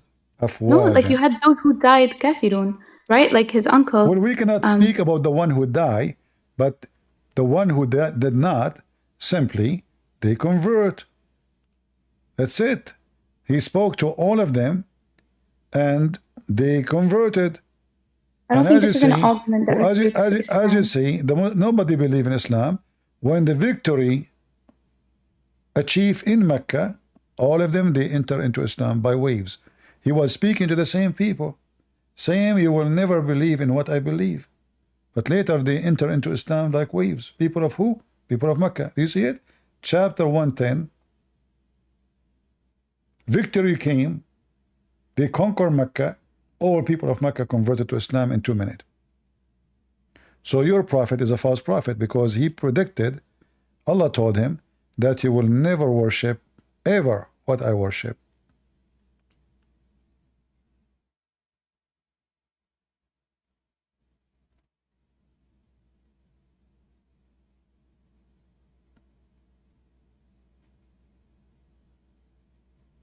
Why you aren't answering? Are you doing your makeup? I don't really see this as like a very compelling argument against Islam. This is what I know about you. You are a very, I don't want to be rude, but you are sneaky. You've never been honest with me, not even a single time. You always, guys, she doesn't see that this is proof that Muhammad is a fraud. Well, this is how you know false prophet. He make a false prophecies. How we know false prophet? He make false prophecies. If I say 1,000 prophecy, and only one of them came to be false, that means I'm a false prophet. If I say 199 they come true, and one of them is false, that means I'm false. But all the prophecies of Muhammad are false, and this is one of them. In the same chapter, actually, here we have many false prophecies, because he said he will not worship what they worship, but we know the story that he bowed down to the idols, and he worshiped Allah and the three daughters of Allah, and they worship with him. So here this is two. And then later all of them, they believe in Islam and they converted to Islam. And then he said to them, you have your religion, I have mine. Lakum dinakum waliya din. Like the function of it being a prophecy. Where is the indication that it's a prophecy? If I say, this is God talking, if I say they will never believe in what I believe, never will. It is about the future. This is what prophecy is about. If I speak of the future, not in the past, that is a clear prophecy. So you will never will worship what I worship, ever. I think it's just like an expressive thing of like saying, we are different people. Yeah, Sage, she think it's obvious, but this is what you do. You do your sneaky things. You're not being honest. You see, just look at the rest of the verse. When I talk about your makeup, I'm not talking about makeup. I'm talking about the makeup you do here. All what you do, you try to put makeup on the Quran to the point we cannot even read the verses no more. You cover it by the makeup. So even this one is not clear. You will never believe. Never, ever will. So did Allah spoke of the future here? Yes. Did he says that they will never ever? Which means there's no option for maybe? There's no option for maybe. The thing is, Christian, like if you look at the actual surah, it's clear it's about setting boundaries with the kafirs, right? No problem, but he said clearly that those kuffar, they will not believe in what he believed. Never. But they believe. They converted.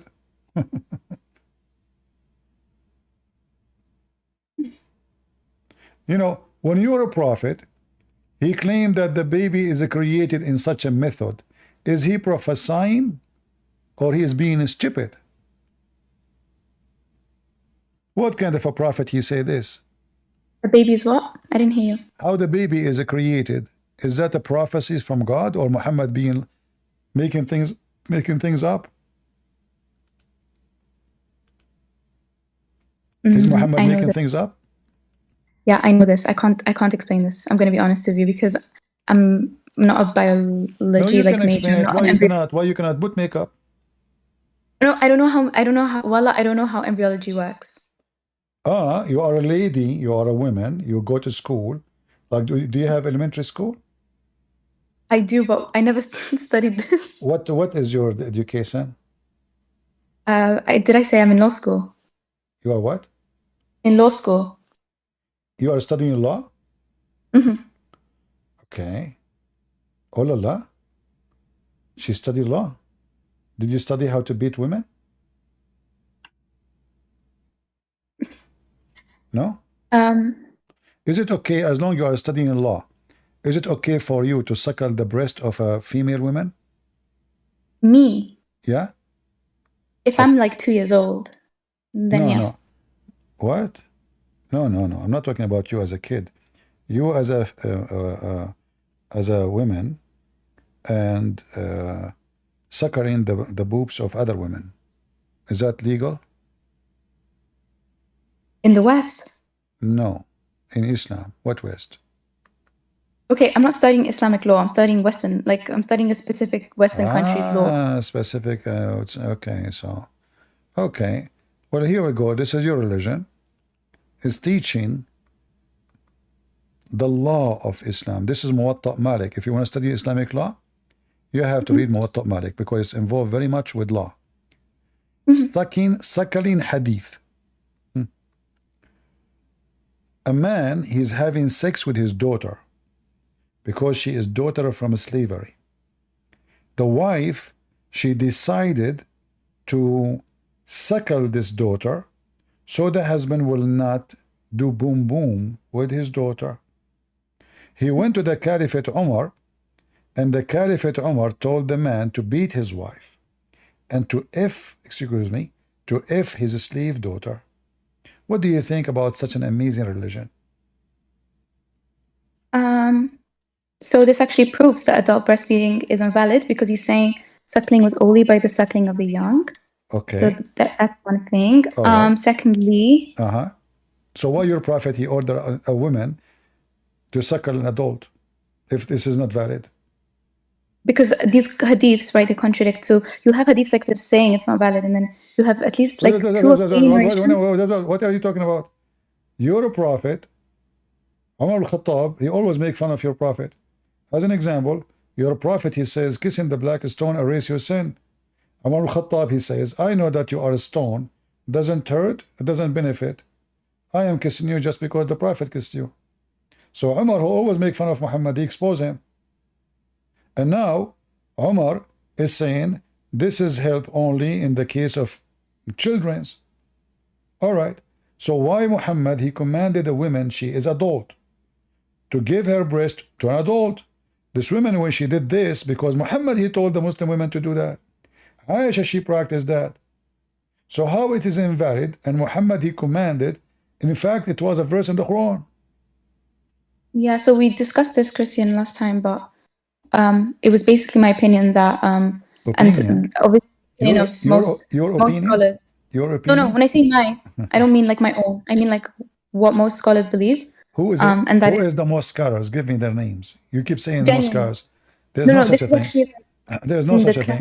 I can show you right now. I can show you right now tons of videos of Muslim scholars speaking that this was the Prophet. In fact, the dean of the Hadith in the Azhar University is the one who made a big interview in TV saying if a Muslim woman, she go in the train, she should suckle every man in the train. I can find you the interview right now. Yeah, I mean, I know that some of the Shafis and like I think Sheikh Al-Albani tried so hard to keep this tradition like valid, and they came up with all fatwas. Did you say tradition? But in the mainstream, did you say tradition? As in, this hadith is sahih, right? So they don't want to reject it because of the usul. But you just said tradition. That means the Muslim, they practice that for a long time.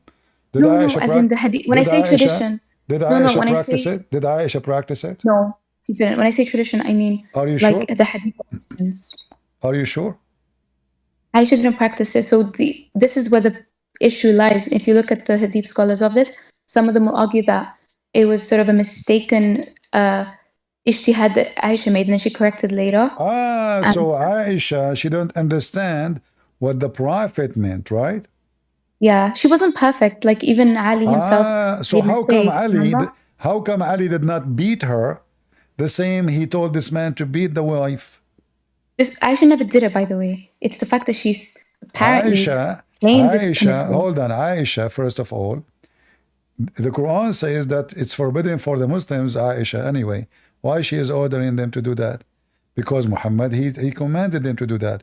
But Aisha, she commanded her sisters to do that, correct? And her nieces. So that's the hadith. And her nieces, correct? So again, just because it was her own interpretation, because the Quran says. So why the scholars in the time of Aisha, nobody says to her, you are wrong? They did. Nobody. I challenge you. Yeah, that's why the hadiths contradict each other on this topic. Show me the one who says to her, you are wrong. It was only the women. No, I'm telling you, there are contradictory narrations. No, there is no contradictory. It says clearly that Aisha, she commanded her sister, Kulthum, and her nieces to do breastfeeding for anyone when I enter upon them. And that is a Sahih hadith. And this is Al-Albani. And anyway, we do not need Al-Albani. This is Sahih anyway. This is Sahih. All right?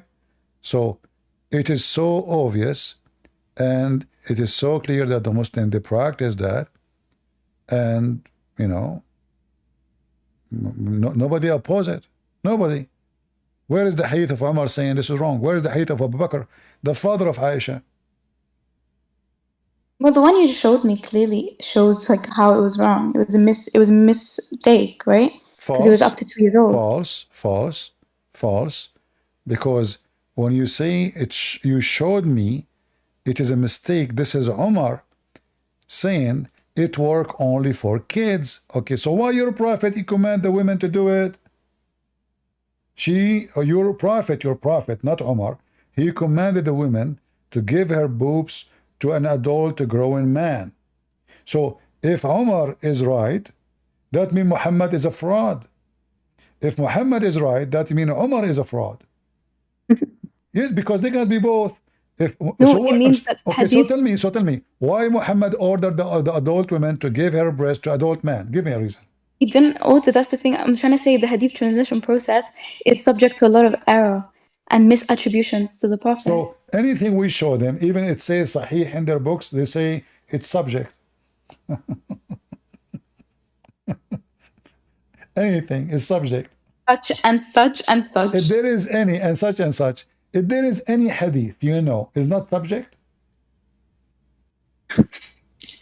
I'm serious. Do you know anything is not subject? Yeah, there's a hadith that says, anyone that lies on my name, I can't remember the exact word, but something of that sort. This has been the one who lie in my name, he will sit in a chair of fire, correct? Yeah, that one. Okay. Are you sure this hadith is correct? Yeah, because it's the most apparently mass transmitted hadith. All right. Did Umar lie in his name? No. Who? Wait, why did he lie in his name?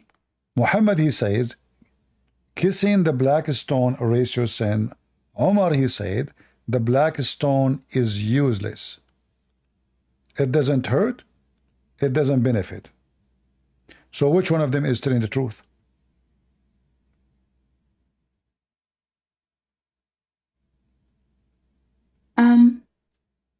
Muhammad said it's beneficial. Yes. So why you kiss it if it's not beneficial? Why you Muslim kiss it if it's not beneficial? What is the benefit of kissing a stone? Give us the reason. It could just be tradition. Huh? Tradition. Literally, why we do things. This is the tradition of the pagan. This is the tradition of the pagan. The pagan before Islam, they do that. So you are saying to us that Muhammad is following tradition of the pagan. He's a pagan. They used to kiss a stone. They used to worship stones. And Muhammad, he follow stones. And he got and the pagan, they do tawaf. The hadith says it clearly, and this is Sahih hadith. We used to worship stones. And we do tawaf around the stones. correct? And you just say this is a tradition. So is it tradition is coming from Allah or coming from the pagan Arab? I do believe, yeah, I agree that Mecca and the Kaaba and stuff was obviously a tradition before. So why Muhammad, he kissed the black stone? My understanding. Again, I think the issue is more like when you start giving these things like an extra benefit, that's when it becomes paganistic. But if the intention isn't to worship these, you see, it's you not keep really. you are blah blah blah, but you are not answering the question. Why we kiss the black stone? Why would he do something? Because it was like a tradition. I mean, I don't know how he spoke about what the tradition? black stone. Those are pagan. What tradition? So there's no benefit? It could just be like for social harmony. Like it doesn't have to have like a godly, so divine. if we kiss a black stone in the shape of a vagina, we are doing social harmony? Well, I mean, you know how Muslim Sunnis work, right? We have the concept of like the Sunnah. So you try and imitate the Prophet. That's how they like to sort of do things. The Prophet was imitating who? I couldn't tell you myself. I don't know who he was imitating. See, your religion is not a religion. Is everybody imitating everybody, but nobody knows why. Nobody knows why. You know, one day my dad, he was have a fight with a bunch of people. So it was a house of the neighbors, like in the same area. So my mom, she said to him, your brother is fighting. My uncle is so huge, a giant. He went inside the house. He started beating everybody, including my dad. He did beat my dad. Because when he got angry, he don't see in front of him. He's so giant. He took the column from the thing. He started hitting everybody with the stud of wood, including my dad. You're saying to me everybody is doing what everybody doing. Nobody knows what they are doing. So Muhammad, he came. He found people kissing stone. He just started kissing stone. Muslim, they saw Muhammad kissing stone, so he started kissing stone. You go to the Kaaba, you kiss the stone because everybody kissing the stone. And then your children, they were born. Everybody is kissing the stone because the stone is kissed by before. So now we follow the tradition. And then you claim that you are not a pagan.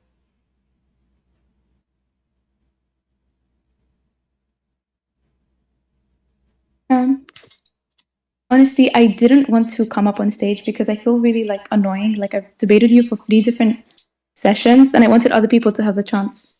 No problem. So I just wanted to say like, I don't want to like monopolize these convos. Okay, it's time to take a hike and run.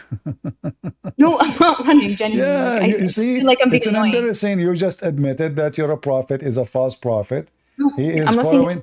He is following the pagan practice blindly, and yet he claimed that he is monotheist and he don't believe in idols. But in fact, he is an idol kisser. For the black stone was an idol exist. It is the vagina of the god of fertility, and I can show you the reference. I can show the reference that the Arab before Islam, the Arab before Islam, they used to go around the Kaaba naked, and the women, they go first. They are naked, and then the women, when she have her period, she go around the Kaaba, and then she touch her private part, and then she say a statement, like a prayer. So the god of fertility, he will give her fertility, which means she is going to have a baby. Why? Because this is the stone of fertility, of the god of fertility. Let us see. You see my screen? All right. And now don't tell me Christian Prince is saying. This is the book of Al-Kashaf for Az-Zamakhshari. And here it says, speaking about the black stone.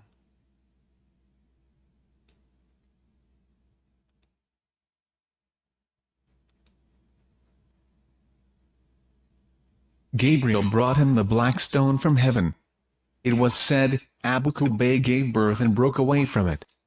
It was hidden in it during the days of the flood, and it was a white ruby from paradise, but when menstruation touched it in pre-Islamic times it turned black.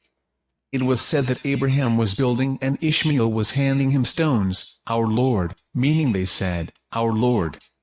The translation is not too much accurate, but you know Arabic anyway.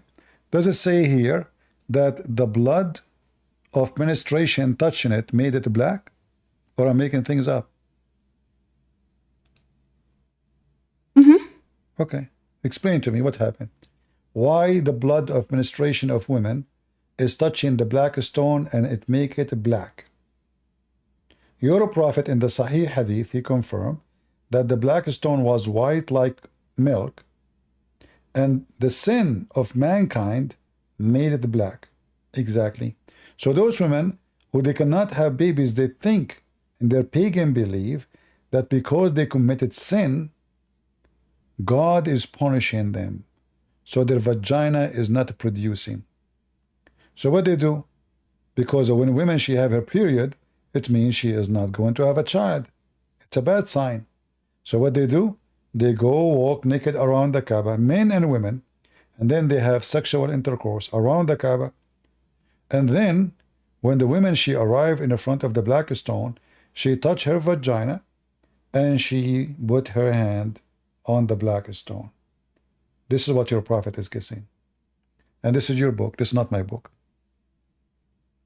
This is not my book. That is very bizarre. I mean, you know, the pre-Islamic societies were very ignorant and they had very strange, bizarre But you ways. just told me that your prophet is following their ignorant. How he is a prophet He's not sent by obviously God. following that practice. No, he do. Show me one place where your prophet says don't go around the Kaaba naked. Never. Until now, you Muslim, you go around the Kaaba naked. A Muslim man, he's wearing a sheet. He's totally naked. Until now, you are wearing the clothes of the pagan. They used to go around the Kaaba naked, and then when they finish, they give them the clothes you see the Muslim now they are wearing. So there was a business. People make money.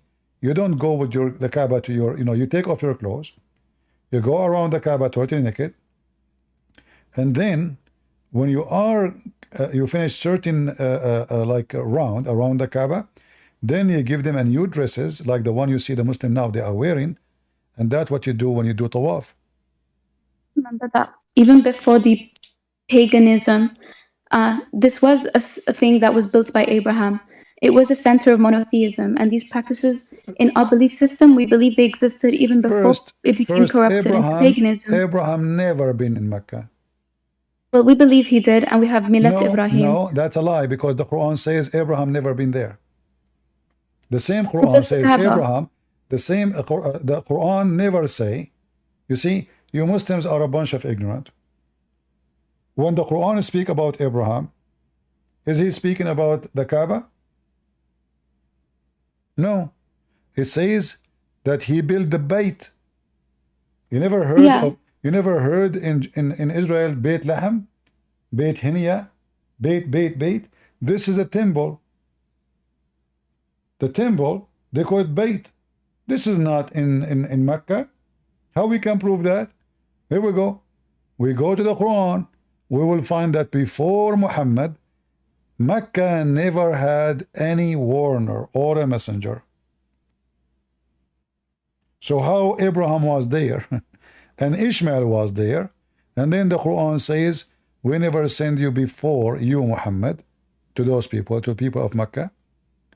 Never we send them to them a messenger or even scriptures. But the Quran says that Abraham have scriptures. Read it. And we had not given to them, chapter 34, verse number 44, scriptures which they could study, nor we send them before you, Muhammad, any warner or messenger. Do you see it? Yeah. So if Abraham was in Mecca and Ishmael was in Mecca, that means the Quran is gone. That's it. Contradiction. The only way that Muhammad is speaking about Abraham building a house, which is mentioned in the Old Testament, a house of worship. So Abraham, he built a Beit. Beit is an Aramaic word, mean house. House of God. You can be even your house. The word Beit mean house. This is not an Arabic word. So the second we say Beit, the Muslim, they say Bayt mean the Kaaba. That's false. The Bayt have nothing to do with the Kaaba. In Well, fact, they in fact, there's no proof that even the Quran is about something called Mecca. If you go read the Quran, you will find the word Mecca appear uniquely. Oh, hold on.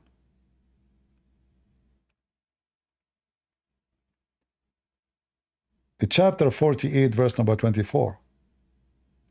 Where is this Mecca exist? How we know that this is the same Mecca? To make it simple for you, the Bible mentioned the Garden of Eden, but we have Eden in Yemen. Is that the same one? No, it's not the same one. So there is cities are named after other cities. Mecca is Makkah, which is the temple of in Yemen. In the Yemen, there's a temple. It's called the Temple of Al-Makkah. And according to the Muslims, not only Christian Prince, the Arab, they have many tongues, which mean many dialect. So the letter Ka sometime can come as Qa. Sometime the letter Ka, the letter Ma, can appear as B. How we can prove that? We go to the Quran. You will see suddenly that what it's called Mecca become Bakka. Correct? How Mecca became Bakka? You see the translator, the liars. He said Mecca. Nowhere it says Mecca. It says Bakka. If we change the translation, right away we will find Bakka. Where is the verse? So weird. I didn't know about that. Becca. Bakka. So what's your theory? Huh? What's your theory of this Becca thing? This is not a theory, it's a fact. This is No, as in what do you think it's referring to? This is the temple of Al-Makkah. Makkah is a temple in Yemen. It is the moon god temple.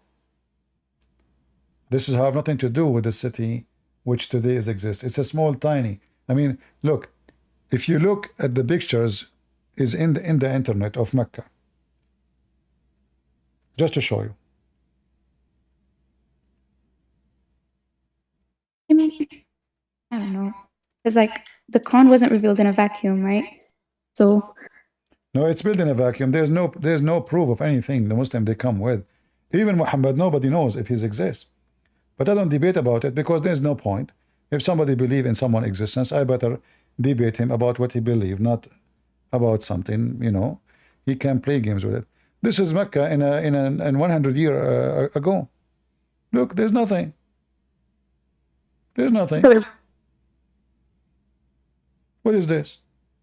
Wait, what is this supposed to be? This is the Kaaba. Just 100 years ago. 100 years ago? Yes. Because after we have cameras, you know, Saudi Arabia is in the cave time. So everything comes to them in a delay. So this is the Kaaba. Look at this. If Mecca is an ancient city, what is this? What is the ancient? This is the house built by Abraham? What is this? There's nothing. They made a fence. In fact, there's other picture. Hold on. Just to show you. They have a fence as the same one like the cowboy they do for animals. Let me see.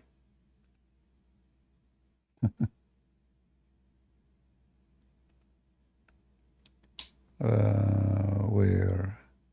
Look at this. Oh, this is a new one. Hold on, not this one. I'm trying to show you older images. Look at this one. What is this? This is when they start getting material. They made the fence like the one they use for goats. And then they open stores. It's a market. You see, all of those are stores, grocery, food, chicken. This is the Kaaba. Not what we see now. The oil came and now we have marble. We have massive building because the Kaaba itself is a business. It brings billions of dollars for the Saudi from the foolish Muslims around the world. A person in Pakistan, he spent his life working to save some money to go to the Kaaba because he want to touch the black stone. And he cried in front of the stone because his sin now is going to be whipped out and he is guaranteed to go to heaven. And the Saudi, they take his money. This is the Kaaba. And the reason they close it, it was because of a pagan, Arab pagan, who decided to close it before Islam. He decided to close the Kaaba. It's a pagan practice. Until now you do it. The roof of the Kaaba never exists. They put the roof because other cities, they used to come and throw garbage inside the Kaaba. There was 26 Kaaba. Go and read the book. It's called Jawad Ali. Jawad Ali is a Muslim. Book about what? About Islam. Very famous Muslim. Okay. But I don't know what point you're trying to make about the Kaaba here exactly. Everything is fake. If this is a house built by Abraham, by now we should have a great civilization. Oh, but wasn't it like reconstructed loads of times? Look, Abraham, he come to the Holy Land, which is in Israel. Look at what they have, and look what they have in Mecca. What happened? What happened? But I know for a fact that I was taught growing up that the Kaaba was sort of destroyed and reconstructed like loads of times across history. No problem. The temple of Jerusalem was destroyed and built many times, and Jerusalem itself was destroyed many times. But still, you cannot compare. You cannot compare. There's nothing in Mecca until now. Even with the concrete. I mean, they built 5-star hotels, now they have money. But the Mecca itself is not even good for a goat to sleep in it. If you check the houses in Mecca, you will feel sorry for anyone live there. What is this? It's a bit superficial now, like because of the aesthetics, you're gonna reject it? Like, what? What? You're gonna reject it because of you don't think it looks aesthetic? If it is old, it have to be ancient. If it's ancient, you have to have civilization. What is the civilization? Oh. We have a room. We have a room in the middle of nowhere, and there's a few stores around it, and this is just 100 years ago. So how it was 500 years ago? 1,000 years ago? Nothing. When we speak about an ancient city, if this city exists before Muhammad, and Muhammad was almost 1,500 years ago, will that mean the city is at least maybe 2,000 years old? Is that a sound like a 2,000 years old city? There's no city in the city. All what you have is a fabrication. And you know what happened to the house of Shaitan? The house of Shaitan, which the Muslim, they go and throw rocks in it. It was a small, tiny hole, and there's a column in the middle, which is very weird and very stupid. And they go throw rocks in it. And now they have 6-7 floor building. They even abrogated the house of Shaitan. What happened? Let me try to find you the pictures of the house of Shaitan. You would die laughing.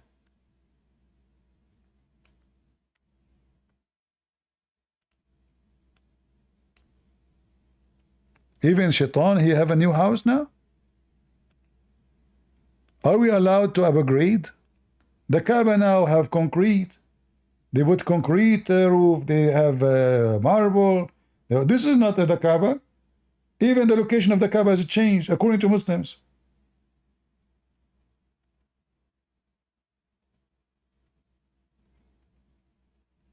Let me show you how your religion is abrogated. This is the house of Shaitan. You can go there, she takes selfie with Shaitan there. I mean, have you ever heard of his religion? Satan and God, they live in the same town. This is how it used to be not long time ago. Do you see it? Mm-hmm. All right. How the house of Shaitan become today? Do you know? It cut off. Do you know how the house of Shaitan look today? No. Like a spaceship. I mean, Shaitan is lucky, you know. How many floors? How many? Look at this. Look what happened. Shaitan, he took a mortgage and he abrogated his house. Look, look, look. It's looked like a submarine. Oh, I know what you're referring to. Huh? Oh, okay, I know what you mean now, but... What is this? Who allow you to change it? If it was like this 100 years ago, oh, this is the grave of Adam. By Adam, you know, we are a tall family, so my grandfather was very tall, very normal. All right.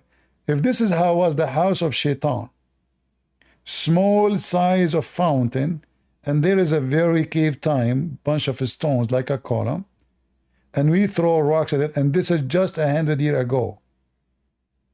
How the house of Shaitan become a big villa with many floors? Not only, like, it's not only this. If you see inside, you will die laughing. Look at this. Hold on. There's many floors. Every floor is like this. Look, look, look. You go first floor, second floor, seventh floor. So all those are floors for the house of Shaitan. You throw your rocks. There's a trucks underneath. They take the rocks. Why they did that? Because they say to you, well, Mecca, the old Mecca, it cannot handle all those people. We have to upgrade. So your God do not know that this will not work. They cannot even accept Muslims to come to visit Mecca no more because there's a limit. Otherwise, people will die. So why Allah make it obligatory for every Muslim to come during his lifetime at least once? If you calculate the number now, there's no way you can make it in your lifetime unless you get lucky. What is this? Thanks to the American, they made concrete. So now this is the house of Shaitan.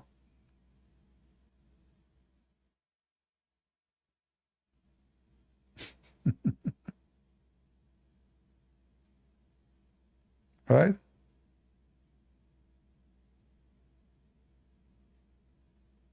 How that can be accepted? So how we can convince people, instead of throwing the stones where Muhammad used to throw it here, go and throw it there? How we do that?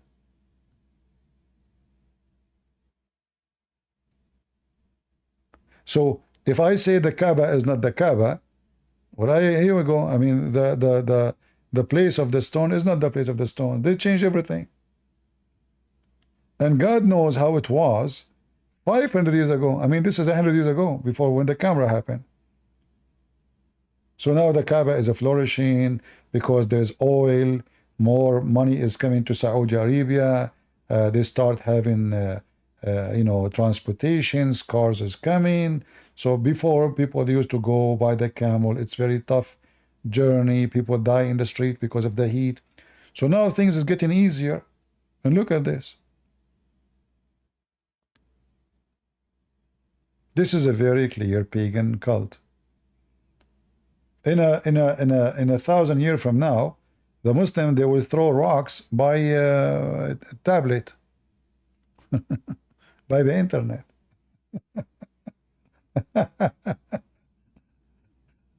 They will kiss the black stone from the internet. What is this? We upgrade our religion. We upgrade the house of Shaitan. Moderate house of Shaitan. Did Shaitan approve that, or what do you think, Sage? Do you think Shaitan is happy that they put this roof or concrete?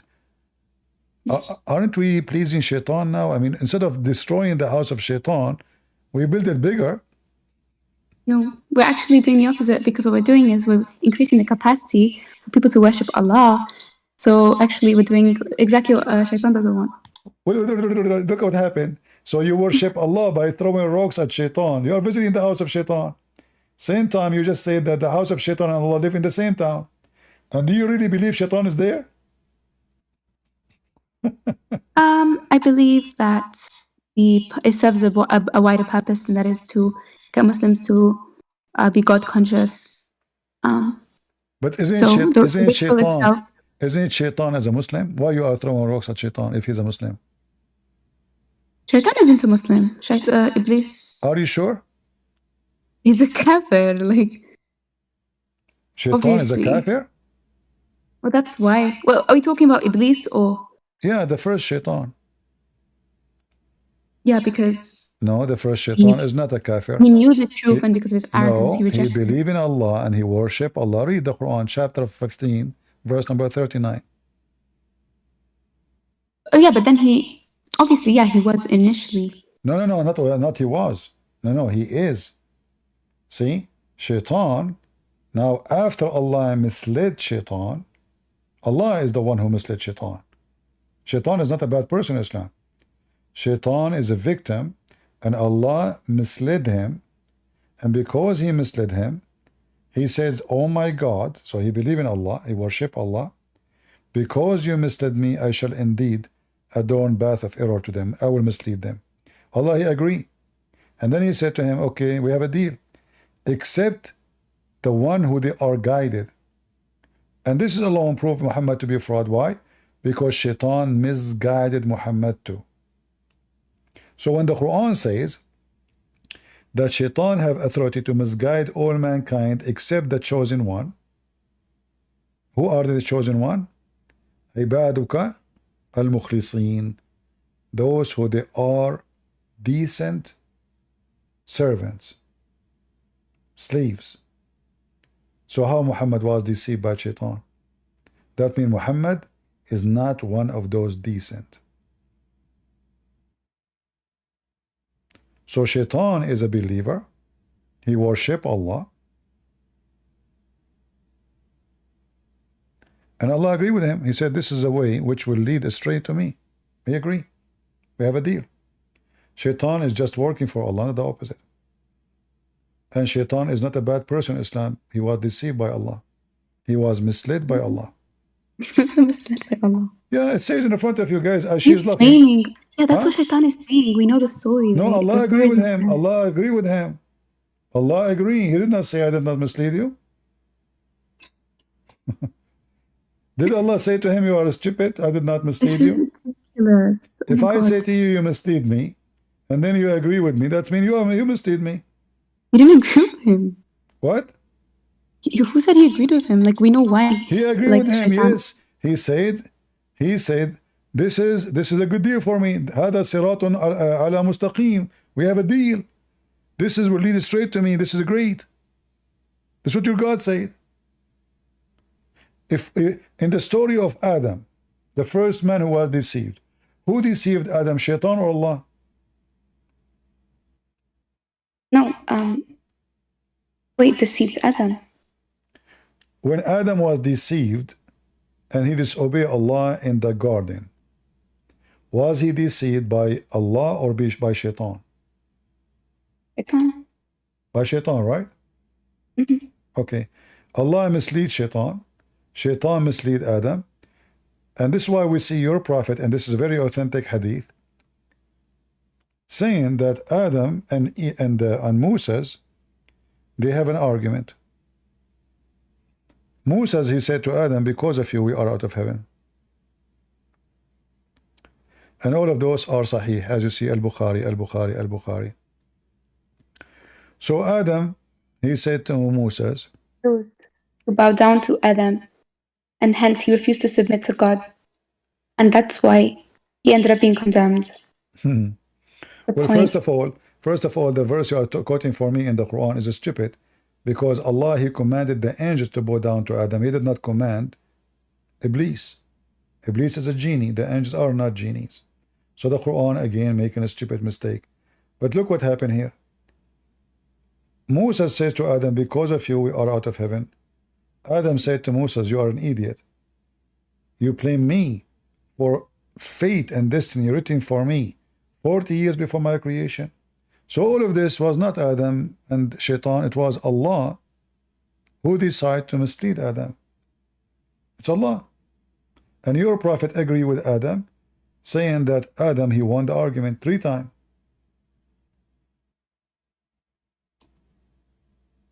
But this narration is It's Sahih. quite laughable. This is Quite Al-Bukhari. laughable. This is Al-Bukhari. Yeah, I know, but it's Abu Huraira. Like, you have to take it with a grain of salt. So now Abu Huraira is come back. All the Sahih hadith is coming from Abu Huraira. Not all of them, but these ones especially pertaining to matters of the unseen. Listen, like all those hadith, look how many times is repeated. All of it, it says authentic, authentic, authentic. Only for you, it's not authentic. No, like the stuff on like these kinds of like, you know, things on Bani Israel, he does borrow them. So so those hadith are authentic and they are in Al-Bukhari and they are in Muslim, and now we have to accuse the Jews. The Jews, they made this hadith. The Jews, no, the Jews, they made the hadith. They forced the Muslim to write it, and they forced the Muslim to believe in it, and they forced them to say it's authentic. The Jews. I don't believe in conspiracy theories. You do. You just say it. You just said the children of Israel. You accuse them. He's borrowing, or whoever this. If he is borrowing, that means he's a liar. That means you should not accept anything he's saying. So why you scholars accept what he's saying? Who is the one of them is saying this is not correct? Look, this is all authentic. All of this repeated many times in Sahih Muslim Al-Bukhari. This is the most authentic books for Muslims. All of this. It's so obvious these are like stories that were like just being circulated. You see, circulated. Isn't it the Quran circulated too? Everything you have is circulated. You don't have a book. Muhammad did not give you a book. He never wrote a book. According to the Muslims, Uthman is the one who wrote a book, and he ordered them to burn all other Quran because obviously disagree with each other. If they are in agreement, he will not burn them. The first one who burned the Quran is the Muslims. Is it because of like dialects? What dialect? Isn't it your prophet? He said that the Quran sent to him in 7 letters. So if Muhammad he claimed that my people will not be able to handle it, that means the 7 dialects are needed. And by the way, there's hundreds of reading of the Quran. Hundreds, not 1, not 2, not 3, not 5. You know, the Muslim they say the 10 small and the 10 big, and what is this? Because the Quran, each one of them is different. It is your prophet who could be asking Allah to send him more Quran in different way, because he claimed that the small tiny city of Mecca, they are stupid, so they need 7 Quran in order to understand the Quran. So where is the 7 Quran? And this is Sahih. So what you will do now, anything is embarrassing as usual. You say the Jews, Netanyahu. No, this. It is a Trump. It is a Trump. I'm very sure that the one behind these stories is Donald Trump. It's obvious. Yes. I mean, who's going to be? Biden? He don't remember his name. It can't be him. So it must be Trump. You know? Yeah. It was his economy plan. That's why he's building a big project now in Mecca for the Muslims, so people they can go and do Hajj, big hotel. Yeah. Partnering with the Crown Prince. I would talk to him. He can give you like a nice jacuzzi there. I want my jacuzzi in Al-Aqsa Mosque. No, I'm joking. No, jacuzzi, the best jacuzzi, if you want to have a real jacuzzi, you do what the Prophet did. Do you know what your Prophet did? No, I don't. He take jacuzzi with dead dogs and women blood from period and stinky garbage. Did you try that? No, but thanks for the recommendation. I'm serious. Maybe you should let me know how it's like before I try it. Why not? Are you ashamed of your prophet? Tradition. You said to me tradition. You kissed the stone because tradition. So you should do this. It's tradition. Huh? I've never seen this hadith. Give me a sec to read it. Does it say that your prophet, he do wash himself doing ablution in a water, small tiny body of water in the size of a jacuzzi, full of rags of menstruation, flesh of dogs, not one dog, and it is garbage thrown in it. He said, sure. Indeed, water is pure. Nothing make it impure. Oh, of course, because wudu is a spiritual purity. It's not a actual it's not meant to be to be clean, right? It's illusion. So okay, guys, it's not meant It's to not be a clean. shower. So now what we did, if it's not meant to be clean, so why I'm taking shower or washing myself with dead dogs' blood? No, it's not about washing. Because that's why when you don't have water, you just use soil or you use Listen. like a rock. Do you put the ablution water in your ears? Yes. Not inside the ear, like You you do. just Do you put the ablution in your nose? Yes, you do. Do you put water in your mouth? Yes, you do. Imagine water have dead dogs, when a blood from period, and garbage thrown in. Even in Arabic it says nothing, the stinky garbage. And yes, your prophet saying this is pure. I mean, this guy, if he exists now, he would destroy the world if people follow him. What kind of a savage, trashy person he is? it's not pure hygienically, no, but he said it's what he's saying pure. is spiritually, it What? won't go against your prayer. Okay. Christian. Guys, it's spiritually. Nice to meet you. It won't. It's time for you to go. It's too much spiritually lies. Thank you very much. This is a spiritually, guys. Dead dogs. So what your prophet says, if a dog lick your dish, you have to wash it 7 times. How we have to wash it 7 times just because of his tongue? And then we have a dead dog. Not only one, many dead dogs. It's okay. How come if you want to pray, you have if women they have period, you cannot pray, and your Muhammad is praying by touching women blood from period, and their rags is all over his head. Dunkar, your mic.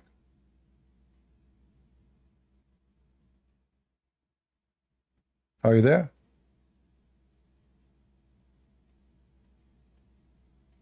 Yeah, it doesn't invalidate the prayer, guys.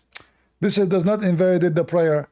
But if a woman walk by, invalidate the prayer. If you touch the women, invalidate the prayer.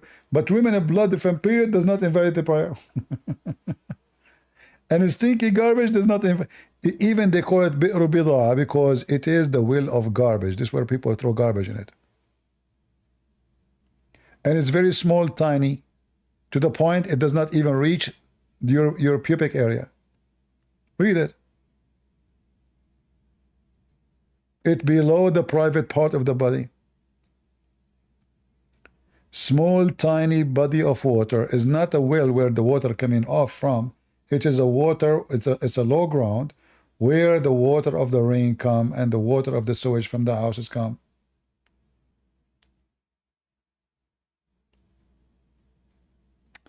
All right, this guy is not even here.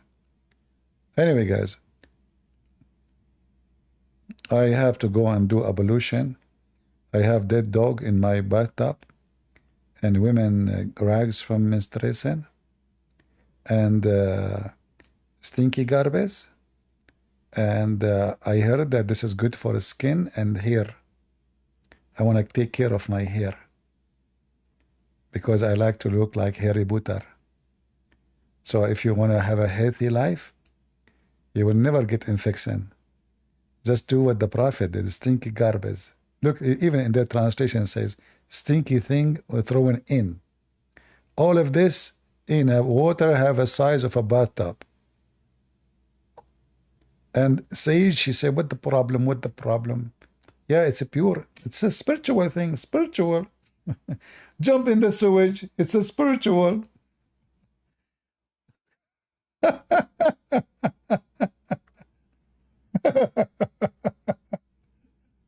I like your spirituality. Hey, Sage, I don't know what your husband would do when do you smell bad so bad, really? Because your husband, he would say, why you have a blood menstruation rags on your head? I said, oh, I just took shower. Oh, but isn't this a dirty? No. This is spiritual. Yeah, spirituality in Islam involve women rags from menstruation. Oh, look! There is a leg of a dog in your shoulder. Oh, it's okay. Hold on. This is the tail too. In my bra. Okay, let me take it off. Why you have a dead dog's meat in on your body? Oh, it's so, don't worry, it's a spiritual. Water is always pure. Nothing make it impure. You know, you are making a big story about nothing, you know, nothing. Oh, look, there's a condom on your head.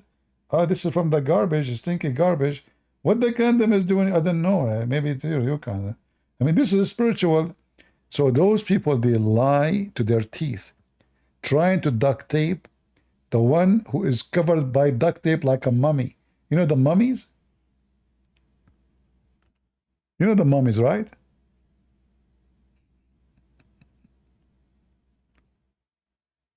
The mummies,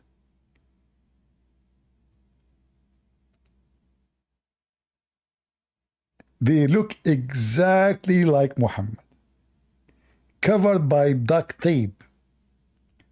Muslims, they bought all the duct tape in the world to cover their prophet, the mummy. This is how Prophet Muhammad looked like now.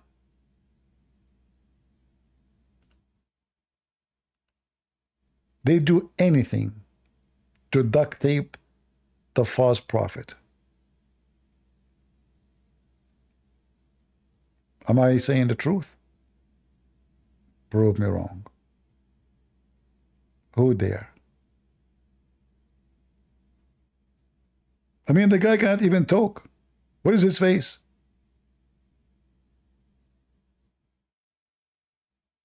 The mummy Muhammad. Muhammad is like a screen door, have a billion hole in it, and the Muslim trying to convince us that he can keep water inside.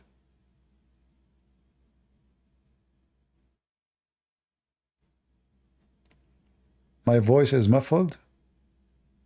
Is it? Okay. Don't worry about it. Don't worry about it. Just put the duct tape over your speaker, you will be fine. What Zabril control me? Are you kidding me? Zabril cannot control me. In order to control me, there's one of two things you can do. Either you take hair from the anus of the man according to the Prophet, or you get him married. Either those are not happening.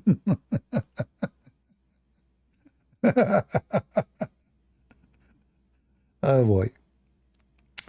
Prophet Muhammad, he knows everything. Water is always pure. Nothing make it impure. Why, what the heck is that? Shish kebab religion. Hummus. You know? Unbelievable. But what we can do, I mean, the duct tape mummy, I mean, mummy, oh mommy. Oh mommy blue. Oh mommy blue. Oh mommy. Now I know why this song exist. They made it for Muhammad, the mummy. And the Muslim, they think if they put a wig in Muhammad, Muhammad will look better. Look at this. Seriously. Wow. That is a Prophet Muhammad. No, Prophet Muhammad, he stink according to the hadith. Let us take it away, otherwise you guys, you will have a bad dreams. Many of you are sensitive, case sensitive. Look, we close the mummy, we see the grave of Adam. Islam is the truth. All of this is proven by scientists. This is Adam there. Adam is, look how tall he is. All of this is proven scientifically, you know.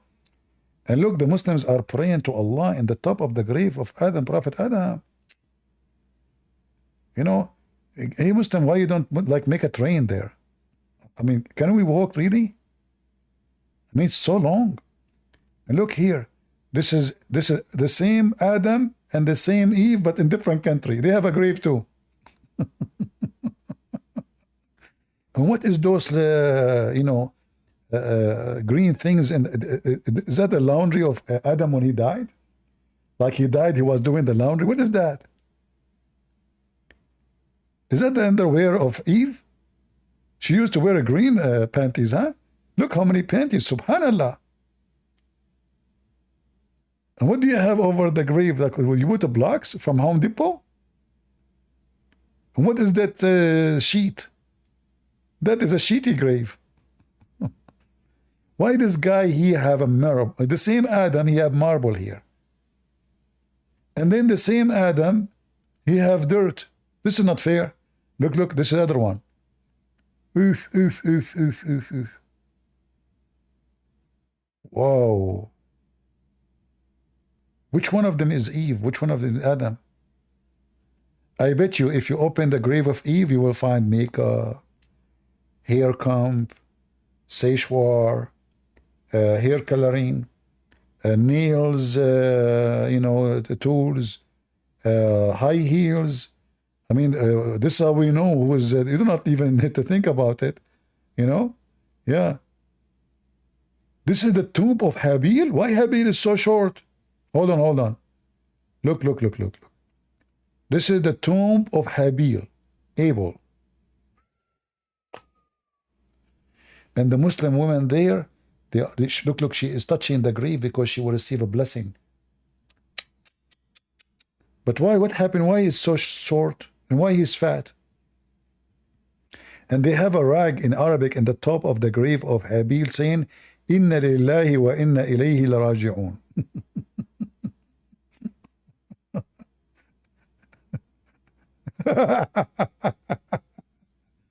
It's a true reason. And look, the Muslim, they found the footstep of Prophet Adam in Sri Lanka. This is his footstep. But this is the temple of the Buddhist. The Muslim, they want to hijack the temple and they will take it from the Buddhist, claiming that this is the footstep of but Muslims. Where is the other step? So Adam, he landed with one foot. Maybe he lost his other foot in the Afghanistan war. Our grandfather Adam was 1 foot guy? Or because he's monotheist? Now I understand. He have one hand too. One hand, 1 foot, 1 penis, and 1 balls. That makes sense. Now we are getting closer. Not like my grandfather, he have 3 balls. Because, those Christians are not monotheists.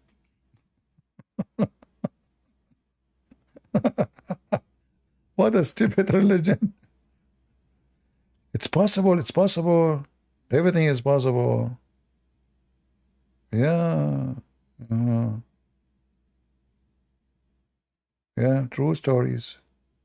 And Muslims don't lie, man. This is the footstep of Adam. He was very heavy, man. He was very big, and big and beautiful. But those Christians, they make mockery because they are stupid. They don't understand. Yeah. What else? What else?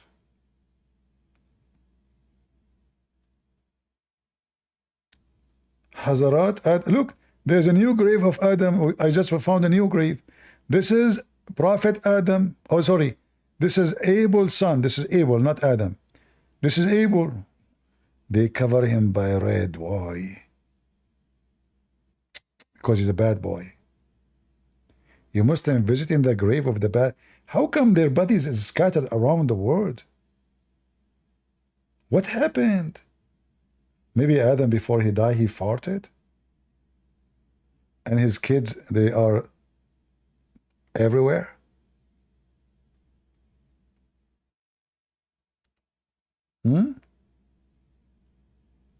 They build those graves, fake graves. So the poor Abdul, they come and they donate and they give money. Look, this is another grave for Habil. Abel. In Syria. That one before it was in Pakistan. The other one is in Bangladesh. This one in Syria.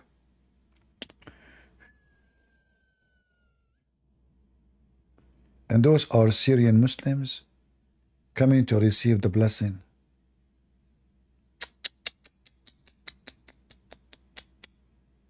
There's nothing in Turkey? Aman Rabbi Aman.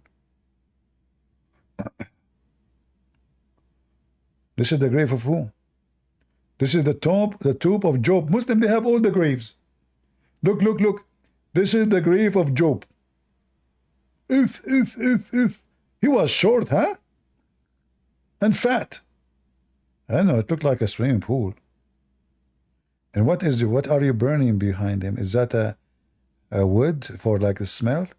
Yeah, Job, he liked to smell good, you know. I mean, what you will lose? Yeah. This is the grave of whom? This is the same guy, but different location, different country. Look, this is Job too.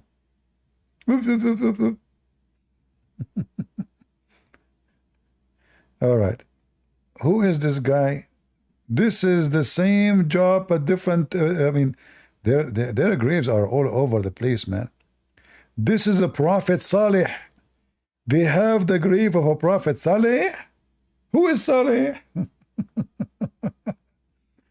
This is the grave of who? No, it doesn't say.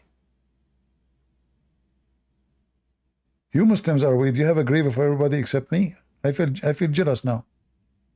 Idiots. You know, when I was in the army, you know, I went for a while.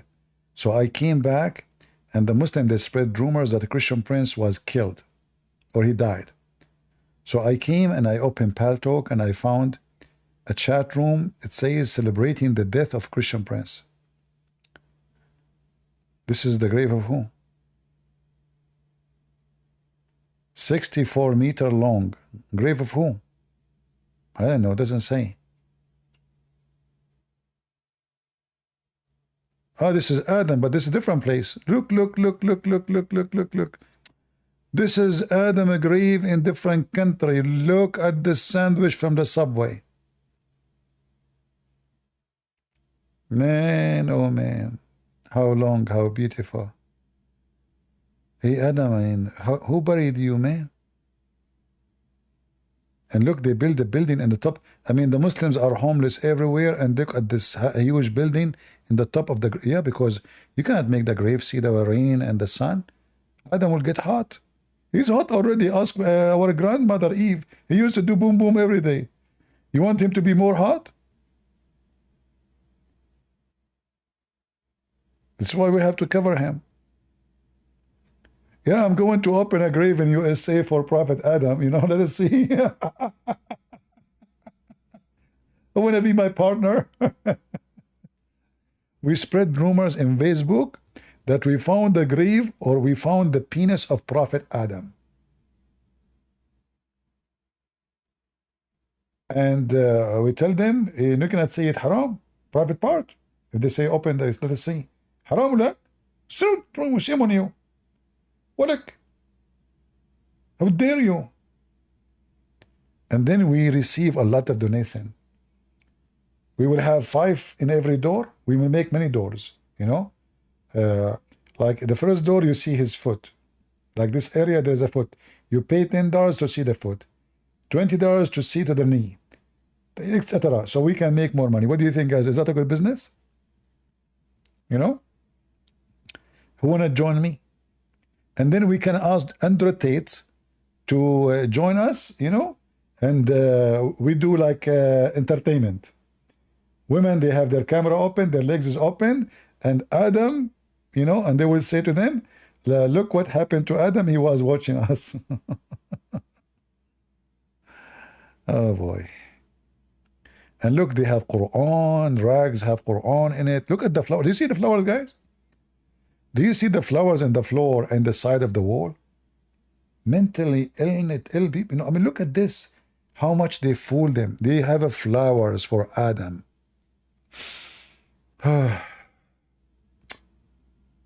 Man. Hey guys, when I die, please put a sign in the top of my name, Prophet Adam, grave is here. So Muslim will bring shish kebab, falafel. We accept all kind of donation. Falafel, shish kebab, hummus.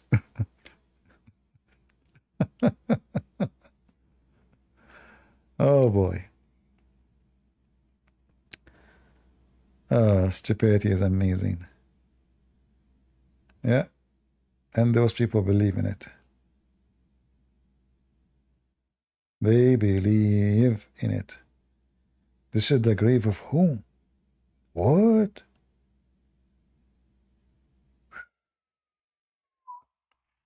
I mean, the subway is smaller. The tunnel of Hamas is smaller. And what is this at the end? Why it's so wide? Is that his head? His head was so big, huh? Look at the end of the picture. You see this sheet, big, wide. I think his head is here. So he was so skinny, all the way like 200 meters away, but his head is so big. So beautiful. Who can beat that? Nobody. Can you? Let us be honest here. I mean, let us be honest, seriously. You know? Look at the flowers, look at... Oh boy.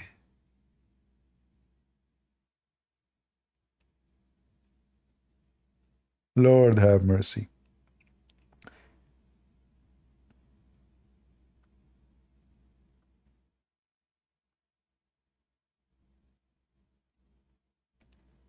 Yeah, you might find more, if you search yourself, you might find more graves from the Abdul.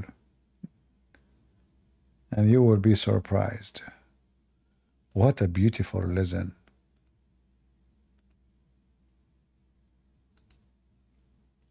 I mean, we have to come to a conclusion.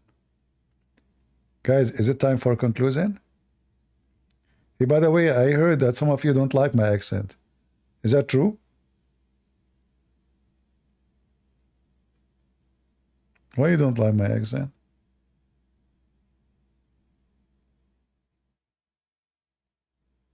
What's wrong with my accent? Should I switch? Speak like a... Christopher, first of all, my accent is better than your accent. Abdul, what are you talking about? You don't even have an accent. You spit. Christopher, first of all, I don't spit. My wife, she said, you are a spitty machine. But he is lying. Because women, they always lie. Okay, what she lie? I mean, look at you. Just keep distance. Keep distance. Christopher, I am giving distance. Because simply, my spit is used in Bangladesh for irrigation. For what? Irrigation. May Allah irrigate you.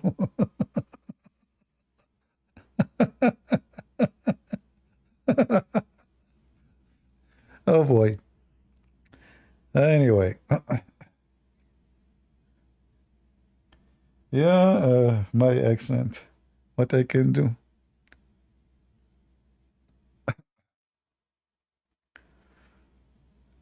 Do we have any Abdul? I'm tired, Muslims. I have to go soon, like 6 hours from now.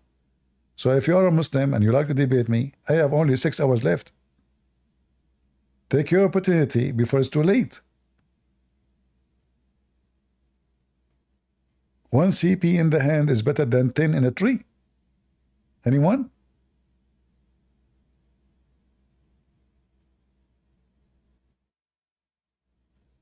Okay, guys, you like my accent. I get it. I don't like my accent.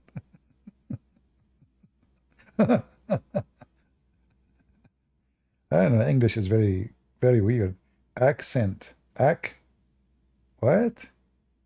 Don't even think about it. You know? Any Abdul? Now, I hope after we finish, look how generous you are in the chat. Why there's nobody is generous in the comment?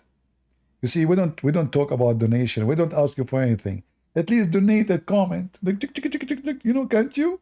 I stay for many hours losing my voice, shouting with the Abdul, showing you reference, you know, non-stop, and we have a good time. Donate a comment, please. Okay, please donate a comment, please.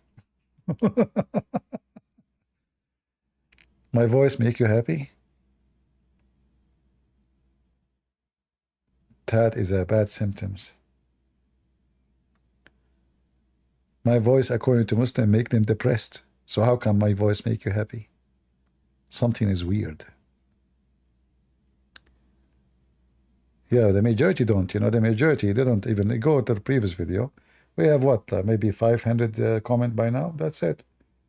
So, you know, very few they are commenting. Yeah, anyway. Dunker Wolf. Well, I invited you, you did not talk, Dunker Wolf.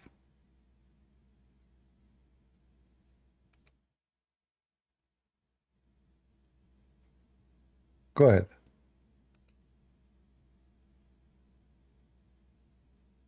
Dunker, are you there? Dunkeler. Sound like German.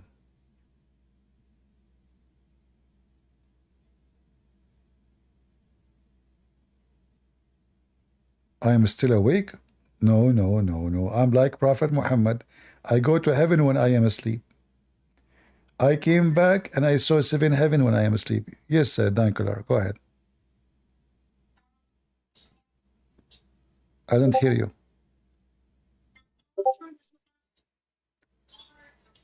Why you are you faking your voice? Are you an ant?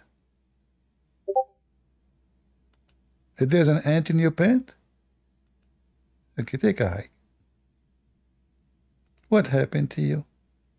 Your mother-in-law sitting on the top of you and your voice is not coming? And she have 1 mile butt? May Allah butt you.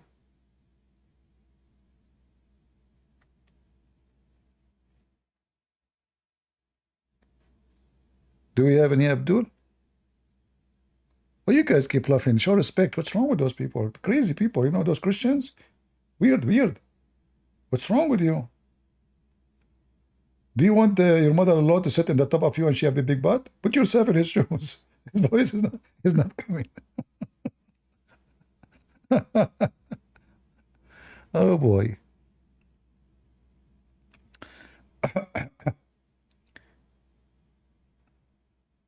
What's wrong with my vocabulary? You speak English better than my English? You know? In fact, we are the Arab, we are the founder of English. Shakespeare, his real name is Shakespeare. His real name. He's an Arab. Shakespeare. Check it out. Al-Qazafi was making a speech. He said that Shakespeare is an Arab. His real name is Shakespeare. And he claimed that democracy, the word democracy, is coming from the Arabic language, which is democracy, which means bring the chairs. That's deep. And the same guy who speak about democracy coming from Arabia, anyone who oppose him, he cut his head.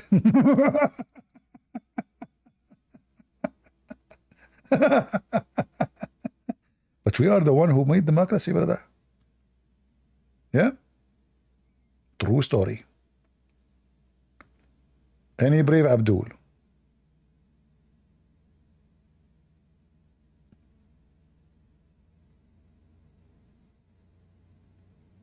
Anyone?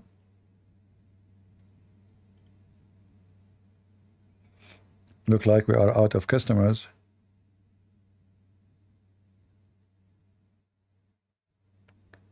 My 4 wives need attention. I think this guy is spying at me. How he knew that I have 4 wives? That's sound fishy. Man, you cannot hide a secret these days.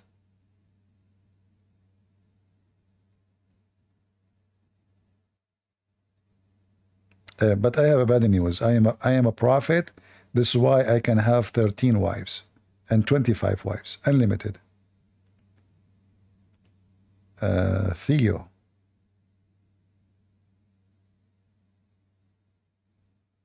Go ahead, Theo. What do you want to say to us? Hello, can you hear me? I hear you. Go ahead. Okay. Hello, Christian Prince. Hello. I'm a Christian, but I just had a couple of questions. Is it okay if I ask them? What do you think about Muhammad? Well, I think he's a false prophet, and I really enjoy like watching your show. It was hilarious hadiths. Like when he was watching himself with dead dogs, man, I couldn't stop laughing when I heard it the first time. What? Which one? The dead I'm just dogs. saying that The dead were dogs. really Okay. funny. Yeah, but you know, those dead dogs are from big families, you know. Not like the normal dogs. Those are very nice dogs. So when Muhammad he takes shower with the dead dogs, those are very, very high quality dogs. I heard their last name is Chihuahua. Anyway, so what do you want to say to us? Branded dead dogs. Yeah. So what do you want to say? I just had a couple of questions. Is it okay if I ask? Couple? Are you going to give me 2 questions at a time? Well, it's just one question, but it's about 4 words in the Quran. Okay. Like it's about Arabic. All right, no problem. Go ahead. Okay. I asked my question. I just wanted to say thank you a lot for the work that you do and for the videos that you make. As you really share a lot of information with us and you don't charge any money for it. And the information that you have is like super exclusive. I just want to say thank you for the work that you do. You're welcome. Okay, so my question is, when I watched your videos, I noticed that you often point to the fact that Allah is a deceiver because the Quran says so, right? Uh-huh. Yeah, and my question is, oh, I recently started learning a bit of Arabic with your videos. But my question is, does the word makara really mean to deceive, like to lie? Yes, you can go and check even the dictionary, you know. Like in Arabic we say الثعلب المكار, speaking about the fox. Al-Makkar, which means the deceiver, because fox is a very famous animal that he deceive, like he deceive you when you hunt, he deceive you, like it happened to me once. We shot at the fox, he lay down in the ground, he act as if he's dead, but he's not. So the word makar is specifically is a negative thing about someone is so smart, but in evil way, not in a good way. Uh-huh. I see. I mean, I have a dictionary. The second you say to someone, you are a makar, yes, you are saying to him you are smart, but you are saying to him you are evil. I see. Well, I have a Arabic dictionary at home. When I looked at this word in the dictionary, it says that the meaning is to deceive or to like create a evil plan, basically. Yeah, it's just to make someone believe in something false so you can accomplish something from behind that. Like I make you believe in, let us say, scammers. Scammers is a makar. Why? He make you believe in something in order to gain something which will destroy you maybe. So like he call an old person, say to him, I am from the bank. This is kind of a makar. So he's smart, he have a plan to deceive you, but the deception he is doing is not for fun, is to hurt. I understand. Thank you for the explanation. Well, what about like, so I was just trying to read some verses in the Quran just to see for myself like what kind of words it uses. And I noticed that when it speaks about Satan, it uses a different word. I don't know how exactly it's pronounced. I think it's pronounced khada. Khada is other word in Arabic, but in order to give you a better answer, maybe let me see. There's a hadith. Maybe I can find it. Okay. And you said you are studying Arabic now? Yeah, I'm learning. Yeah. All right. Here we go. So here, we don't care for the hadith itself, but we are trying to show the language, right? What the language mean. So here, we see this in Arabic. This is durar. Here it says, if you know a little bit of Arabic, it says ملعون من ضار مؤمنا أو مكر به. It's cursed, the one, you see the word makar? Is it clear? Yeah, I see. Let me see if I can find it in the English translation. Give me a second. Yeah, I think it means deceiving with something, right? Bihi. Yeah, this is why Muhammad is cursing the one. He is saying, curse the one who do makar. So look what is even the Muslim translation saying. Cursed are those who do harm a believer or plot to do so. So makr is what? Is a plot to hurt. See it? And this is the word in Arabic. So if a Muslim argue with you, says this is not what it says, you can get them busted easy. All right? I see. Okay. What about the word khada? Is it like a different kind of deception or something? Khada is the same. Khadia is a somebody, fooling somebody. This is why Muhammad, he says, war is khuda. Al-harb khuda, which means deception. What is al-harb? Harb mean war. Oh, okay. See? This is the word khuda. You see it? War is deception. And this is the word in Arabic, khuda. I see it. In Arabic, you can add the letter ya before a description, a noun, like deception, that will make it a verb. So yakhda, by adding the letter ya, that will make it, you are doing it now, make it a verb. Yeah. Yeah, but it's just like by adding, fa'ala is to do and yaf'al is somebody's doing something, right? So you just add the letter ya, and that will make it deception, as an act of deception, which means you are doing it now. It's a verb. It's a continuous verb, deceiving. This we see the word yakhda here. It's the same word I just showed you, but here it says yakhda, which means he is deceiving now.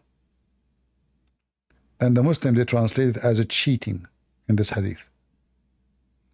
Cheating by deceiving, see it?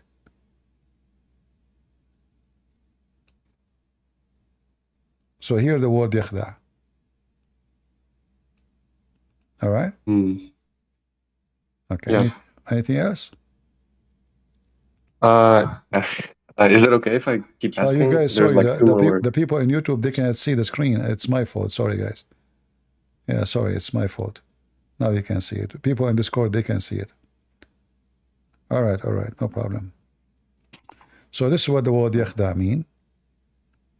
You see, I have a channel to teach Arabic. You can learn there. I make it very simple for anyone to learn Arabic, because I don't teach as Arabic teacher. The Arabic teachers, when they teach, they make it so complicated, and they will make you even more confused.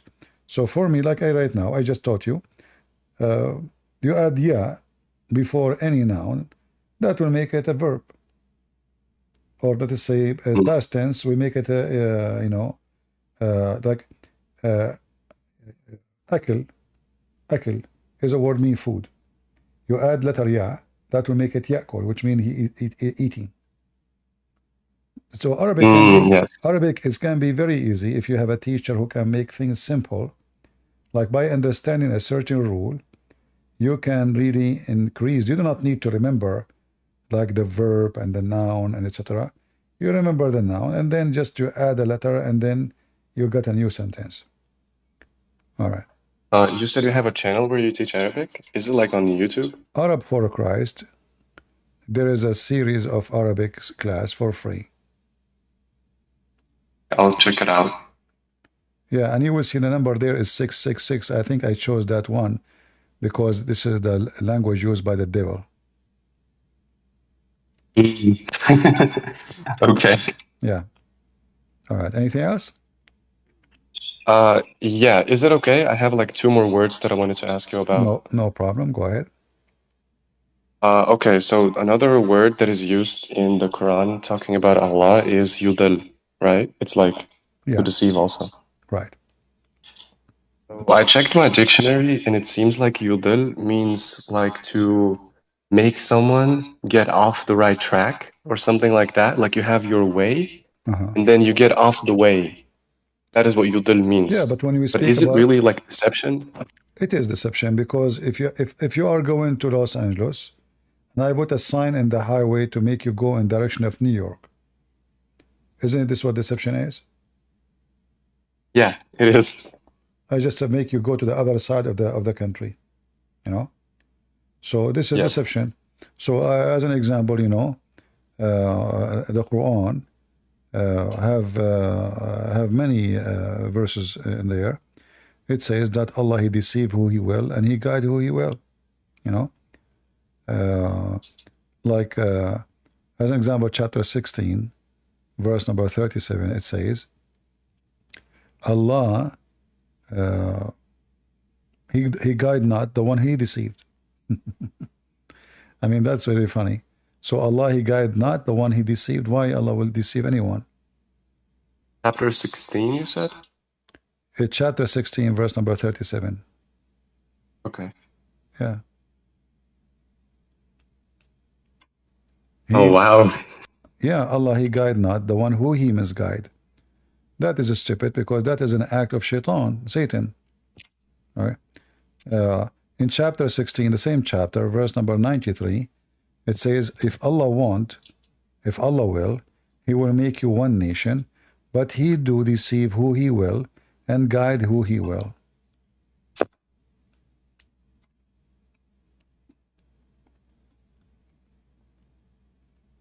You see it? Yeah, I opened it on my phone.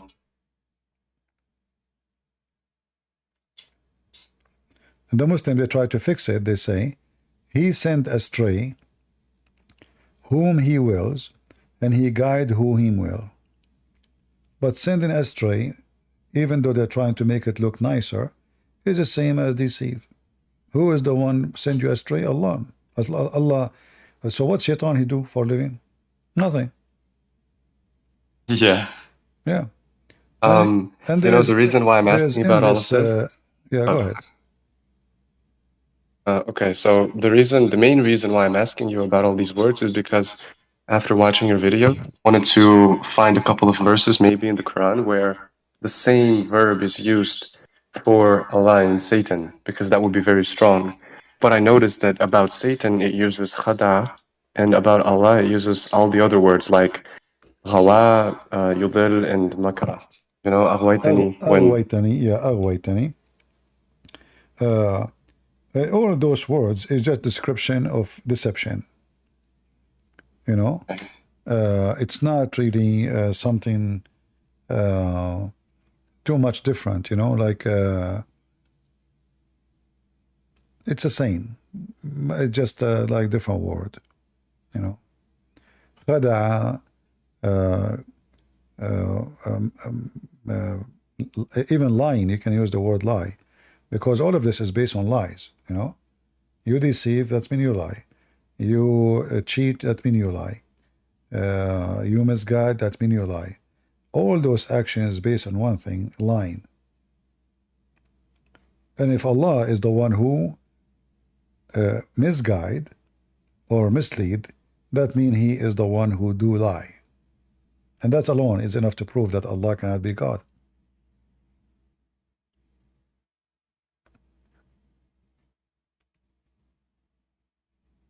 All right, he's out. Any Abdul? Well, I hope I did help you with the... Oh, he want to be back? Maybe his wife, she grabbed him. He did not wash dishes. Are you back? No, I haven't been using Discord in a long time, and I accidentally left. I'm just joking. Don't take it... don't be offended. Sure. I make fun of myself. Everybody knows, so you know. Yeah. So what else? So yeah, so basically all these words are the same, like they're just describing deception. All of them, they end in the same way. It's about misleading, deceiving, lying, you know, cheating, fooling people. It's the same, you know. Yeah. Mm-hmm. And you know, we have, and the Quran is so clear. Like here, as an example, chapter 35, verse number 8. And, you know, even the Quran make it more stupid. As an example, the one who Allah misguide, no guidance for him. So, which means Satan misguiding is less harmful than the misguiding of Allah. Because simply there's no, that's it, there's no guidance for you. You know, there's no way. I don't know what's wrong with this website. Give me a second.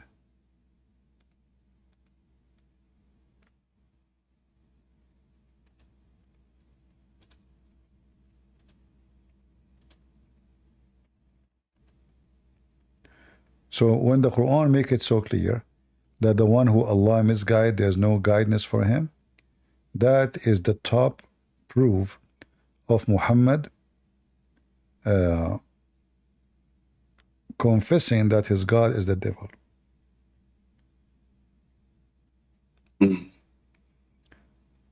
The Muslim, again, they try to fix it. They say, whomsoever Allah send astray, none can guide him. So when Allah send you astray and deceive you, Allah is cobra. His deception is deadly, and that is Satan. Yeah. You know? Like there is no return. That's it. And look how the Muslims, they try to fabricate the translation. To such as Allah, reject from his guidance. There's no one it's the guide. same word. Yeah, but what happened to the word yudlil, you know? They lie. So what reject from his God? It doesn't say that. It says that the one who Allah deceive. Let us see Hilary and Khan. Even if they say reject from his guidance, like why would God do that? That's not what it says. See here they are using the word astray, which is still not accurate too, but it's okay. Astray is the same as deceive, but the reality is deceive. You know, every Muslim, he tried to give you different words, different translation, but they are not being honest. I never saw an honest Muslim anyway. I mean, honest Muslim is an ex-Muslim. Yes. What about the word ghawa? Word what? Ghawa. I don't understand. I mean, it's spelled ghain, waw, and ya at the end. Agwa. Yeah, but it was like that in my dictionary, so. Yeah, the word riwaya is an act of a crimes of a criminals. And it's used usually when it's come to something connected to temptation, but mostly is in sexual way. This is why I don't understand even why the Quran used the word aghwaytani, because how shaitan he been tempted by Allah in a sexual way. But obviously here, if you see here, in chapter 7, verse number 16, shaitan, he says, and look, this is the Muslim translation, now for they, which mean Allah, perverted me. Do you see it? Oh, he's gone again. Guys, do you see the word pervert in me? Allah, he made shaitan pervert. Allah deceived shaitan, caused him to be pervert. This is the Muslim translation, not my translation. You perverting me. This is why the word riwaya usually is connected to sexual lust. So the verse sounds stupid for me, because how shaitan been tempted by sex, you know, riwaya. However, if it's not about sex, still it says, even in their translation, because you perverted me. I'm so sorry for getting off and on. I just really haven't been using Discord. I just clicked this button again on accident. Really sorry. No problem. As long as you don't have a suicide belt and you did not hit it by accident, you are fine. Okay.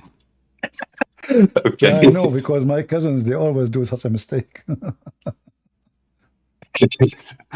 All right. Okay, you're saying that ahwaitani is like sexual deception or temptation, right? Yeah, but the Muslim, they will not agree. They will say this is not really what it's meant. However, in the best scenario, you deceive me. So now this is a translation of who? Let us see. Arbery. If you go to different translation, let us say Hilali Khan.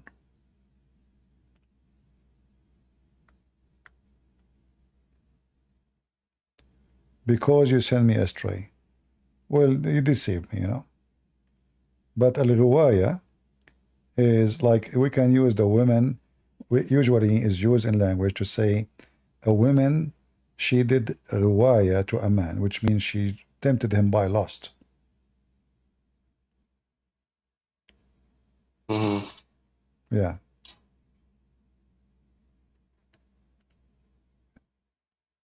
Okay, I see. Well, one thing that I don't understand is like there are Arab Muslims, right? People whose native language is Arabic, and they're Muslims. And when they read in the Quran, how don't they see that it's like it's so stupid, you know? Why would God deceive anybody? Why would He tempt anybody? Isn't it like obvious? Why don't they why do they keep following Islam? Well, leaving a religion is not easy when you live in a society. There's a consequences. You know, those are very harsh people with each other, and if you leave Islam, they will kill you. So they choose the easiest way. We stay in this garbage. I better be praised for being a Muslim from being condemned, spit at, and maybe even killed. So this is how they calculate it. Otherwise, however, a lot of Islam is leaving Islam, big deal, you know. Because the more freedom, the more you find an answer, you know, that people leave Islam because now they are not under the threat.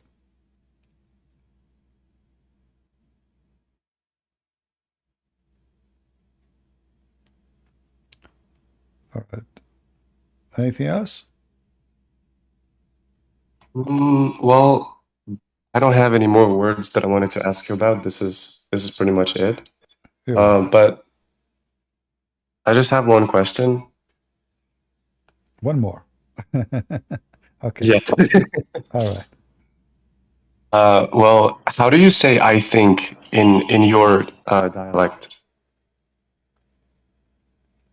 In dialect or in Arabic in general, like a classic language?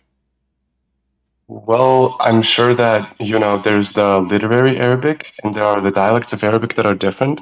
I'm sure you have like your own dialect that you speak, or you don't want to speak it so that people don't, you know, see where you're from. Well, there is many ways. I will give you many dialect.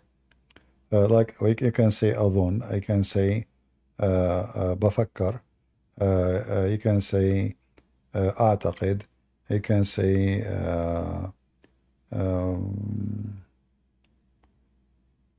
yeah, I mean those words, one of them, all of them, they mean the same thing. I think, I believe, I thought. Yeah. And which one do you personally use like mostly in your daily speech? I don't use the word I think because I'm Arab. We're Arab, we don't think. It's haram, haram, haram. Makes sense. It's harmful. It's harmful. It's not allowed. Bad, bad, you know. Stay away from it. You start thinking, you know, bye bye, say hello to your neck. You cannot say I think. You think, you know, like what are you talking about? What do you think? Then if you think, they will call you a thinker. Thinker mean philosopher. Philosopher is a kafir. Kill him. You know. Yeah. Yeah. Yeah. All right, my friend. Thank you very much for joining us. Yeah, thank you very much for all the answers and the information. It's really, really helpful, man. You're welcome. Really appreciate it. You're welcome. I have to go celebrate Indonesian independence at church. Huh? You have independence in Indonesia? Okay. That's strange. I thought Indonesian, they have a lot of orange occupation. It turned to be they have independence. So the Arab Muslims have the Qur'an's content nonsense, right? You see, the Arab Muslims usually, they don't question really the Quran. They just read it. Because questioning those things is dangerous. You can't even mention it in front of a family member. You know, like Islam is like, as a very famous Western man said, is like rabies for dogs. Even, like there is a story about a girl, a Jordanian girl. She borrowed the Bible from a Christian girl. But she did not borrow the Bible because she wanted to believe in Christianity. She decided to study the Bible so she can make mockery of Christianity. So this woman, her family are very, very religious Muslims. So she have no choice except to hide the Bible, you know. Her mother, she came to clean the room. She found the Bible under her pillow. Because they are mentally ill and full of hatred. The mother, she waited for her daughter when she come from the school. She did not even ask her a question. She have a kitchen knife in her hand. Her daughter, she opened the door, she walked inside, and she starts stabbing her non-stop hundreds of times. And for sure she killed her. Because she thought that her daughter, she become a Christian. So this will tell you how filthy, satanic this garbage cult. Her own daughter did not even ask her why. And then when the police investigate, it turned to be that she borrowed just a day before the Bible because the Christian girl, she said to her, you are talking about something you don't know. What about you read the Bible before you open your mouth, insulting us? She said, okay, give it to me. She killed her.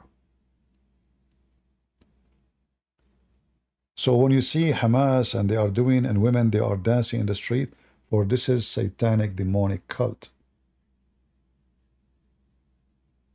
Very filthy. Like here we sit, we laugh, etc. But if you live between them, you will know what I'm talking about.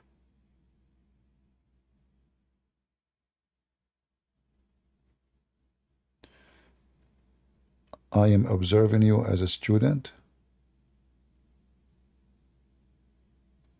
Okay.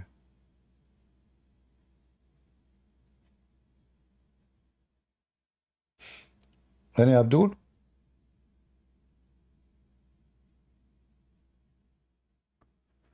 What is the most violence verse in the Quran? Well, the whole Quran, purpose of it is violence. So it's not about only a verse, the whole idea. But however, the one is connected to you as a Christian is chapter 9, verse number 29, which is commanding to kill the Christian and the Jews unless they pay money. However, there's tons of verses like cutting heads, crucifixion, cutting hands, you know.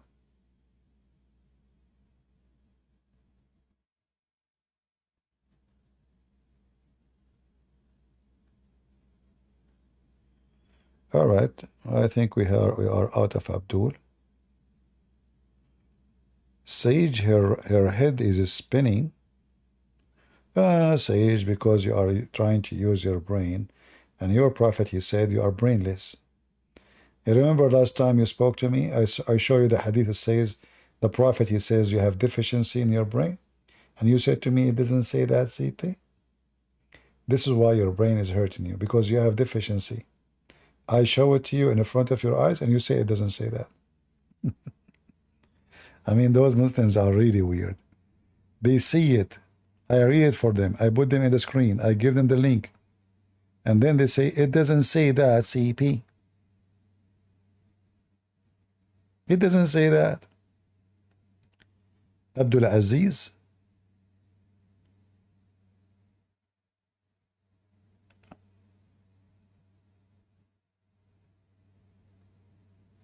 No, she is not mental. You know, she is poor woman trying to defend, you know, she is born this garbage, what she can say.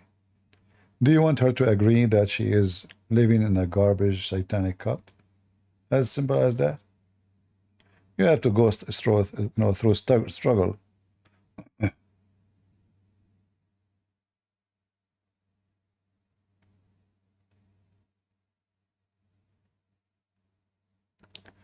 Can you give a few moments in Sam Shamoun debate that has reached millions? Well, I don't know how many reach. I think the number is still small. Debate or one debate or debates? I don't know what are you talking about.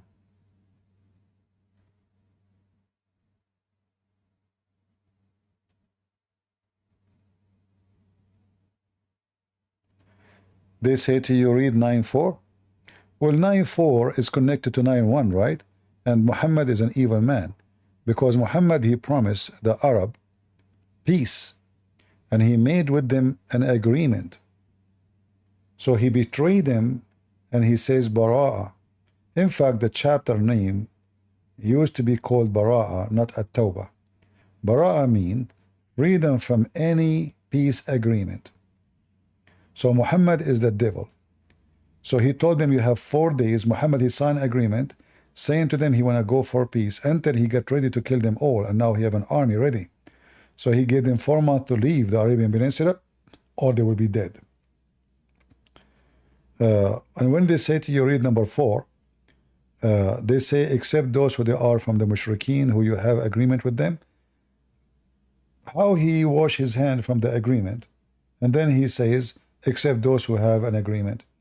The one who he mentioned is the one who gave them protection.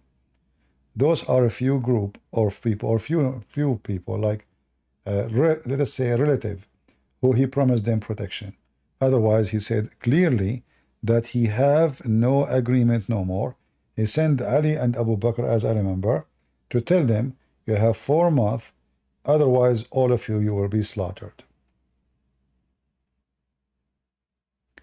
This is why anyone who believes that you can have a peaceful agreement with the Muslims, this is why here it says, when those months are over, kill them, wherever you find them, anywhere you find them. But if they believe, which means they convert to Islam, don't kill them. And this is the clear proof that people, they convert to Islam by the sword. And this is why the Arabian Peninsula became all of it Muslims. Ambush them anywhere you find them. Unless they believe, they convert, and they pray as all Muslims, and then Allah is all merciful. That's it. All right? And then in verse number 29, the Quran usually is not connected to each other. But here, when Muhammad, he took over Mecca, and he forbidden the non-Muslims to enter Mecca, the Muslims, they said to him, but Mecca now will die, because the business is done by those who they are visiting the Kaaba, the non-Muslims. They are the rich ones. At that time, the Muslims are not rich yet, because they did not kill a lot of people yet. So he said to them, if you fear, I mean, the translation here is really weird. But let us see. Hold on, give me a second. I don't know why they are adding all those things. Anyway, so he said, from now on, non-Muslims are filthy, are not allowed to enter Mecca. So they will not get close to it no more. However, if you fear poverty, you see the money? If you fear poverty, Allah will reach you. And right away he says, go and fight the Christian and the Jews, and if they pay you money, they can live. See it? So if you fear poverty, Allah will reach you. Go and fight the Christian and the Jews and kill them, or they have to pay you. And here you notice, by the way, that Muhammad is nothing but satanic. How you accept them to believe that Jesus is God just because they pay you money? Are you doing for the sake of Allah or for the sake of money? It is for the sake of money. Do you see it? So if you pay Muhammad money, You can worship Jesus as God. No problem.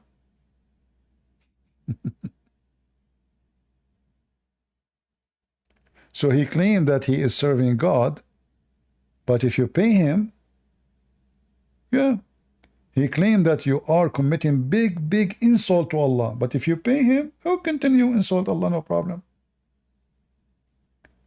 That is really showing you that Muhammad is nothing but Satan.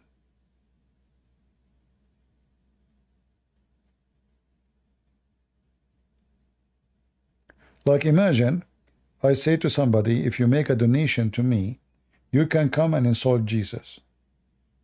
Do you understand what I'm saying?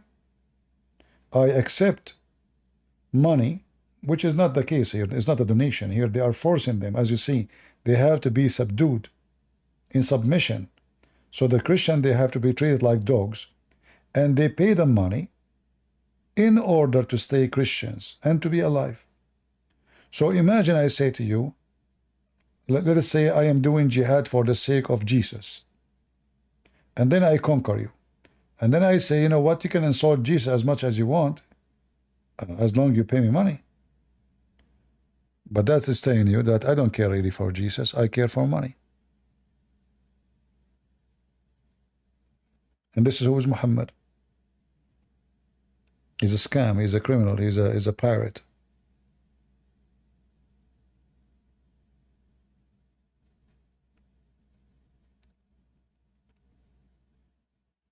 All right, how many hours we are live on air?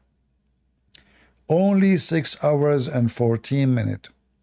Not much. I think I still have some few hours more. What do you think, guys? Are you guys bored? Who's bored? Let us see people on Rumble. People on Rumble, are you bored? What about in Discord? In Discord, they are jumping like crazy.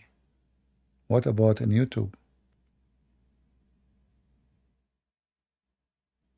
Not bored yet? You know, when you learn English, like you go in the airplane, they say, welcome in board. I said, I'm not going to get in. This is boring. What? Welcome in board. What? I don't know. I don't know who made English. You know, I don't know. We need to replace this language. We are going to ask Kamala Harris to change it for us, to make it fit with the Arab. Why in the world when I go in board in the airplane, it's boring?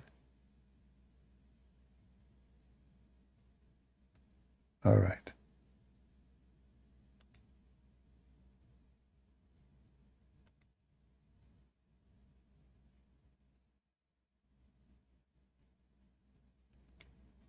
All right, all right. I'm working and listening.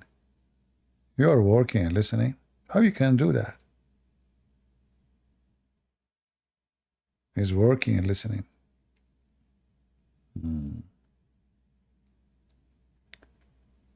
We are greedy for your time. You will pay. Just wait. Get a breath.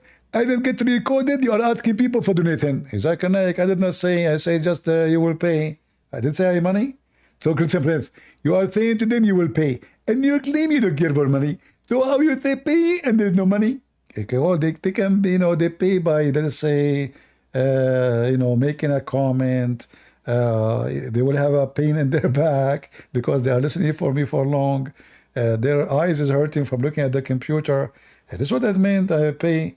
Don't you Muslims say the Quran have outside meaning and inside meaning? Well, this is the inside meaning. First of all, pay mean pay and mean money. Okay. Do you pay respect to Prophet Muhammad? I have to go. Hold on. You just say pay mean pay and pay mean money. So when you say Muslims, you pay respect to Allah, do you pay Muhammad respect money? I have to go because your answer and your question are stupid.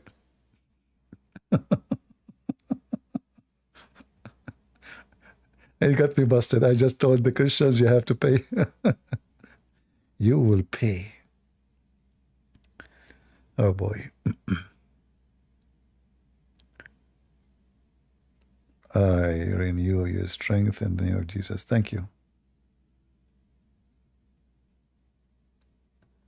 Yeah, you know, people, they say to me, do you write those things before you say them? People, they think I write them down, like, you know, I prepare. No, my friend.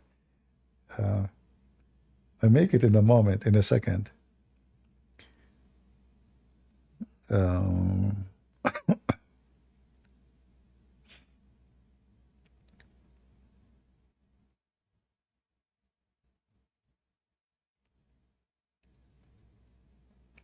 all right, I think we have good time today. And look like we are out of customers. And as long as we are out of customers, we better close the store. Capiche? What do you think? Sorry, Zen, we are done for today. Maybe next time you can join us. Give more lessons in Arabic. Well, you know, the problem is when I started the Arabic class, I said, who want to join?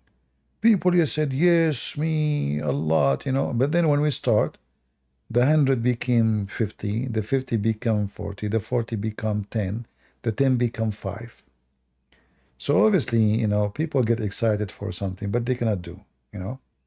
However, the website there have all the videos you need, from teaching you how to read, how to write, how to connect letters. It can give you a full, you know, education about the Arabic language.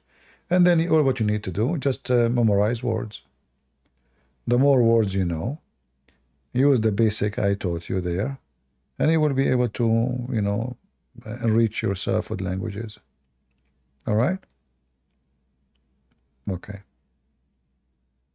Otherwise, I don't mind really to teach. Like, you know, a priest, he asked me to teach online, and then he asked me to go and fly to his country. I said, okay, I'm willing to do it, you know.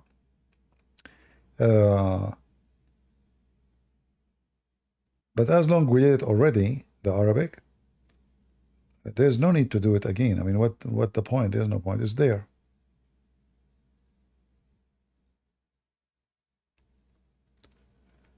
Go to AGT. What does AGT mean? I don't know what AGT.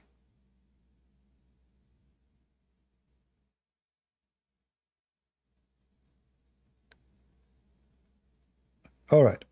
Well, I want to say thank you for all of you, the one who care and the one who don't care, especially the one who don't care because they are the majority.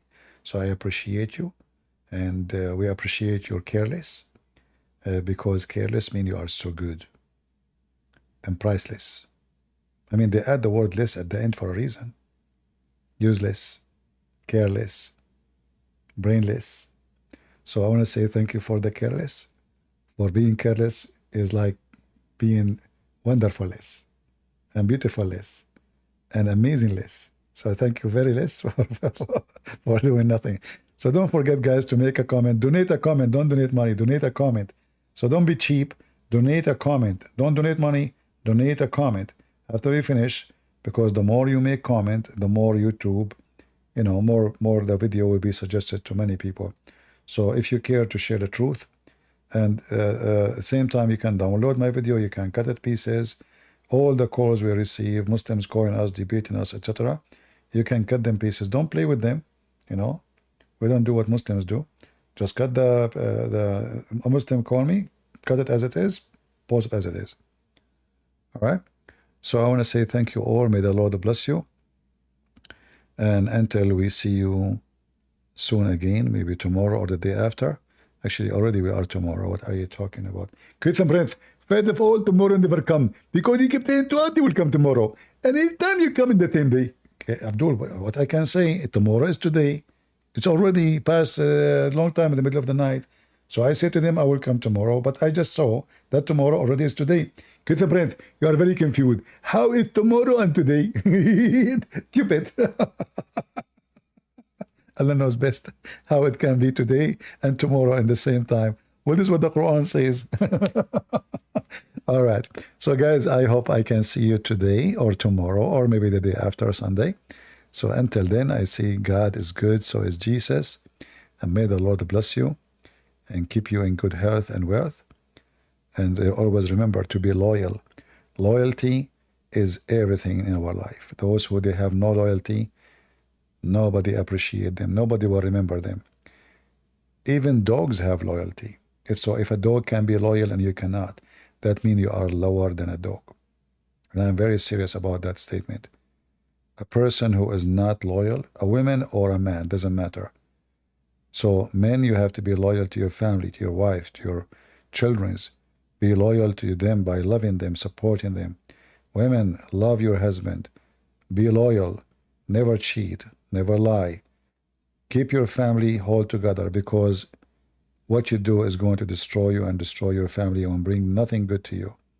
So if you can be a loyal, that means a dog is doing better than you. So you need to ask yourself, what's wrong? Why a dog is better? There's many dogs, they die when their master pass away. They stay over his grave. They cry for him. So it's a shame that a human being have no loyalty to his maker, to the Messiah, to the one who gave us what we have. Your laugh, your joke, even the pain can be joyful, because the pain is the way to know the pleasure. For if we do not know what pain is, we will never know what pleasure is. If we do not know what sugar is, we will not know what salt is. All those are given to us as gifts from the Lord. So praise to Him, be thankful and be loyal, and always be a warrior for Christ. Never let the devil fool you, for if a false man like Muhammad fool you, and he's foolish, how foolish are you? Thank you. God is good, so is Jesus. Amen to that. See ya.